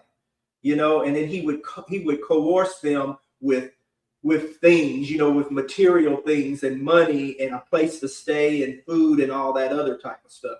And we'd go over there, and me and my friend Michaels and us, we would go over there and hang out, thinking we just, you know, hanging out and stuff like that. And then we would see them and stuff there, and they were rough as hell, some of them, you know. But it was what it was back then. But anyway, so I'm gonna go ahead and play T.S. Madison's response, because since this whisperer lady, whatever, saying that, you know, that people, that gays, and that we don't take accountability, and T.S. she doesn't take accountability and respond for anything. I'm gonna play T.S. response, so you know, to counteract what this lady just said. Okay. All right, my love. I love you. I hit you today. Thank you so much. And you did a great job. And we are so proud of you. Oh, thank y'all so much. Thank you, Mama. Right, bye. Hey, Jasmine. Hey. That's my girl. But you know, one of the other things that, and I think I said it to you because Madison and I talked about the interview a little bit yesterday. One of the girls, it was a white girl on the episode, she had a tattoo scrawled right here. And I'm like, well, you representing the Christians. Now, according to the Bible, you're not supposed to tattoo the temple. You ain't supposed to have You ain't supposed to have that. So, shit, you ain't supposed to have that. You girls ran motherfucking Red Lobster out of business about that endless seafood. Right. That endless shrimp, that endless crab. You Christians ran Red Lobster out of business. What? Bitch, because every Sunday, you motherfucking whole were down there having crab dip. After church. Okay. Y'all down there to the barbecue pit. You can't stick your pig ain't safe around you fucking Christians. A pig ain't safe at the barbecue around you fucking safe folks. Right. So it's just like, how do you decide what things you're gonna abide by in the Bible? Well, because you know the God came to do this and all this other shit that they fucking stop be talking about, and then we like, well, he's strict on this and then not on this, and you bitches love calling me misogynistic and then using scripture. Mm-hmm. Have you read your Bible? You bitches that's like to call me misogynistic and say I hate women. Have you really read your Bible? That's the question I want to know for all you motherfucking tired, foot dragging ass bitches that love to call me misogynistic and use scripture. Have you really read your Bible? Because your Bible ain't got shit to do with no woman at all. Will knock one of you hoes in the head with a rock, will drag you bitches out of the street and tear you into 12 pieces and give that shit to different niggas, will throw you out there to a motherfucker to save a nation that will get fucked in your ass, your eyeballs and your ears and everywhere else and tossed on the sidewalk. Your Bible tell you about this. That's the most misogynistic shit, bitch, that you could ever say. Don't even use the word misogynistic, bitch, with me if you ain't said that about your Bible. Hello? You hoes ain't even supposed to be in the pulpit. You ain't even supposed to have on no pants. You ain't even bitch, you ain't even supposed to speak. That's what the Bible says. But you know, my thing is, and again, we were talking about it a little bit yesterday. And I was saying to Madison, and I'm sure many of you know this, have heard this. Slaves were not allowed to do anything. They couldn't marry each other. And when they were set up to breed other children, breed other slaves, they weren't even allowed to be family. And so part of the reason that they broke those people up and sold those children to other plantations, because let's just say me and Madison were slaves and they set me up to have children with her. What? Well, why you couldn't let Mo fuck me? Well, either way, you ain't got no pussy. So whichever way I had gone in this story. Craig is clapping whichever back. way I had gone in this story. You just came here and pulled me up. Damn, Craig. Tearing my pussy up like that. Whichever way I went into the story, ain't got nothing to do with it. We were going to come to a dead end. Either way, the story's going to come to a screeching halt. A dead end. There's no way out. Oh, God. There's no way out. See, it had nothing to do with this. So, for example, like they would make me and Madison have children together. They may have us having 10, 12, 15 children. They're not going to let all of those people, that same family, stay together on the plantation. They're going to break our children up. They're going to put 2 over here, 3 over there, 5 over there. Because, like I was saying to her yesterday, our family could become larger than the slave owners' family. The plantation? Yeah, and then we've been and killed them. We've been and had a revolt. So that's part of the reason why they would break up the family. We'd have a coup. Exactly. Exactly. So my thing is, if they wouldn't allow us to raise children, have families, get married, but they only allowed, we couldn't learn to read, couldn't learn to write, but you could learn to read the Bible. That's the only thing you could do was read the Bible. What sense does that make? It makes perfect sense when you're trying to control people and by the mind. And you still have Black folks generations later, centuries later, who are so beholding to the Bible. So it's just about critically thinking critically, right? It has nothing to do with you not believing in a higher power or believing in God. It's about questioning the nonsense. And it's part of the reason that people go to church week after week, month after month, year after year, not questioning the pastor. You're giving away money for the pastor's anniversary, and then there's a building fund, then there's the pastor's anniversary. I mean, it's just all of these things, and no one questions why or where the money is going. No one's questioning that because you're told that, oh, it's blasphemous, or you don't ever question the man of God. No, I'm questioning where my money going. Okay. Yeah. It is true. You expect people to come to church and not ask any questions about where their money is going? You know, well, I think personally that the relationship with the higher authority, with God, the Creator, should be established individually. Absolutely. Absolutely. I mean, you should never allow the church to dictate your relationship with the higher being. And ultimately, I'm a believer that your instincts, your spirit, your conscience, that's your roadmap through life. Yeah. That's your direct connection through God. I agree.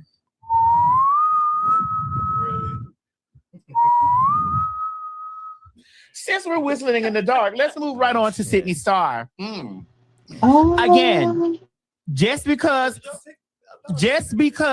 motherfucking a trainee, just because a trainee has done something, just because a trainee has done something does not mean that all training, bitch, it's a whole heap of shit that I don't motherfucking speak on, bitch. I didn't speak on this last boosted conversation. I didn't speak on that. It's a lot of shit that I didn't speak on.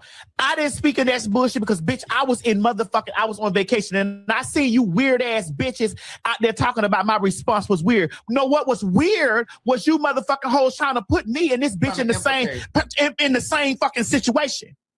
That's what's the weird shit. Again, I like my niggas 30 and over. Over 30. Bitch. And it was nothing weird about me saying that, bitch, because what you were trying to do was act like that I'm into young boys, bitch. I seen all that shit. I'm on vacation, can't even chill. Right. I got the tea in real time. Right. I woke up, I'm talking about some other shit, and next thing I know, they was like, oh, well, Sydney been implicated. And so I'm like, what? What kind of, and I said, well, I don't know. Like, you bitches write all kind of crazy shit in my motherfucking comment section when I'm fucking live. And so my response was, what? I don't know. Like, I don't know nobody's business. I know my own business. Right. I'm on vacation. But I think it's important to say also, because I saw a lot of queer people, and I'm saying queer because some of them may be gay, some of them may be trans, saying that this sets us back as a community. No, it doesn't. It sets her back. It sets her back. Yeah. Because when white people go out here and do this crazy shit, do you think white people... Listen, they voted this nigga into the White House. I walk through the day, through my life every single day looking at white people like, you should be ashamed of yourself. And there are plenty of white people walking around who don't feel a thing, knowing that this man has driven this country into a hole. Correct. COVID wasn't enough. Now we can't eat fucking lettuce and shit. It's the lettuce. It's the lettuce, Greg. The lettuce. It's the lettuce. And we need to implement Taco Bell because it's the Mexicans down there. That's why we were trying to deport them all. And we had ICE standing at the border to get rid of them and the lettuce. And if they don't give a fuck about what some of these white people thinking, you should not embrace that or claim that. Like, that is not a reflection on all trans people.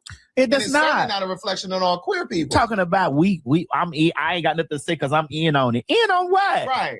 And it's just like when black people commit certain crimes, there are black people who feel like, oh my God, it's a reflection on... Child, let me explain something to you. Even if the black people never made the news, white people still gonna think what they think about black people. Correct. So it doesn't matter. So I'm not concerned with their perspective and what they think about us, and you all shouldn't either. Now here's my real thoughts. Since we're here, since you want to know my motherfucking real thoughts. First of all, bitch, she's a dick hungry ass tranny. And usually what happens with dick hungry trannies is they play around and get themselves endangered and shit like that.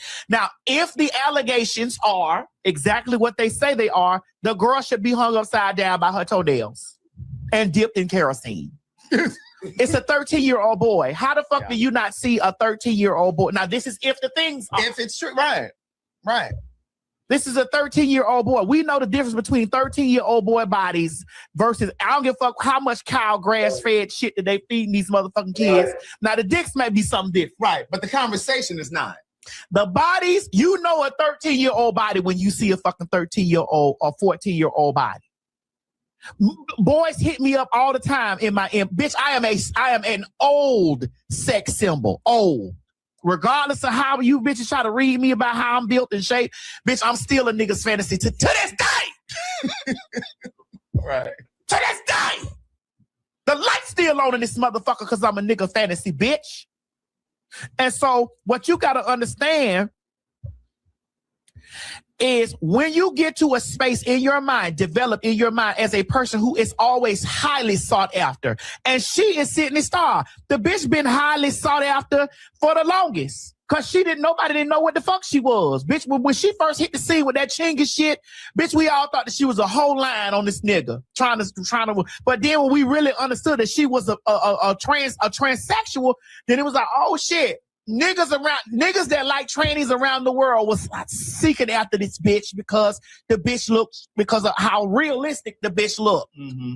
And so therefore, in this conversation, you should be used to niggas hitting you.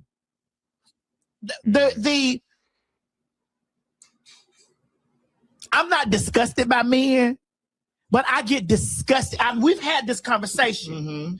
I get disgusted with the way trannies lust after niggas or crawl on the ground, be this way, because I don't do that. Yeah. But you know that that's rooted in a validation. Yeah. You know what I mean? Because in some ways, it's almost like, oh, he's okay with me. So it's just like you're willing to accept it and take it from wherever you can get the attention. Because in some people's mind, it's just like, well, not every man is going to be interested in me. So let me just take on the I one got that it now. is. Pause this. Yeah. And so you should Now for Sydney Star, now I got to go to Sydney Star. She thinks it's because she was so fish and comfortable. She thought she was going to blend in with other women that was sleeping with 13-year-olds. Like, okay, well, you know, I'm a woman, so, you know, I could just sleep with this boy right here. You know what I mean? You know, I'm a woman, and, you know, I think I can pass. So I think they're going to give me a slap on the wrist and everything else. So, you know, just going to do all that. So she thought she was going to do that, and no, when that boy ran away from you, you're trans. You're trans. You're not a cis woman. Now, this is going to be the fucked up part, because the thing is, heterosexual sex, they gatekeep pedophilia. It's normalized. So that's the thing is, if it was a real woman, he wouldn't do all that. But the thing is, you're trans. And yeah, you're gonna get hit under the jail for that. You know what I mean? Because she thought that she was 100%. She thought she was the fish, the woman, and the thing is, the boy, and including the heterosexuals, to them, to see you, they and then they're gonna use that through the whole trans community. I'm not gonna say the whole trans, because not all straight people do that, because they're gonna say, Sydney Star, you know better than that. We're going to single you out. But yet the thing is, it's kind of like, you know, there's some that's like, you know, the red pill. You see that? Those trans do it. Those trans do it. Score for us.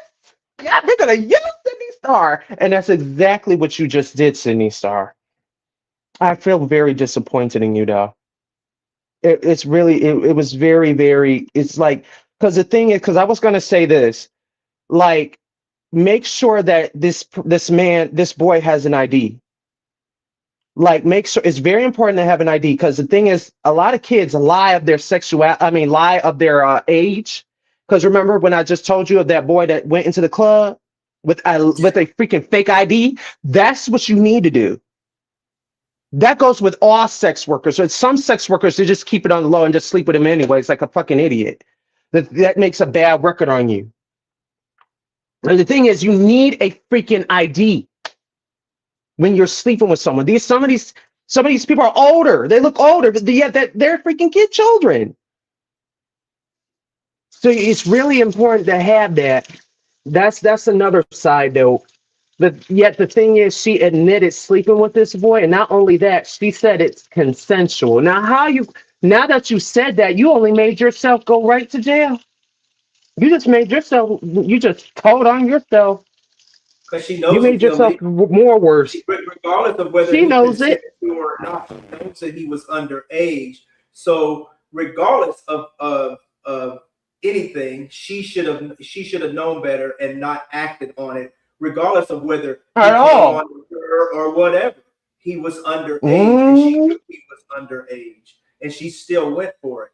So, you know, like I said, even within her, there's some type of mental illness or sickness going on there for her to be attracted to a young boy like that. Yeah. Yes, that's absolutely crazy. From the shit that I was reading, it's like you over here in the corner. Come here, boy. You luring and doing all this shit to a boy. It's like, girl, sit your dumb ass down. Yeah. Sit down. Sit your stupid ass down. Like, girl, you really over here thirsting after motherfucking boys like this. Thirsting. Hit that comment, Mo. Niggas is, I really want y'all hoes to understand that niggas is not that to me. And this is why when a bitch, I see you raggedy ass hoes. I really wish I'd have took the time to clip some of y'all motherfuckers clips and put this shit on the damn. I really wish that I would have put some of you hoes that talking about my response was weird. No, my response was not weird. My response was very much so I like my niggas grown. And I don't run after niggas. That ain't what I do. So that's my opinion of it, bitch. Don't try to loop me in that fucking shit and then gonna say, I tried to make this about me. Of course, because you hoes trying to make this shit about me. Right. That part. So what the fuck you mean I tried to make this about me? Yes, I made it about me to let you punk pussy bitches know that that's not what I do. Right. I don't even look at niggas like that. Mo is a prime witness. I can walk through a group of niggas and bitch and what's going on. Niggas. And I'm like, hey, I'm good, baby. Hey, how you doing? Again, I turn more niggas down in American Express, Visa, MasterCard, and Discover combined. Combined. So that was my motherfucking thoughts on the situation. I don't chase fucking niggas. So I would never be in no position like that any motherfucking way. Bitch. And I'm on vacation. Fuck that hoe. Because I didn't fuck with that hoe when that bitch took her motherfucking tired ass over there and sat with that dirty ass motherfucking foot dragging, cockeyed kid having ass bitch ass Tasha K bitch. When that bitch went over there and sat and let that hoe get on the motherfucking telephone and tell y'all that I called her to try to stop her interview. I don't give a fuck what none of them ragged ass bitches doing. And Chanel, Jasmine, Clark, whatever the fuck your retarded eye looking ass bitch, you goofy eye ass, trap jaw having ass motherfucking hoe. This is your last warning about fucking with me, bitch. This is it. Talking about where are the girls? The girls is on vacation, bitch. Get you some motherfucking vacation time, bitches. Get off my nuts. Ugly ass motherfucking hoe. Ugly ass bitch. Get off my nuts. I don't fuck with that bitch, and I was never gonna run to no trying to defend no pussy ass motherfucking hoe. Because what I let you hoes know is, bitch, the bitch that you want to get caught and grab is not.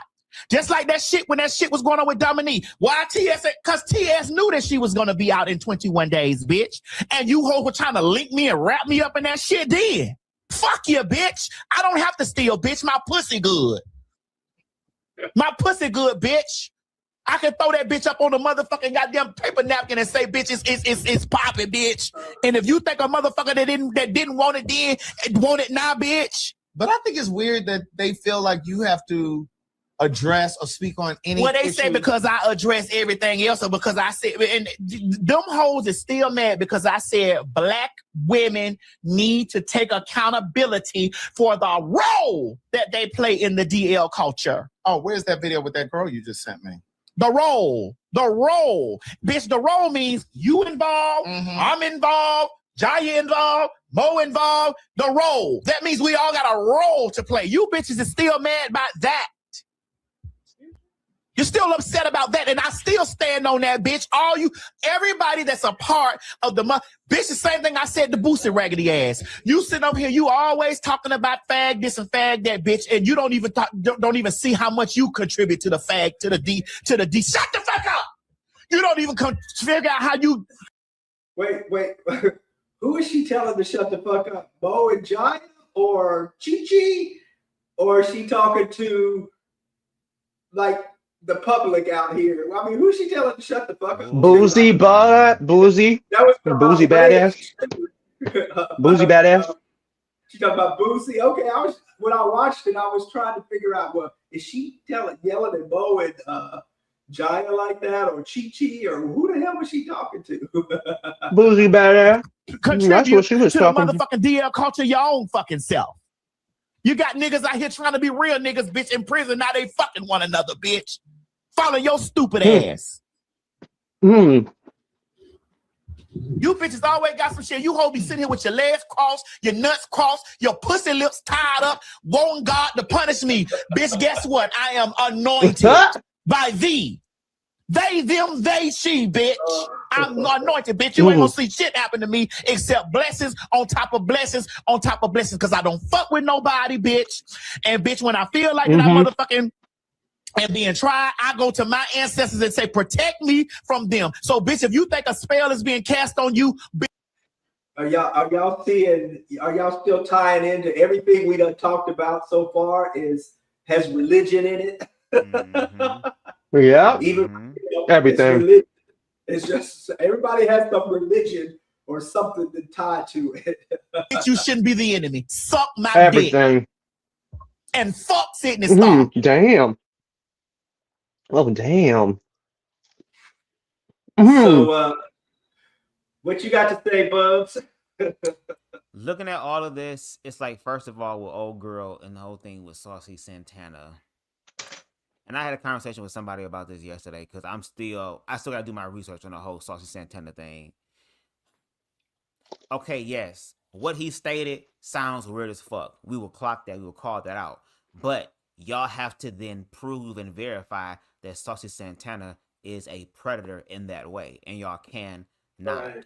But because he is gay, and he is a feminine gay man, and a feminine gay man that is blending both masculine and feminine, he has the makeup, he has the hair, to have the strong ass motherfucking full ass masculine beard. So y'all feel like he confusing people all the time. So again, y'all gonna have to prove that this person is doing that, and y'all can't, because Saucy Santana is not doing that. Y'all just making allegations. Also, because he's gay. So, and the fact that Miss Mamas with these goddamn Steve Harvey Turbo 3000 in her damn mouth, looking like if she sneeze, she'll bite a hole in her damn chest and shit, looking like the goddamn DL Whisperer with these damn big ass Attack on Titan teeth and shit. Set up here and made it about T.S. Madison because, again, Sydney Starr, all these people are also connected to Mother Madison, and y'all so desperately trying to get at Mother Madison. And every time that y'all form the weapon against her, it never fucking prospers. Then, of course, because she know that y'all gonna try to pin that on her, because birds of a feather flock together, right? She's already stopping y'all before y'all even start, and you trying to tell her like, oh, you're being narcissistic. And the only thing that is narcissistic is the fact that your teeth is expanded in your mouth. The only thing that's narcissistic is the fact that your daddy is Wilbur. That's the only thing. Go eat some hay. Over here looking like Tia Kemp lost sister. Please get out of my face with the bullshit. Okay? Shout out to Mother Madison being able to shut the shit down and let her know what the tea is, and she already know how y'all game go. So again, I feel like y'all should be smart and ask her, how do you make this shit work? Because y'all saying that she want to be like y'all, and like T.S. Madison say all the time, do I want to be like you in particular? Because, bitch, I'm rich. That's it. Yeah. Okay. So, Miss Stevie's not here, but I got this one last video. It was short. It was going to be on the, with Trump and Jennifer Lewis, so I'm going to play that. And then we can just kind of weigh in on that. We've talked about that type of stuff a lot. But Miss Stevie's not here to go off on it, but I'll play that. But before I do that, y'all want to see the land that I bought in South Africa and then the house I'm going to build? Yeah. I'm going to show y'all the land. This is like a 2.5, maybe 3-minute video, but I'll show you the land. It's like overlooking this river. I mean, it's just beautiful out there. It's like overlooking this river, and it's like hills and sprawling hills around there, and the river flows right into the Indian Ocean. So the way they're going to build my house, it's going to be facing, it's on this hill, but it's going to be facing the river. Looking all out through my back, out through my backyard, I'll be able to see this river and these sprawling hills. And then when I look over to the right, also, I'll be able to see the Indian Ocean. And the Indian Ocean has like whales and dolphins, all that stuff, swims all through there all the time. Yeah. So, but I'm gonna show you this quick little video. I wish Christopher was on here, because Christopher wanted to, he likes to see the sunrise. I send it to him sometimes. Christy. And then he likes to see the sunrise or setting when down there, when I'm Yeah. looking off of my apartment on the 12th floor. But I'll show y'all this. And then after I show y'all this, then I'll show you the house the house that I'm building that the architect designed for me. And even on the house, I'm still trying to scale it down a little bit. So I got a meeting again with the architect and the builder this coming up week, because I'm trying to scale it down a little bit, because I kind of want to take off the scullery and I want to take off one of the bedrooms. Instead of having 4 bedrooms, I just kind of want 3 bedrooms, and I might want to take off the scullery also, because it just seems like that's a lot. But can you make it into I got an idea. Can't you make it into like a workout room or a computer room if you wanted to? If you want to, I don't know. I can do that too, but they're building one of those on there too. Oh, so yeah. Okay. But all right. To me it's just a lot, but we'll see. But I'll show this little short video, and then I'll show you the actual the house. Ooh, what a nice acre of land right there. That's the river right there? Oh. Yeah. Oh, that is nice. Right across the highway. That looks so nice. It goes all the way down. I think I see yeah, that's nice. That is beautiful right there. I would love to have that land right there. That's for There's sure. my lot right there. Where the little blue basket is with the stick sticking out. That's lot 667. That's Lee's car. Not lot 666. So that would be there. Oh, that is nice. We'll go back. That is huge right there. That's not. So how many acres is it? How long is that land? It's not a full acre. It's like about a little bit over a quarter of an acre. Okay. So it's like about 2, maybe about 2.5 football fields. Damn. 2 football fields. Ooh. It's a lot of land. Hell yeah. It's big enough. Oh geez, 2 football fields? That's enough right there. Yep, it's enough. You can actually add your stores if you wanted to. Made by tit for tat, that's for sure. Make your own stores there.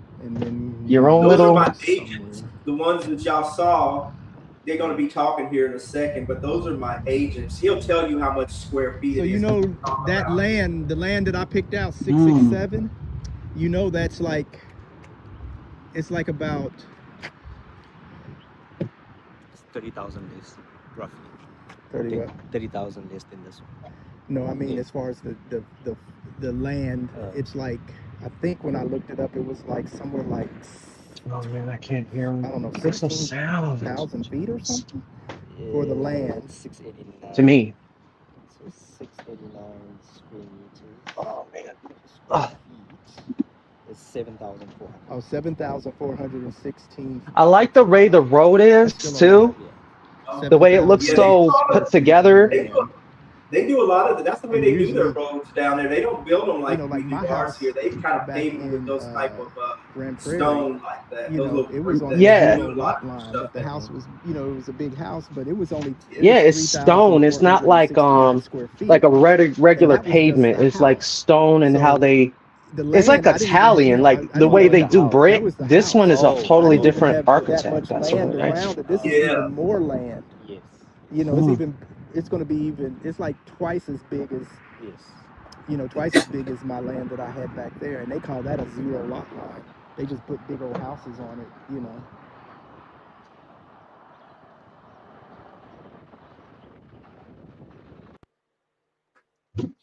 So look okay. So that was the land. Here's the house. Damn. I know. Damn. Told you, it's like huge. That is a huge home. That house is huge. And who gonna be there? Just you? Oh my God, it's all glass. Me and my boo. Okay. Oh. And then when my friends come and my family, when they come to visit, and then my friends come down, they'll come down to visit. You know, and y'all are always welcome. Remember, you wanted to come down, Bub, so you could meet Lazarus or whatever his name is. Yeah, you want to meet because he's always running about somewhere down there. So even though he's not from Durban, he's from Johannesburg, but he comes to Durban all the time. Well, I'll grab my turban and we can go Durban.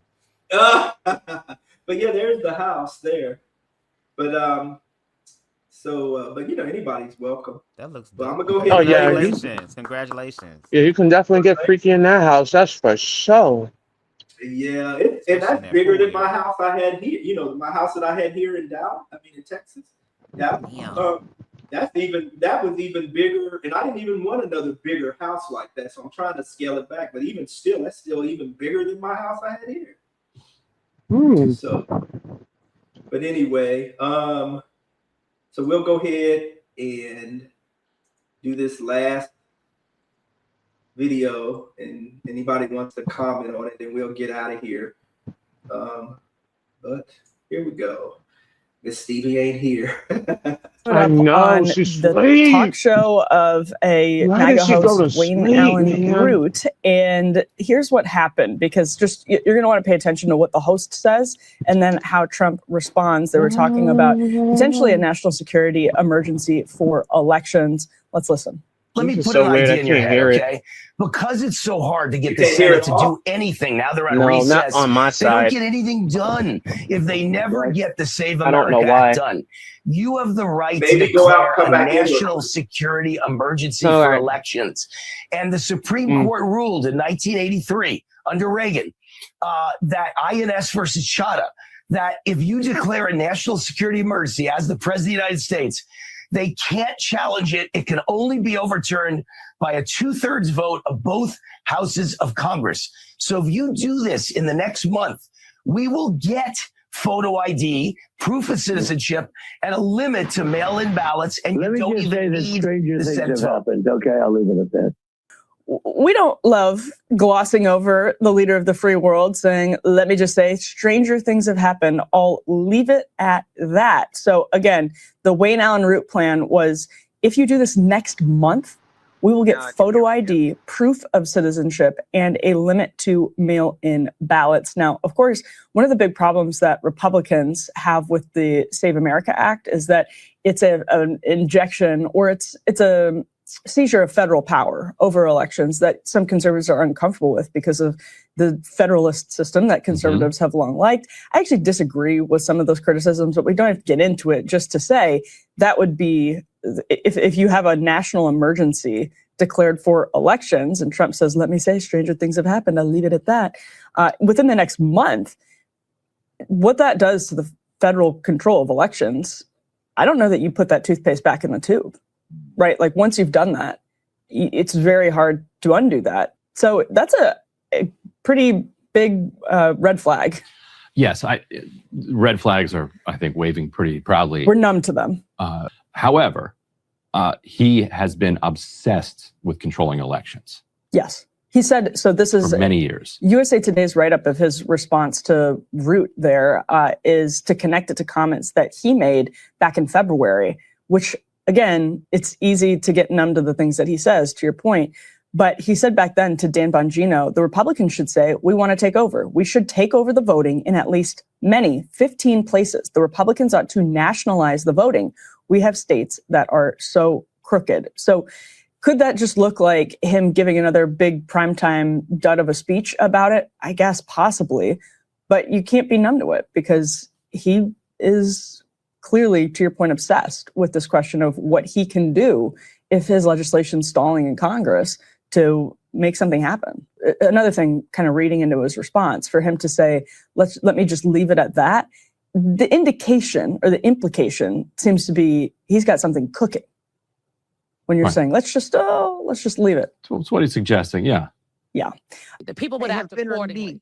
I mean, he unleashed the knowledge of them knowing the blood in the dirt in this country. And they now know, see, there will always be a reckoning, darling. Every knee shall bow at some point, because that's the human nature. And they are scared to death. But not only scared, the evil has been unleashed. I mean, he said, go for it. And they are showing their asses. Now, let me tell you something. Live while you live. These people don't get to take our joy. We're made of it. It is the foundation of our being. We are a joyful, colorful people. We are the culture. We are the dancers. We are the music. We are the angels. I used to say before it got this bad, I used to say these are not dark times. These are awakening times. These are dark times. But guess what? We will stand up and we will deliver. And we will do exactly what Maya Angelou said. We will rise and we will continue to rise. Do your part where you can do your part, when you can do your part. We know you got 3 jobs, but even if your part is sitting down and telling your children the truth, teach your children the truth. If you collapse in pain, you can cry for 10 minutes, but you get up. Baby, when you get to where we are, you don't get to spend the day in misery. You get the fuck up. I am no better or worse than anybody on this planet. Hey, mate. But I care. Huh? Yeah, I'm doing a show. And that makes me strong. You got to care. You got to care. That's my Care son about just these came in, kids. y'all. Just ignore My him. 1.5-year-old niece. I want her to have a dream. I said ignore him. I said, Not that's be my in a son. He just came in, just concentration ignore him. camp Because he's going to be making noise. under the throes of these evil son of a bitches. You good, you good. And I don't want people to think you're being dramatic, because to be very clear, this administration is building warehouses that folks believe are just for undocumented individuals. But to be very clear, American citizens have been swept up and So put why have you into some of built these 20,000 up? Why'd you have That's what built Rachel Maddow a very asked the good same question. question. You want to Very say how? good question. Why you It's a building very good 20,000 question. of them? Girl, Yeah, if you haven't seen Handmaid's Tale, you might want to watch it. It's very dark. I'll say that before you watch it, but this is what they want. They want to be able to fuck us, beat us, and kill us whenever they feel like it. That's what they did in slavery. That's what they trying to bring back. Don't get it twisted, ladies and gentlemen. This is World War II. This is mass graves. I ain't trying to make it dark, children. I'm just trying to wake you up. You get your ass out and vote. You vote in these midterms. You vote. Don't sit down. Don't go, it doesn't matter anymore. Yes, it does. Please vote.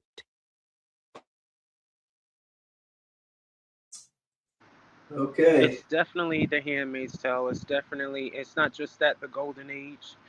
You know what I mean? They'll have these tap dancing freaking politicians up there trying to say Trump is great. Trump is the savior. Trump is, look, you know who I'm talking about, that bald ass dude. Tim, Yeah. whatever his name is, I don't know. But the thing is, Tim Scott, I think. Yeah. Those people, like I said, this is what they're trying to do. You know, you try to power, hypocrisy, yep. It's also indoctrination. It's also imperialism. It's also all of that. That's exactly what they want. You know what I mean? Donald Trump's idea is to actually stay in the White House he wants to stay for another 8 years. He doesn't want another 4 years, 8 years. And what he's trying to do is, because of our hard-on tax on money, because the thing is, like I said, Pete that ran across the country with his husband, he was the one that actually hired J.D. Vance as the as vice president because he wants to actually become president as well once Donald Trump dies. Either way, we cannot just sit idly by and let these people come in and go into the freaking White House, because if they do this, we're going to lose our indoctrination. We are going to lose our rights to vote. Women will no longer have a bodily autonomy. Black people can't vote. Older people can't vote. Even younger folks won't even vote either. This is their idea. This is their whole operation. This is the good old boys. This is the freaking hillbillies. This is all a combination of that. All a combination of that. This is what that's what they're trying to aim for. And if we don't stay, I'm telling you, but the thing is, there's a lot of lost souls. There's definitely a lot of lost souls in the United States. And it's really, really sad that we are actually here with these lost souls. We definitely are.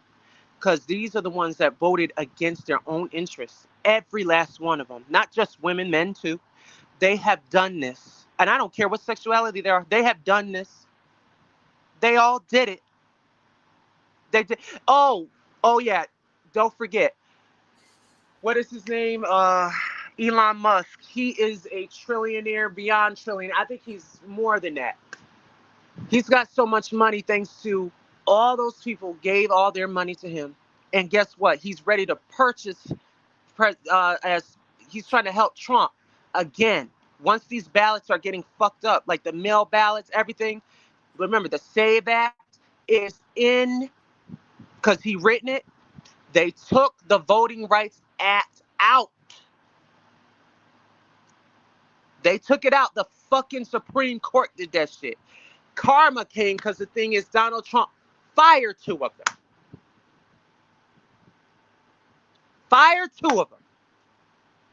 Along with the rest of the scientists as well. Because 24 scientists from the health or whatever, the science to create drugs, to create something better, they're gone. What else? Like I said, your drugs are going to get taken away. Let's go. Let's go. So the mental drugs is getting taken away. Syphilis is back too. Measles is also back. We are also having, like I said, like sickle cell disease. They're trying to take away that. PrEP, they're going to take away that.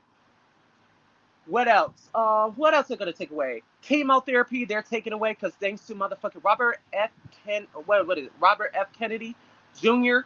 Yeah, he's taking all that away. What else is he going to take away? Because the thing is, that's what they're going to do. They're not going to play with your fucking benefits. That's the next step. They're going to fuck with your fucking benefits. So that means they're going to play with your fucking money. Once then, what else are they going to do? While they're praying to their God and praying to Jesus and all of that. While you have nothing. And get all these diseases, which is going to spread all together. Measles, all this other shit that's going to happen.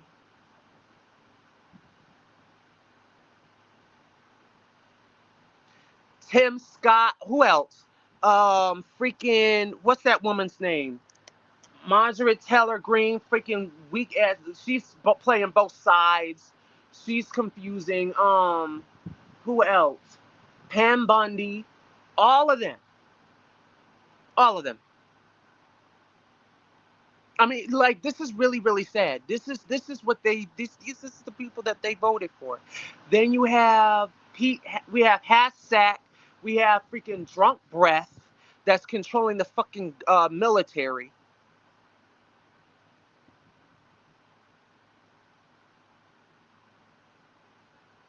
I don't even know. He got 2 faces. He looked like a fucking demon to me. Like, all these motherfuckers that's in the freaking office is what we got to deal with. And we need to knock these motherfuckers off right now. We have police immunity. He's going to do the Near-Election Act, which means that you can't do anything crazy. You can't do any, peaceful protesting. You can't do it. He's doing surveillance cameras. There's already surveillance cameras over here where I'm at. Every time you get a ticket, every time if Yeah, you them flock go cameras. above the speed limit, you're getting a ticket. Everywhere is surveillance. Everyone is watching. Hard surveillance. Well, because there's so much more that's actually going to say. 17 laws is going to get put in play. Don't forget, your children, no longer your children. Because what? Why? Because if you secretly signed your children over to the state, which is you already warded them to the state, they will have to have a dormitory where they will take your children and you can't do shit about it.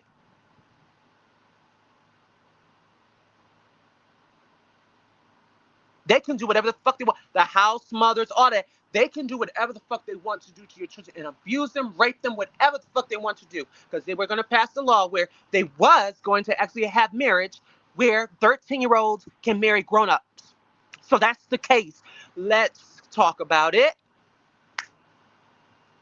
All these people are all connected from the rich, the mid, and the poor. They're all connected. Because they have the status poor mental mentality because they're all brainwashed. Actually, the rich are not brainwashed because they're allowing this to happen. They're the ones that's actually brainwashing the public. That's exactly what is happening.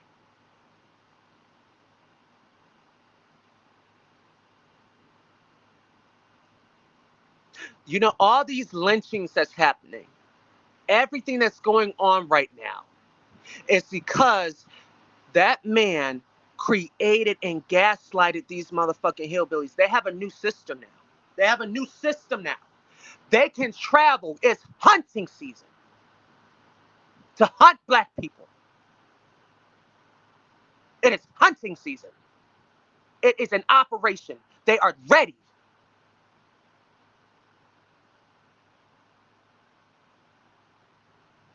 They act like they're your friend and then they'll snatch you. That's what the fuck they're doing. 22 cases of lynchings. And they're not even that, because they don't even have to lynch you. They can shoot you and then cut you up and throw acid on you and have you in the freaking lake. I mean, I feel like Like people that have to freaking make a kid choice. from back in 2000, I would believe, 2017, that freaking black kid where his teeth was exposed because he was found in a freaking lake. Don't play with me. Like I said, the information is there. Everyone act like they don't know what's going on. The Oh, resources God's is gonna handle there. it. When are y'all gonna handle it? When are y'all gonna have an eye for an eye like the Bible motherfucker said? Because that's what it said. You skip over it. People are going to have to make a choice. They're going to have to make a choice. What kind of God are you praying? Everybody has Yeah, the you harm information. yourselves every fucking day. Deshaun. Yet the motherfucking other side of the white folks is harming your motherfucking children. You can't do shit about it.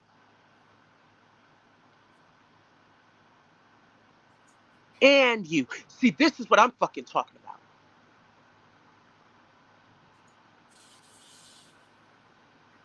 Okay, go ahead, folks.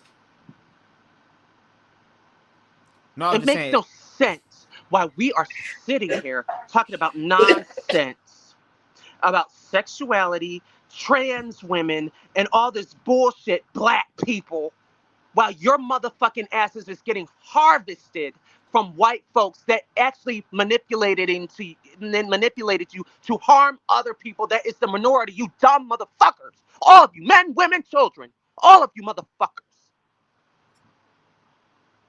You're fucking idiots. You're fucking stupid. And I can't stand your motherfucking ass. Every time I see this shit, it pisses me the fuck off. You don't want to take your fucking anger on the fucking white folks that's going back to fucking lynching your motherfucking ass, shooting your motherfucking ass, and having ICE come in fucking your homes and take your fucking children in you and shoot you and blow your motherfucking head off. That's what I don't understand. And the fucking government is allowing it to happen because you fall for that bullshit.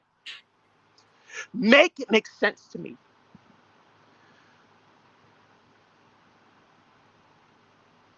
Okay, Bubs, go ahead. What you got to say? It's so sad. Oh, So sad. I'm good. I'm So good. fucking sad. I cannot take this anymore.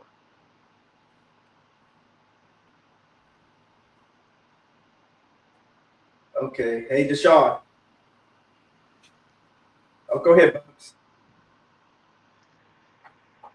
No, I said I'm good. I'm good. I'm good. The passion is warranted, and again, people got to make a choice.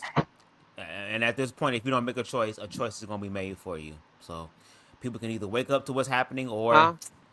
they're I going to can't end up even finding hear you. themselves on another side of a situation. So, but that's it. There's my son, y'all. Hey, what's going on? What's going on? You know what? Wait a minute, Leighton. So you know when we were talking earlier about huh? You ain't got time. Absolutely crazy. Oh, so I was, you know, when we, with this lady, this what she called the religious whisperer or whatever she's called, the whatever, and she's talking Big about mouth. like, yeah, and she was talking about like how the queers, the gay, the lesbians, the gays and the trans or whatever, like we molest children or we're not being held accountable. Like we're the main ones who are out here wanting to do stuff to kids. Well, here's my son here. I raised him all my life, so he can tell you. Have you ever got the feeling that I wanted to molest you or say or do anything? They're playing right into their. Where I was they're playing right preying into on the you or your plot. friends and looking at y'all sexually or anything? No, my father's not that type of person. Yeah. You hear that? Did you hear that? This heard is it. bullshit. This is bullshit. The way they say, like just because somebody's gay or queer or trans, that we're perverts or that we are pedophiles and stuff, like that. That has never ever once entered my head. Even my friends, all my friends, even my son's parents, their kids came over here all the time, spent the night or whatever. None of them ever felt threatened like I was after their kids or that gay people were going to do anything or try to convert their kids to being gay. Have I ever tried to once convert you to being gay or bi or anything? So, they. I mean, I'm right. Here it's not true, And just because a parent to be gay or bi doesn't mean their kids are going to be gay or bi. Most of them come out still heterosexual. My guy, we are in a matrix. The thing is, this is what they want. They're trying to make a utopia. That's exactly what it is. Wait a minute, this is the thing. Deshaun, the higher power, these elites are doing everything in their power because the thing is, they're running crazy. When they want crazy, they want everyone else into a fucking psychosis. If they have to use religion to weaponize other people's free will, they will do that. And that's exactly what the heck they're trying to do. Sorry for facing so much hate online. I don't pay that no attention. I don't care what these people think or say or whatever. They don't. It's genocide. That's exactly what it is. Genocide.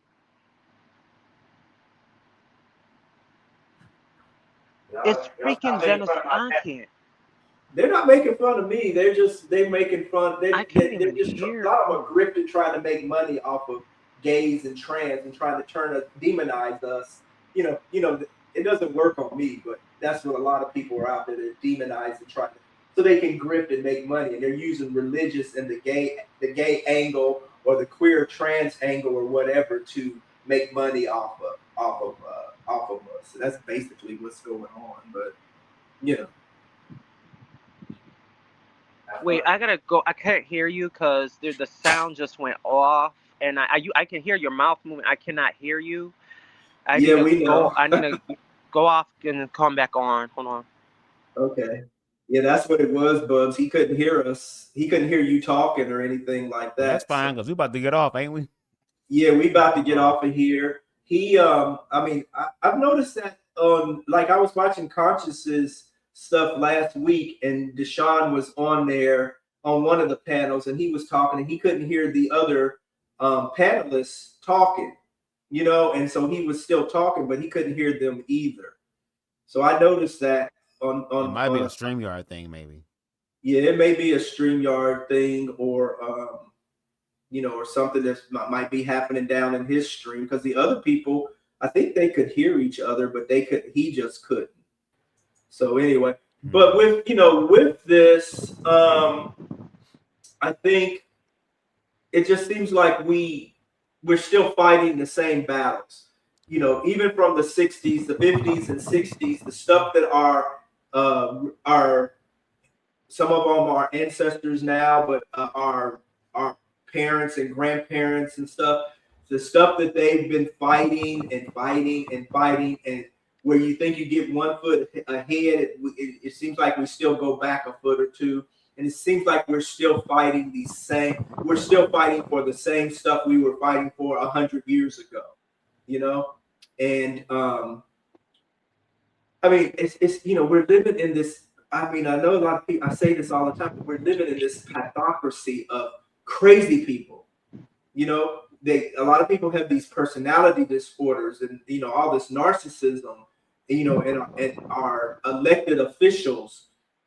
It's just, you know, Trump and all of them, you know, they're crazy people, you know, and they're running this country. And then there's a large amount of people who voted for these crazy people, and they're just as, you know, they're just as pathological, the ones that have voted for him. And I think even with these midterms, even if we won the midterms, I just don't know what that's going to do, because he's still going to be president, but we still have a lot of pathologically crazy people in this world, you know, and we have these Dems and other people who don't do anything about it. So even if the Republicans are voted out, if the Dems don't do anything about it and they gain power again, and we're still conceding and toilet paper wiping their asses and kissing their butt and thinking we have to meet them in the middle, and, you know, we have to come to some common ground. They never do that with us. And if we still play the same bullshit game that we've been playing every time the Democrats get reelected again, we're still going to be in the same boat, because the Republicans are still going to run roughshod over the Democrats, because they're going to allow, just like you got Jeffries now over there kissing Jared Kushner's ass, you know, trying to come to some middle ground, knowing that this man is using him. Exactly. You know, he's still going to get up there and play this role, you know, and meet with them and come to this damn. It doesn't work that way, because it doesn't work that way with them, and we have to stop this. Because if it doesn't, and we're going to see this same shit that Jeffries pulled, you know, him, and then what's the other one? I forgot. The senators, the head of the minority in the Senate, whatever his name is. You know, they're still going to do the same shit. We're going to still be in the same boat, whether we gain the House and the Senate or not. You know, we're still going to be the same, because we're still going to let them do the stuff. And then these crazy ass MAGA, you know, they're going to be so pissed off, you know, that they're going to go in and try to burn this country down. So it's going to be hell to pay, you know. And unless we're strong enough to stand up against all of that, they're still going to run the country. Exactly. And I just wrote something. I don't know what's going to happen, what's going to become, just because we win the midterms. If we win the midterms, because we still got crazy people out there, and we got people who are still complacent and think that they shouldn't go out and vote or whatever, because it doesn't mean anything or do anything. But I just don't know. And also, I just wrote a sentence. Also, I said elites that control and upset them in sexuality rights and color and all that. So I wrote this: the idea of a hidden group of elites manipulates social issues like race, gender, sexuality to destabilize society is most commonly known as cultural Marxism, or a violent of the New World Order, globalist conspiracy narratives. So that's what they're saying, a narrative. Cultural Marxism or Marxism, I think it's Marxism, a political conspiracy theory which claims that academic and political elites use critical theory, identity politics, and civil rights movements to subvert Western cultures and traditional values rather than fighting real discrimination. The Great Replacement placement theory, a related far right theory, I think it says alleging. It's ALLEGING. What is it called? Alleging. Yeah, I was right. That global elites intentionally use immigration and demographic changes to displace specific populations. Socialists and historians treat these concepts as unfounded conspiracy theories rather than factual plans. Nothing that they propose old political anxieties into narratives about secret control. So there's so many of them. There's so many lists, like cultural Marxism conspiracy, Western Marxism. There's just so much that they're trying to, this is their plan. This is the one world order. This is what they're trying to do. And also, this is also Margaret Sanger as well, where it's like, I forgot that. What is that word that I'm looking for that she made? Is a word. What is it? It's right there. I know it. Hold on. Eugenics. Yes, it's eugenics. Margaret Sanger was trying to plan on using eugenics. And eugenics is actually going on right now. You know what I mean? Everything that they're actually doing, all the people from the 1940s, 30s, 20s, these original ones, and they also have a lineage, which is the family blood, the family name. They created this whole idea of what we're going through right now. This was their plan all along. It's just that their kids are running it.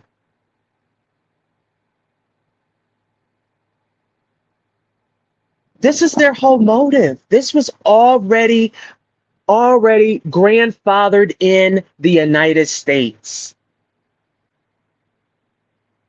You got to use religion, because the thing is, if you use religion, you can actually control the population and what they're thinking. You got to control their thinking is.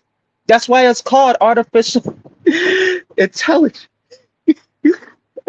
It's like what is it called? Yeah, global social engineering something. I'm not sure, but that's what it is. You got to use the brain, you got to use the mind, and whatever that's on TV, you got to use a fear tactic. And then you can also, if you hate that one group of you hate that one group of people, you can actually use them to abuse them. You can abuse them, right?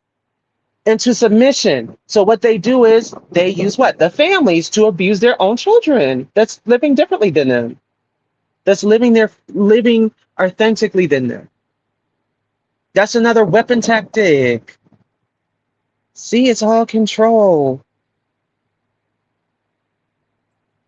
It's all control. Do you know that, I think that, okay, I gotta tell you this. Did you know that the Illuminati wanted me to join their little club? The who? The Illuminati on Facebook. The Illuminati wanted me to join their little club. Is the Illuminati real? Is there? Well, this was years ago. So the Illuminati actually is an organization to, they're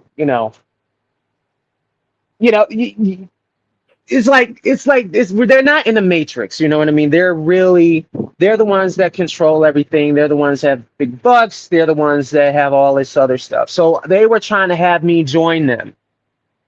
And I don't know why they want me to join them. I guess it's because I was saying the things that was going on, and You know what I mean? They wanted me to join their, you know, their club, their group, their organization. Because the thing is, I'm not in this matrix. You're not going to control. I don't care if it's family. No one controls me. I control myself. I know who I am. I think that's the reason why they wanted me in their freaking group. I don't know. Because I know what's going on. I just don't say anything, but I know what's going on here. This is all a freaking, this is a matrix. It's a matrix. It's made from the system. The system is the one that's controlling majority of the people, of the population right here. And the thing is, they try to shut you up, and then they try to shut other people up that's trying to tell people what the heck is going on here. And they're not freaking knowing what the hell is going on, because the thing is, they're actually part of the system, which is nothing but control. And guess what? They're willingly giving their money to these motherfuckers that are just using their money and flaunting their money willingly for bullshit. For golden shoes, a golden toilet, or some nonsense.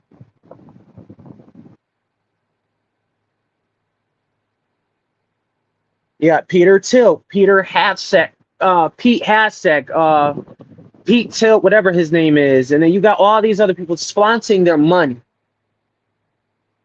The idea is to have the rich get richer and the poor get poorer. The thing is, when they use religion, that's what they wanted, to keep the middle class low. And also, yes, keep black people in their place.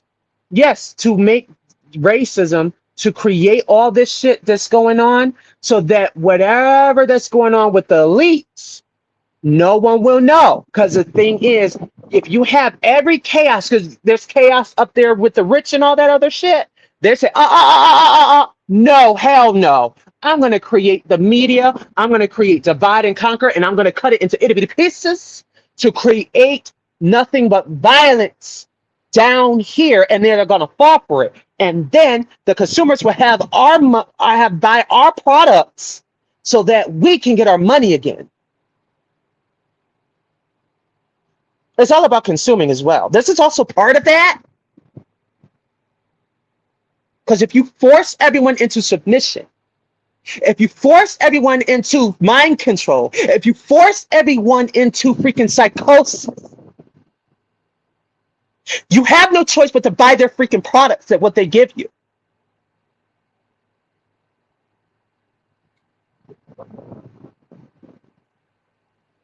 That's how the system works. That's how it works. This is a whole operation. This is a whole network. There are secret buildings that have these ideas in their heads. I don't give a fuck about this evangelicals, all this.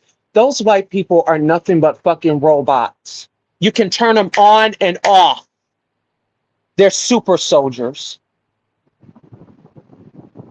I guess black people knew too much, because the thing is, how that happened was because whatever that was going on, if you know their lineage, they're not going to let you know their lineage. Hell no, they were not going to let you know their lineage. So what do? They do that fear tactic. They go right back to racism.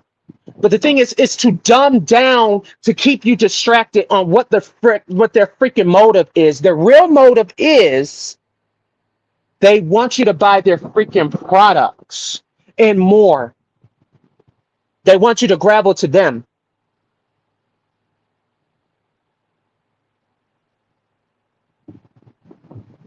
And the thing is, it even got nothing to do with racism, because why they keep taking people's organs and then without willingly, and then using it for their kids.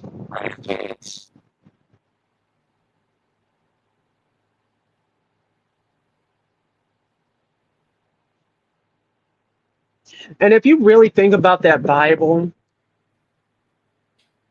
if you got to go back to that with the Adam and Eve, it's to keep black people ignorant anyways. Because here's the level on that.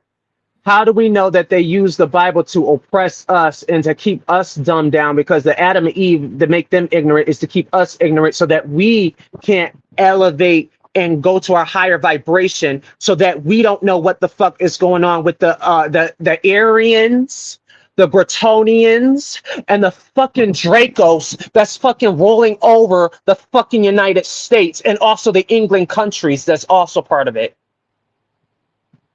The ones that eat blood and eat babies and all that other shit that's going on. Yeah.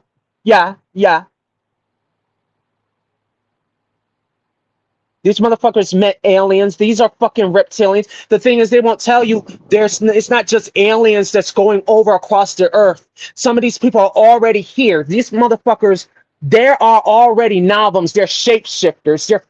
They eat people. They will never tell you that. That's the truth on that. They're the ones that's controlling the skies. They're the ones that's controlling the weather. They're talking about weather control. Let's talk about weather control. Global warming. I'm sorry. Global warming. Global warming. Why is it there's global warming?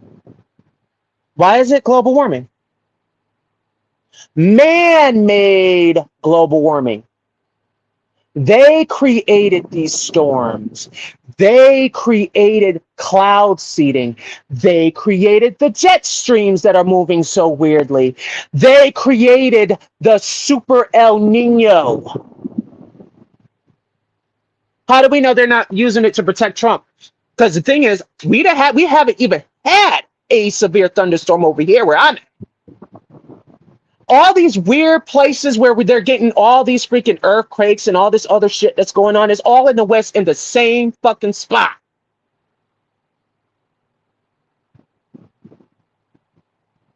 If it was global warming, how come everyone is not getting it?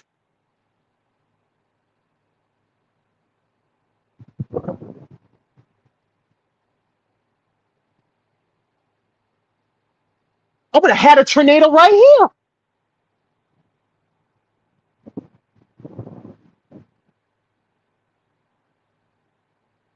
I think they're protecting the president. That's all I got to say on that. There's a lot that goes on with that. Everything is controlled. Humans, weather, animals. They're giving you drugs that might slowly kill you.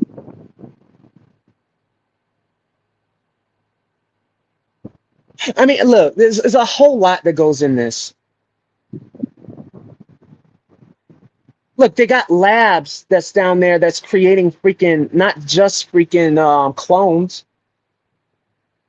They're creating freaking Frankensteins and weird-ass, fake-ass people that's down there in those secret labs. Harvesting babies, creating whatever the heck they're creating down there in those freaking labs.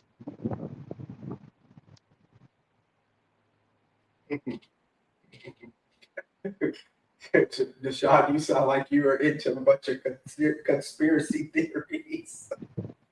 But the thing is, this is the thing. This is what they want. This is again. They don't want you to know that. They don't want you to know. You know why the kids are missing? How do we know that they're in those labs? They're probably in the labs right now getting tortured, using their DNA, trying to figure out how to use medicines on the rich. You talk about the kids from the concentration camps that they're, from these concentration camps that they camps, putting together. Is that what you're talking about? Concentration camps. It's not even concentration camps because there's FEMA too. There's FEMA camps. Yeah, that's kind of what I'm talking about. Like these different camps that they're making to, for the immigrants, which they say the immigrants, but they're rounding up all type of people. So, and then some of them have come missing, or they can't, they haven't been reunited with their families or something. They're saying that they're taking these kids and doing experiments on them and stuff in these labs that you're talking about. Oh, I think this whole world is a lab to me. You might be right. You just might be right. The whole world is an experiment. It is. It's We're definitely a all government experiment. We're all experiments to them. We definitely are. It's unfortunate that we are still not intelligent enough to really see what's really going on. Because the thing is, if we really thought beyond all this, it's dangerous. It's really, really dangerous just to go there. Because America is not what it is. This was their idea all along. It's definitely a test experiment. It's definitely what it is. They were already planning on doing this already. And the thing is, we can't give in to this. Because if we do, we are in trouble. Because I can see it. I can see it. Yeah, we're probably already in trouble because he's probably gonna nationalize the elections. Send out ICE, MAGA, all of them. They're gonna be, even though it's illegal for them to be out there, but he's gonna send them out there anyway, scaring people at the polls, trying to scare them away and intimidate people. So, just be prepared. Still get out there and vote. Do the best you can and get out there and vote to get these people out, and then hopefully, we have a stronger Democratic coalition that'll be able to stand up to what's going to come after that. I hope so. If we take back the election. So, none of us ever thought that Trump could be elected anyway, and look what the fuck happened. So who knows if we'll win or not? We can sit there and think that the Dems going to pull it off and win, and then we end up in the same bullshit that we are in now. Because we elected him, then we turned around and elected him again, and then we elected the crazy. They elected the crazy people in the Republican Party in with them, and some of the Democrats were crazy just along with them that they elected in.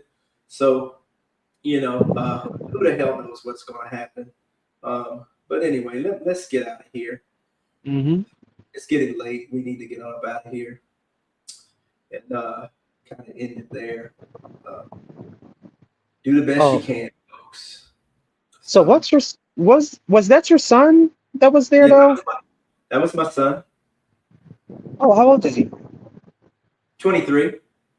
23. Okay, 23. Yeah, he'll be turning 24 in April, but he's 23 right now. Yeah, that's my son. He came in for a bit, getting ready to go, I guess, going back out, hanging out with his friends. Wherever he's going. Yeah, he took a shower and then he's out the door, changed clothes and then out the door. Damn. Out the door. Yeah, I'm just playing Assassin's Creed Shadows right now. He plays all of that. My son plays all of that on all the, that PlayStation, or PS3. I mean, PS, whatever they are, 4, 5, 6, whatever the hell they are. And what's the other one? He has those. What's the other? Gears of War. He played. What's the other game box? What is it? Xbox. Xbox, yeah. And then he has some other one that he plays. Xbox One. Yeah, he has all that. So does he have the Nintendo Switch? You have to ask. I have no idea all that stuff he had. He's grown now, so he can buy that stuff himself. When he was younger, I had to buy all of it for him. But now he just buys all that stuff, and he does everything he does. He does all that stuff himself now. So does I don't he know stream? what he has, and or whatever. I just know he plays it, and Okay. He be in there fussing and cussing just like everybody else when they're on them games, arguing back. But he plays online with people all over the world. Oh yeah, he plays 2K. I know he be cussing up a storm on 2K, and also what is it? Modern Warfare. Also, Call of Duty Modern Warfare. I think he cussing up there.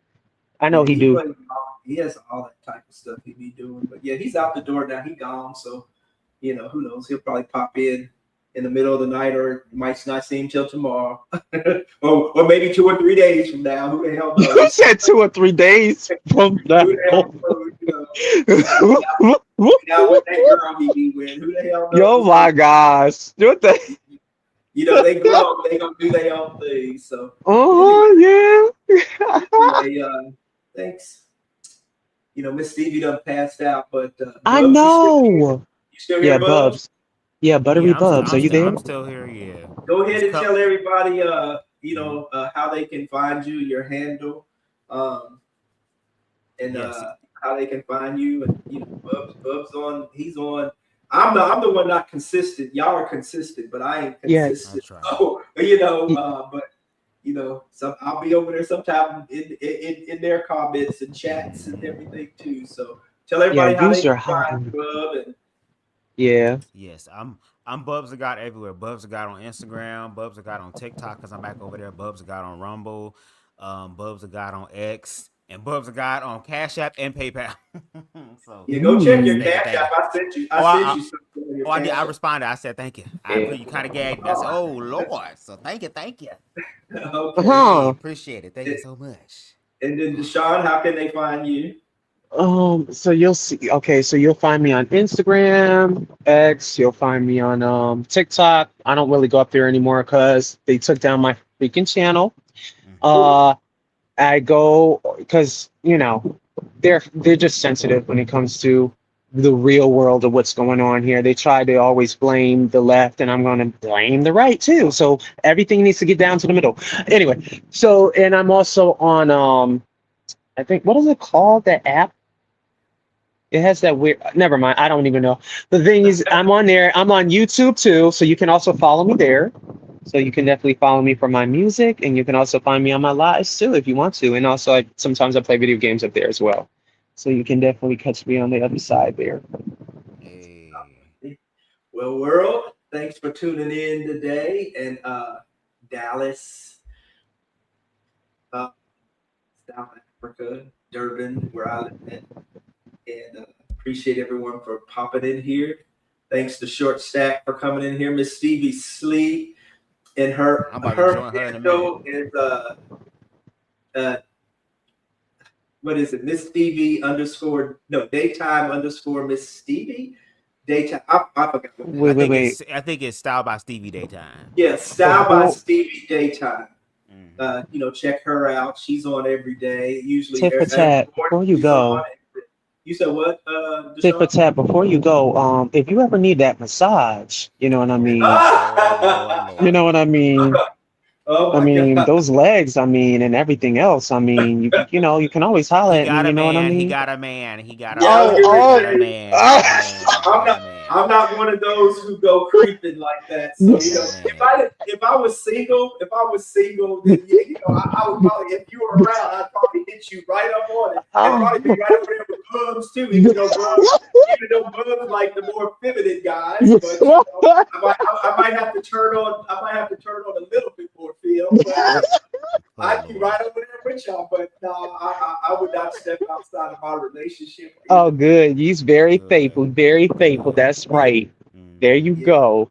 He's faithful with me, and he's faithful with me and monogamous. I am with him too. So, so when did you first meet, though? Oh, I've known. It's going on 2 years, almost 2 years now. Oh, that's a long time. Yeah. That's a long time. I like that. Y'all meet him one day,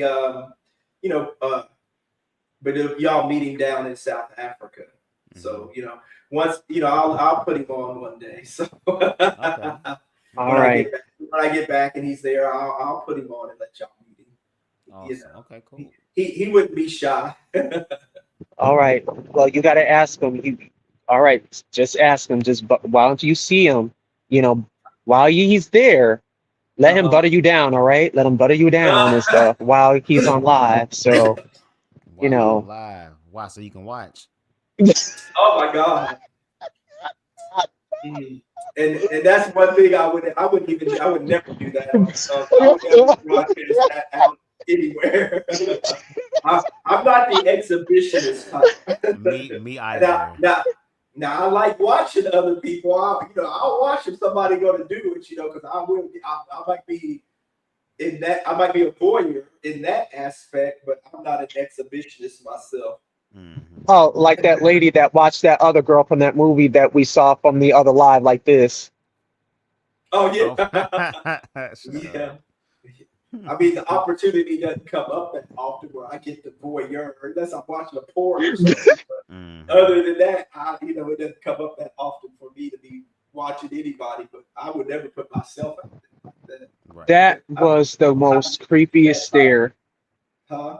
That was the most creepiest stare that mixed woman ever looked at her. That camera was panning left and right. She was still staring at her, and then it stopped right there, and she was still staring like she's a frozen freaking mannequin. Creepy stare. What was that movie called? It's called White Passing. You talking about? It's called Passing, not White Passing. It's just called Passing. Passing, yes. Bugs imitated the lady to where he imitated and stared at her thing. Yes. That was the one. That was the one right there. Yep. So I can. That was a very good live panel that we did on that too. I hate that we had to cut out the part on the imitation of life. Because I was able to keep the passing video in our commentary, but the one on the imitation of life part, I had to cut it out because copyright.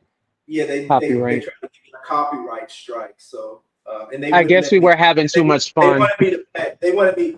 It would have been okay, but they wanted me to pay to use it, and they wanted a lot of money. So I just went on and cut it out. I guess. And they sent me an email telling me that I could pay, what to pay for it, and I was like, I ain't paying for this. So we were able to keep the passing one. Netflix let us keep the passing one. It was just that I forgot who it was, maybe MGM. I forgot who, Paramount or somebody who would not let me keep the imitation of life videos. So I had to cut out a good hour of it. oh gosh. Because y'all did some good commentating in that. Y'all did it. That was really good. And then I had to cut that shit out. I hate when that happens. Yeah. But anyway, guys, I appreciate y'all for being on here. Miss Stevie, I appreciate you too, even though she can't hear me. But Kenneth popped in here. Thanks, Kenneth. K-Toots at the K-Toots spot. We'll do it again here soon. Yeah. But I'll be here in Dallas until actually I'm in Grand Prairie, not too far from where my house used to be, up the street. But I'll be here till October, trying to get everything sold off, and then by that time I should have everything squared away here where I can just head on back down there October. So I'll try to do another panel discussion or something, because I know Miss Stevie, she wanted to sound off, so I know she's gonna probably want to do another one. So I'll probably try to do another one or so here before I leave. And I'll definitely be in y'all stuff anyway. I'm always in y'all stuff. Y'all just don't know I'm sitting there watching y'all. Oh yeah, you're in the bushes with it. Yep, you got your binoculars waiting. I'll be watching and listening all the time. Oh. But anyway, thanks y'all. I appreciate it. Anytime. Y'all go see y'all with y'all night. Oh, wait. I forgot one thing before I go. Oh, it was the man. Okay, so that Republican man that I was talking about, like, he was the one that was talking about kids that is LGBT deserve to commit suicide. Well, come to find out, he was caught with a man. It's always the one. They're always caught with a man or a child or an underage person. All the ones who are doing this, the ones who are so adamantly against it, thou dost protest too much. they always turn out to be the perpetrators. I'm like, what? Always are that. And there was another one. What is his name? There was another one too. He's also anti-gay activist, and he's actually a Republican. And he was the one that was sexually harassing two men in the workplace, saying that, oh, you know, we don't have to tell anyone, you know what I mean? You know, even though you have a wife, it just turns me on because the thing is, I want you to sleep with me. I'm a bottom. So you can, I want my boys to top me. And that's what he said. That's what he said. He also touched another man on his rear end. He actually talked about, he said that he was touching him without his consent. He was just touching him without his permission. And it's like, that's really messed up.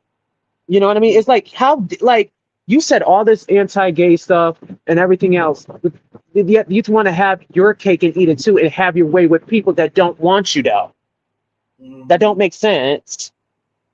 Knowing that you're going to jail for that, or you're going to lose everything that you had from that. It is so weird. Yeah, they're the ones. It's just like these guys who are now you're seeing all over the internet talking about this gay. You know, don't be in my DMs telling me good morning. Don't be in my DMs looking at my, you know, commenting on my pictures. Quit coming in my DMs and stuff.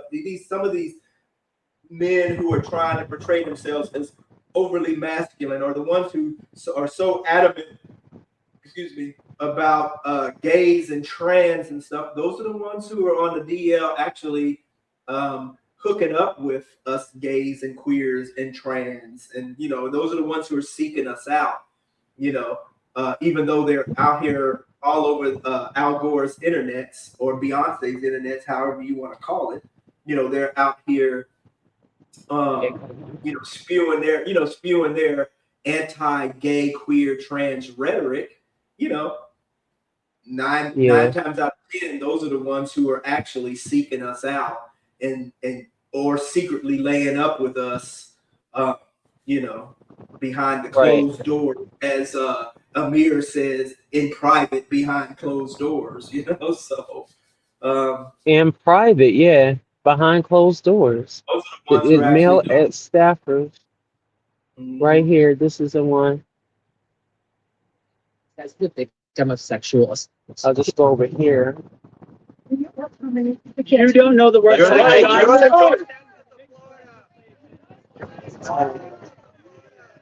gotta go back a little bit. Right around. Where is it? He had a wife. I think that's him right here. And then I'm trying to find where those boys are. That was in the courtroom. This is where he said no anti-gay, no, let's get this off the roads. That's what he did. And I think this is one of the boys right here, the victims. Right here, watch this. Click this video.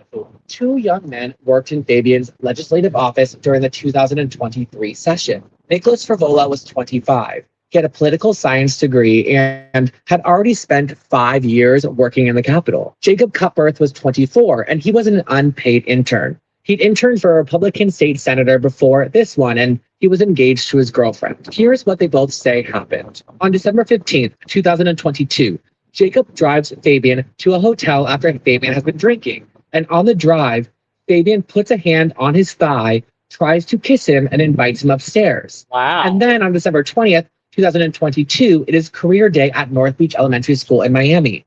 Nick is standing in the back of the classroom full of children. Fabian leans in, says, quote, "I want all of that butt," and smacks him at an elementary school. Wow. And a few months later, he voted to, quote, protect children from drag shows. On January 3rd, 2023, at a reception after Ron DeSantis' inauguration hosted by a Tallahassee lobbying firm, Nick says Fabian slapped him across the face in front of other people and then told him to go stand in the corner. And Nick did it. I mean, he was so embarrassed. He just did what he was told. When a reporter asked Fabian about this, his answer was, quote, "What?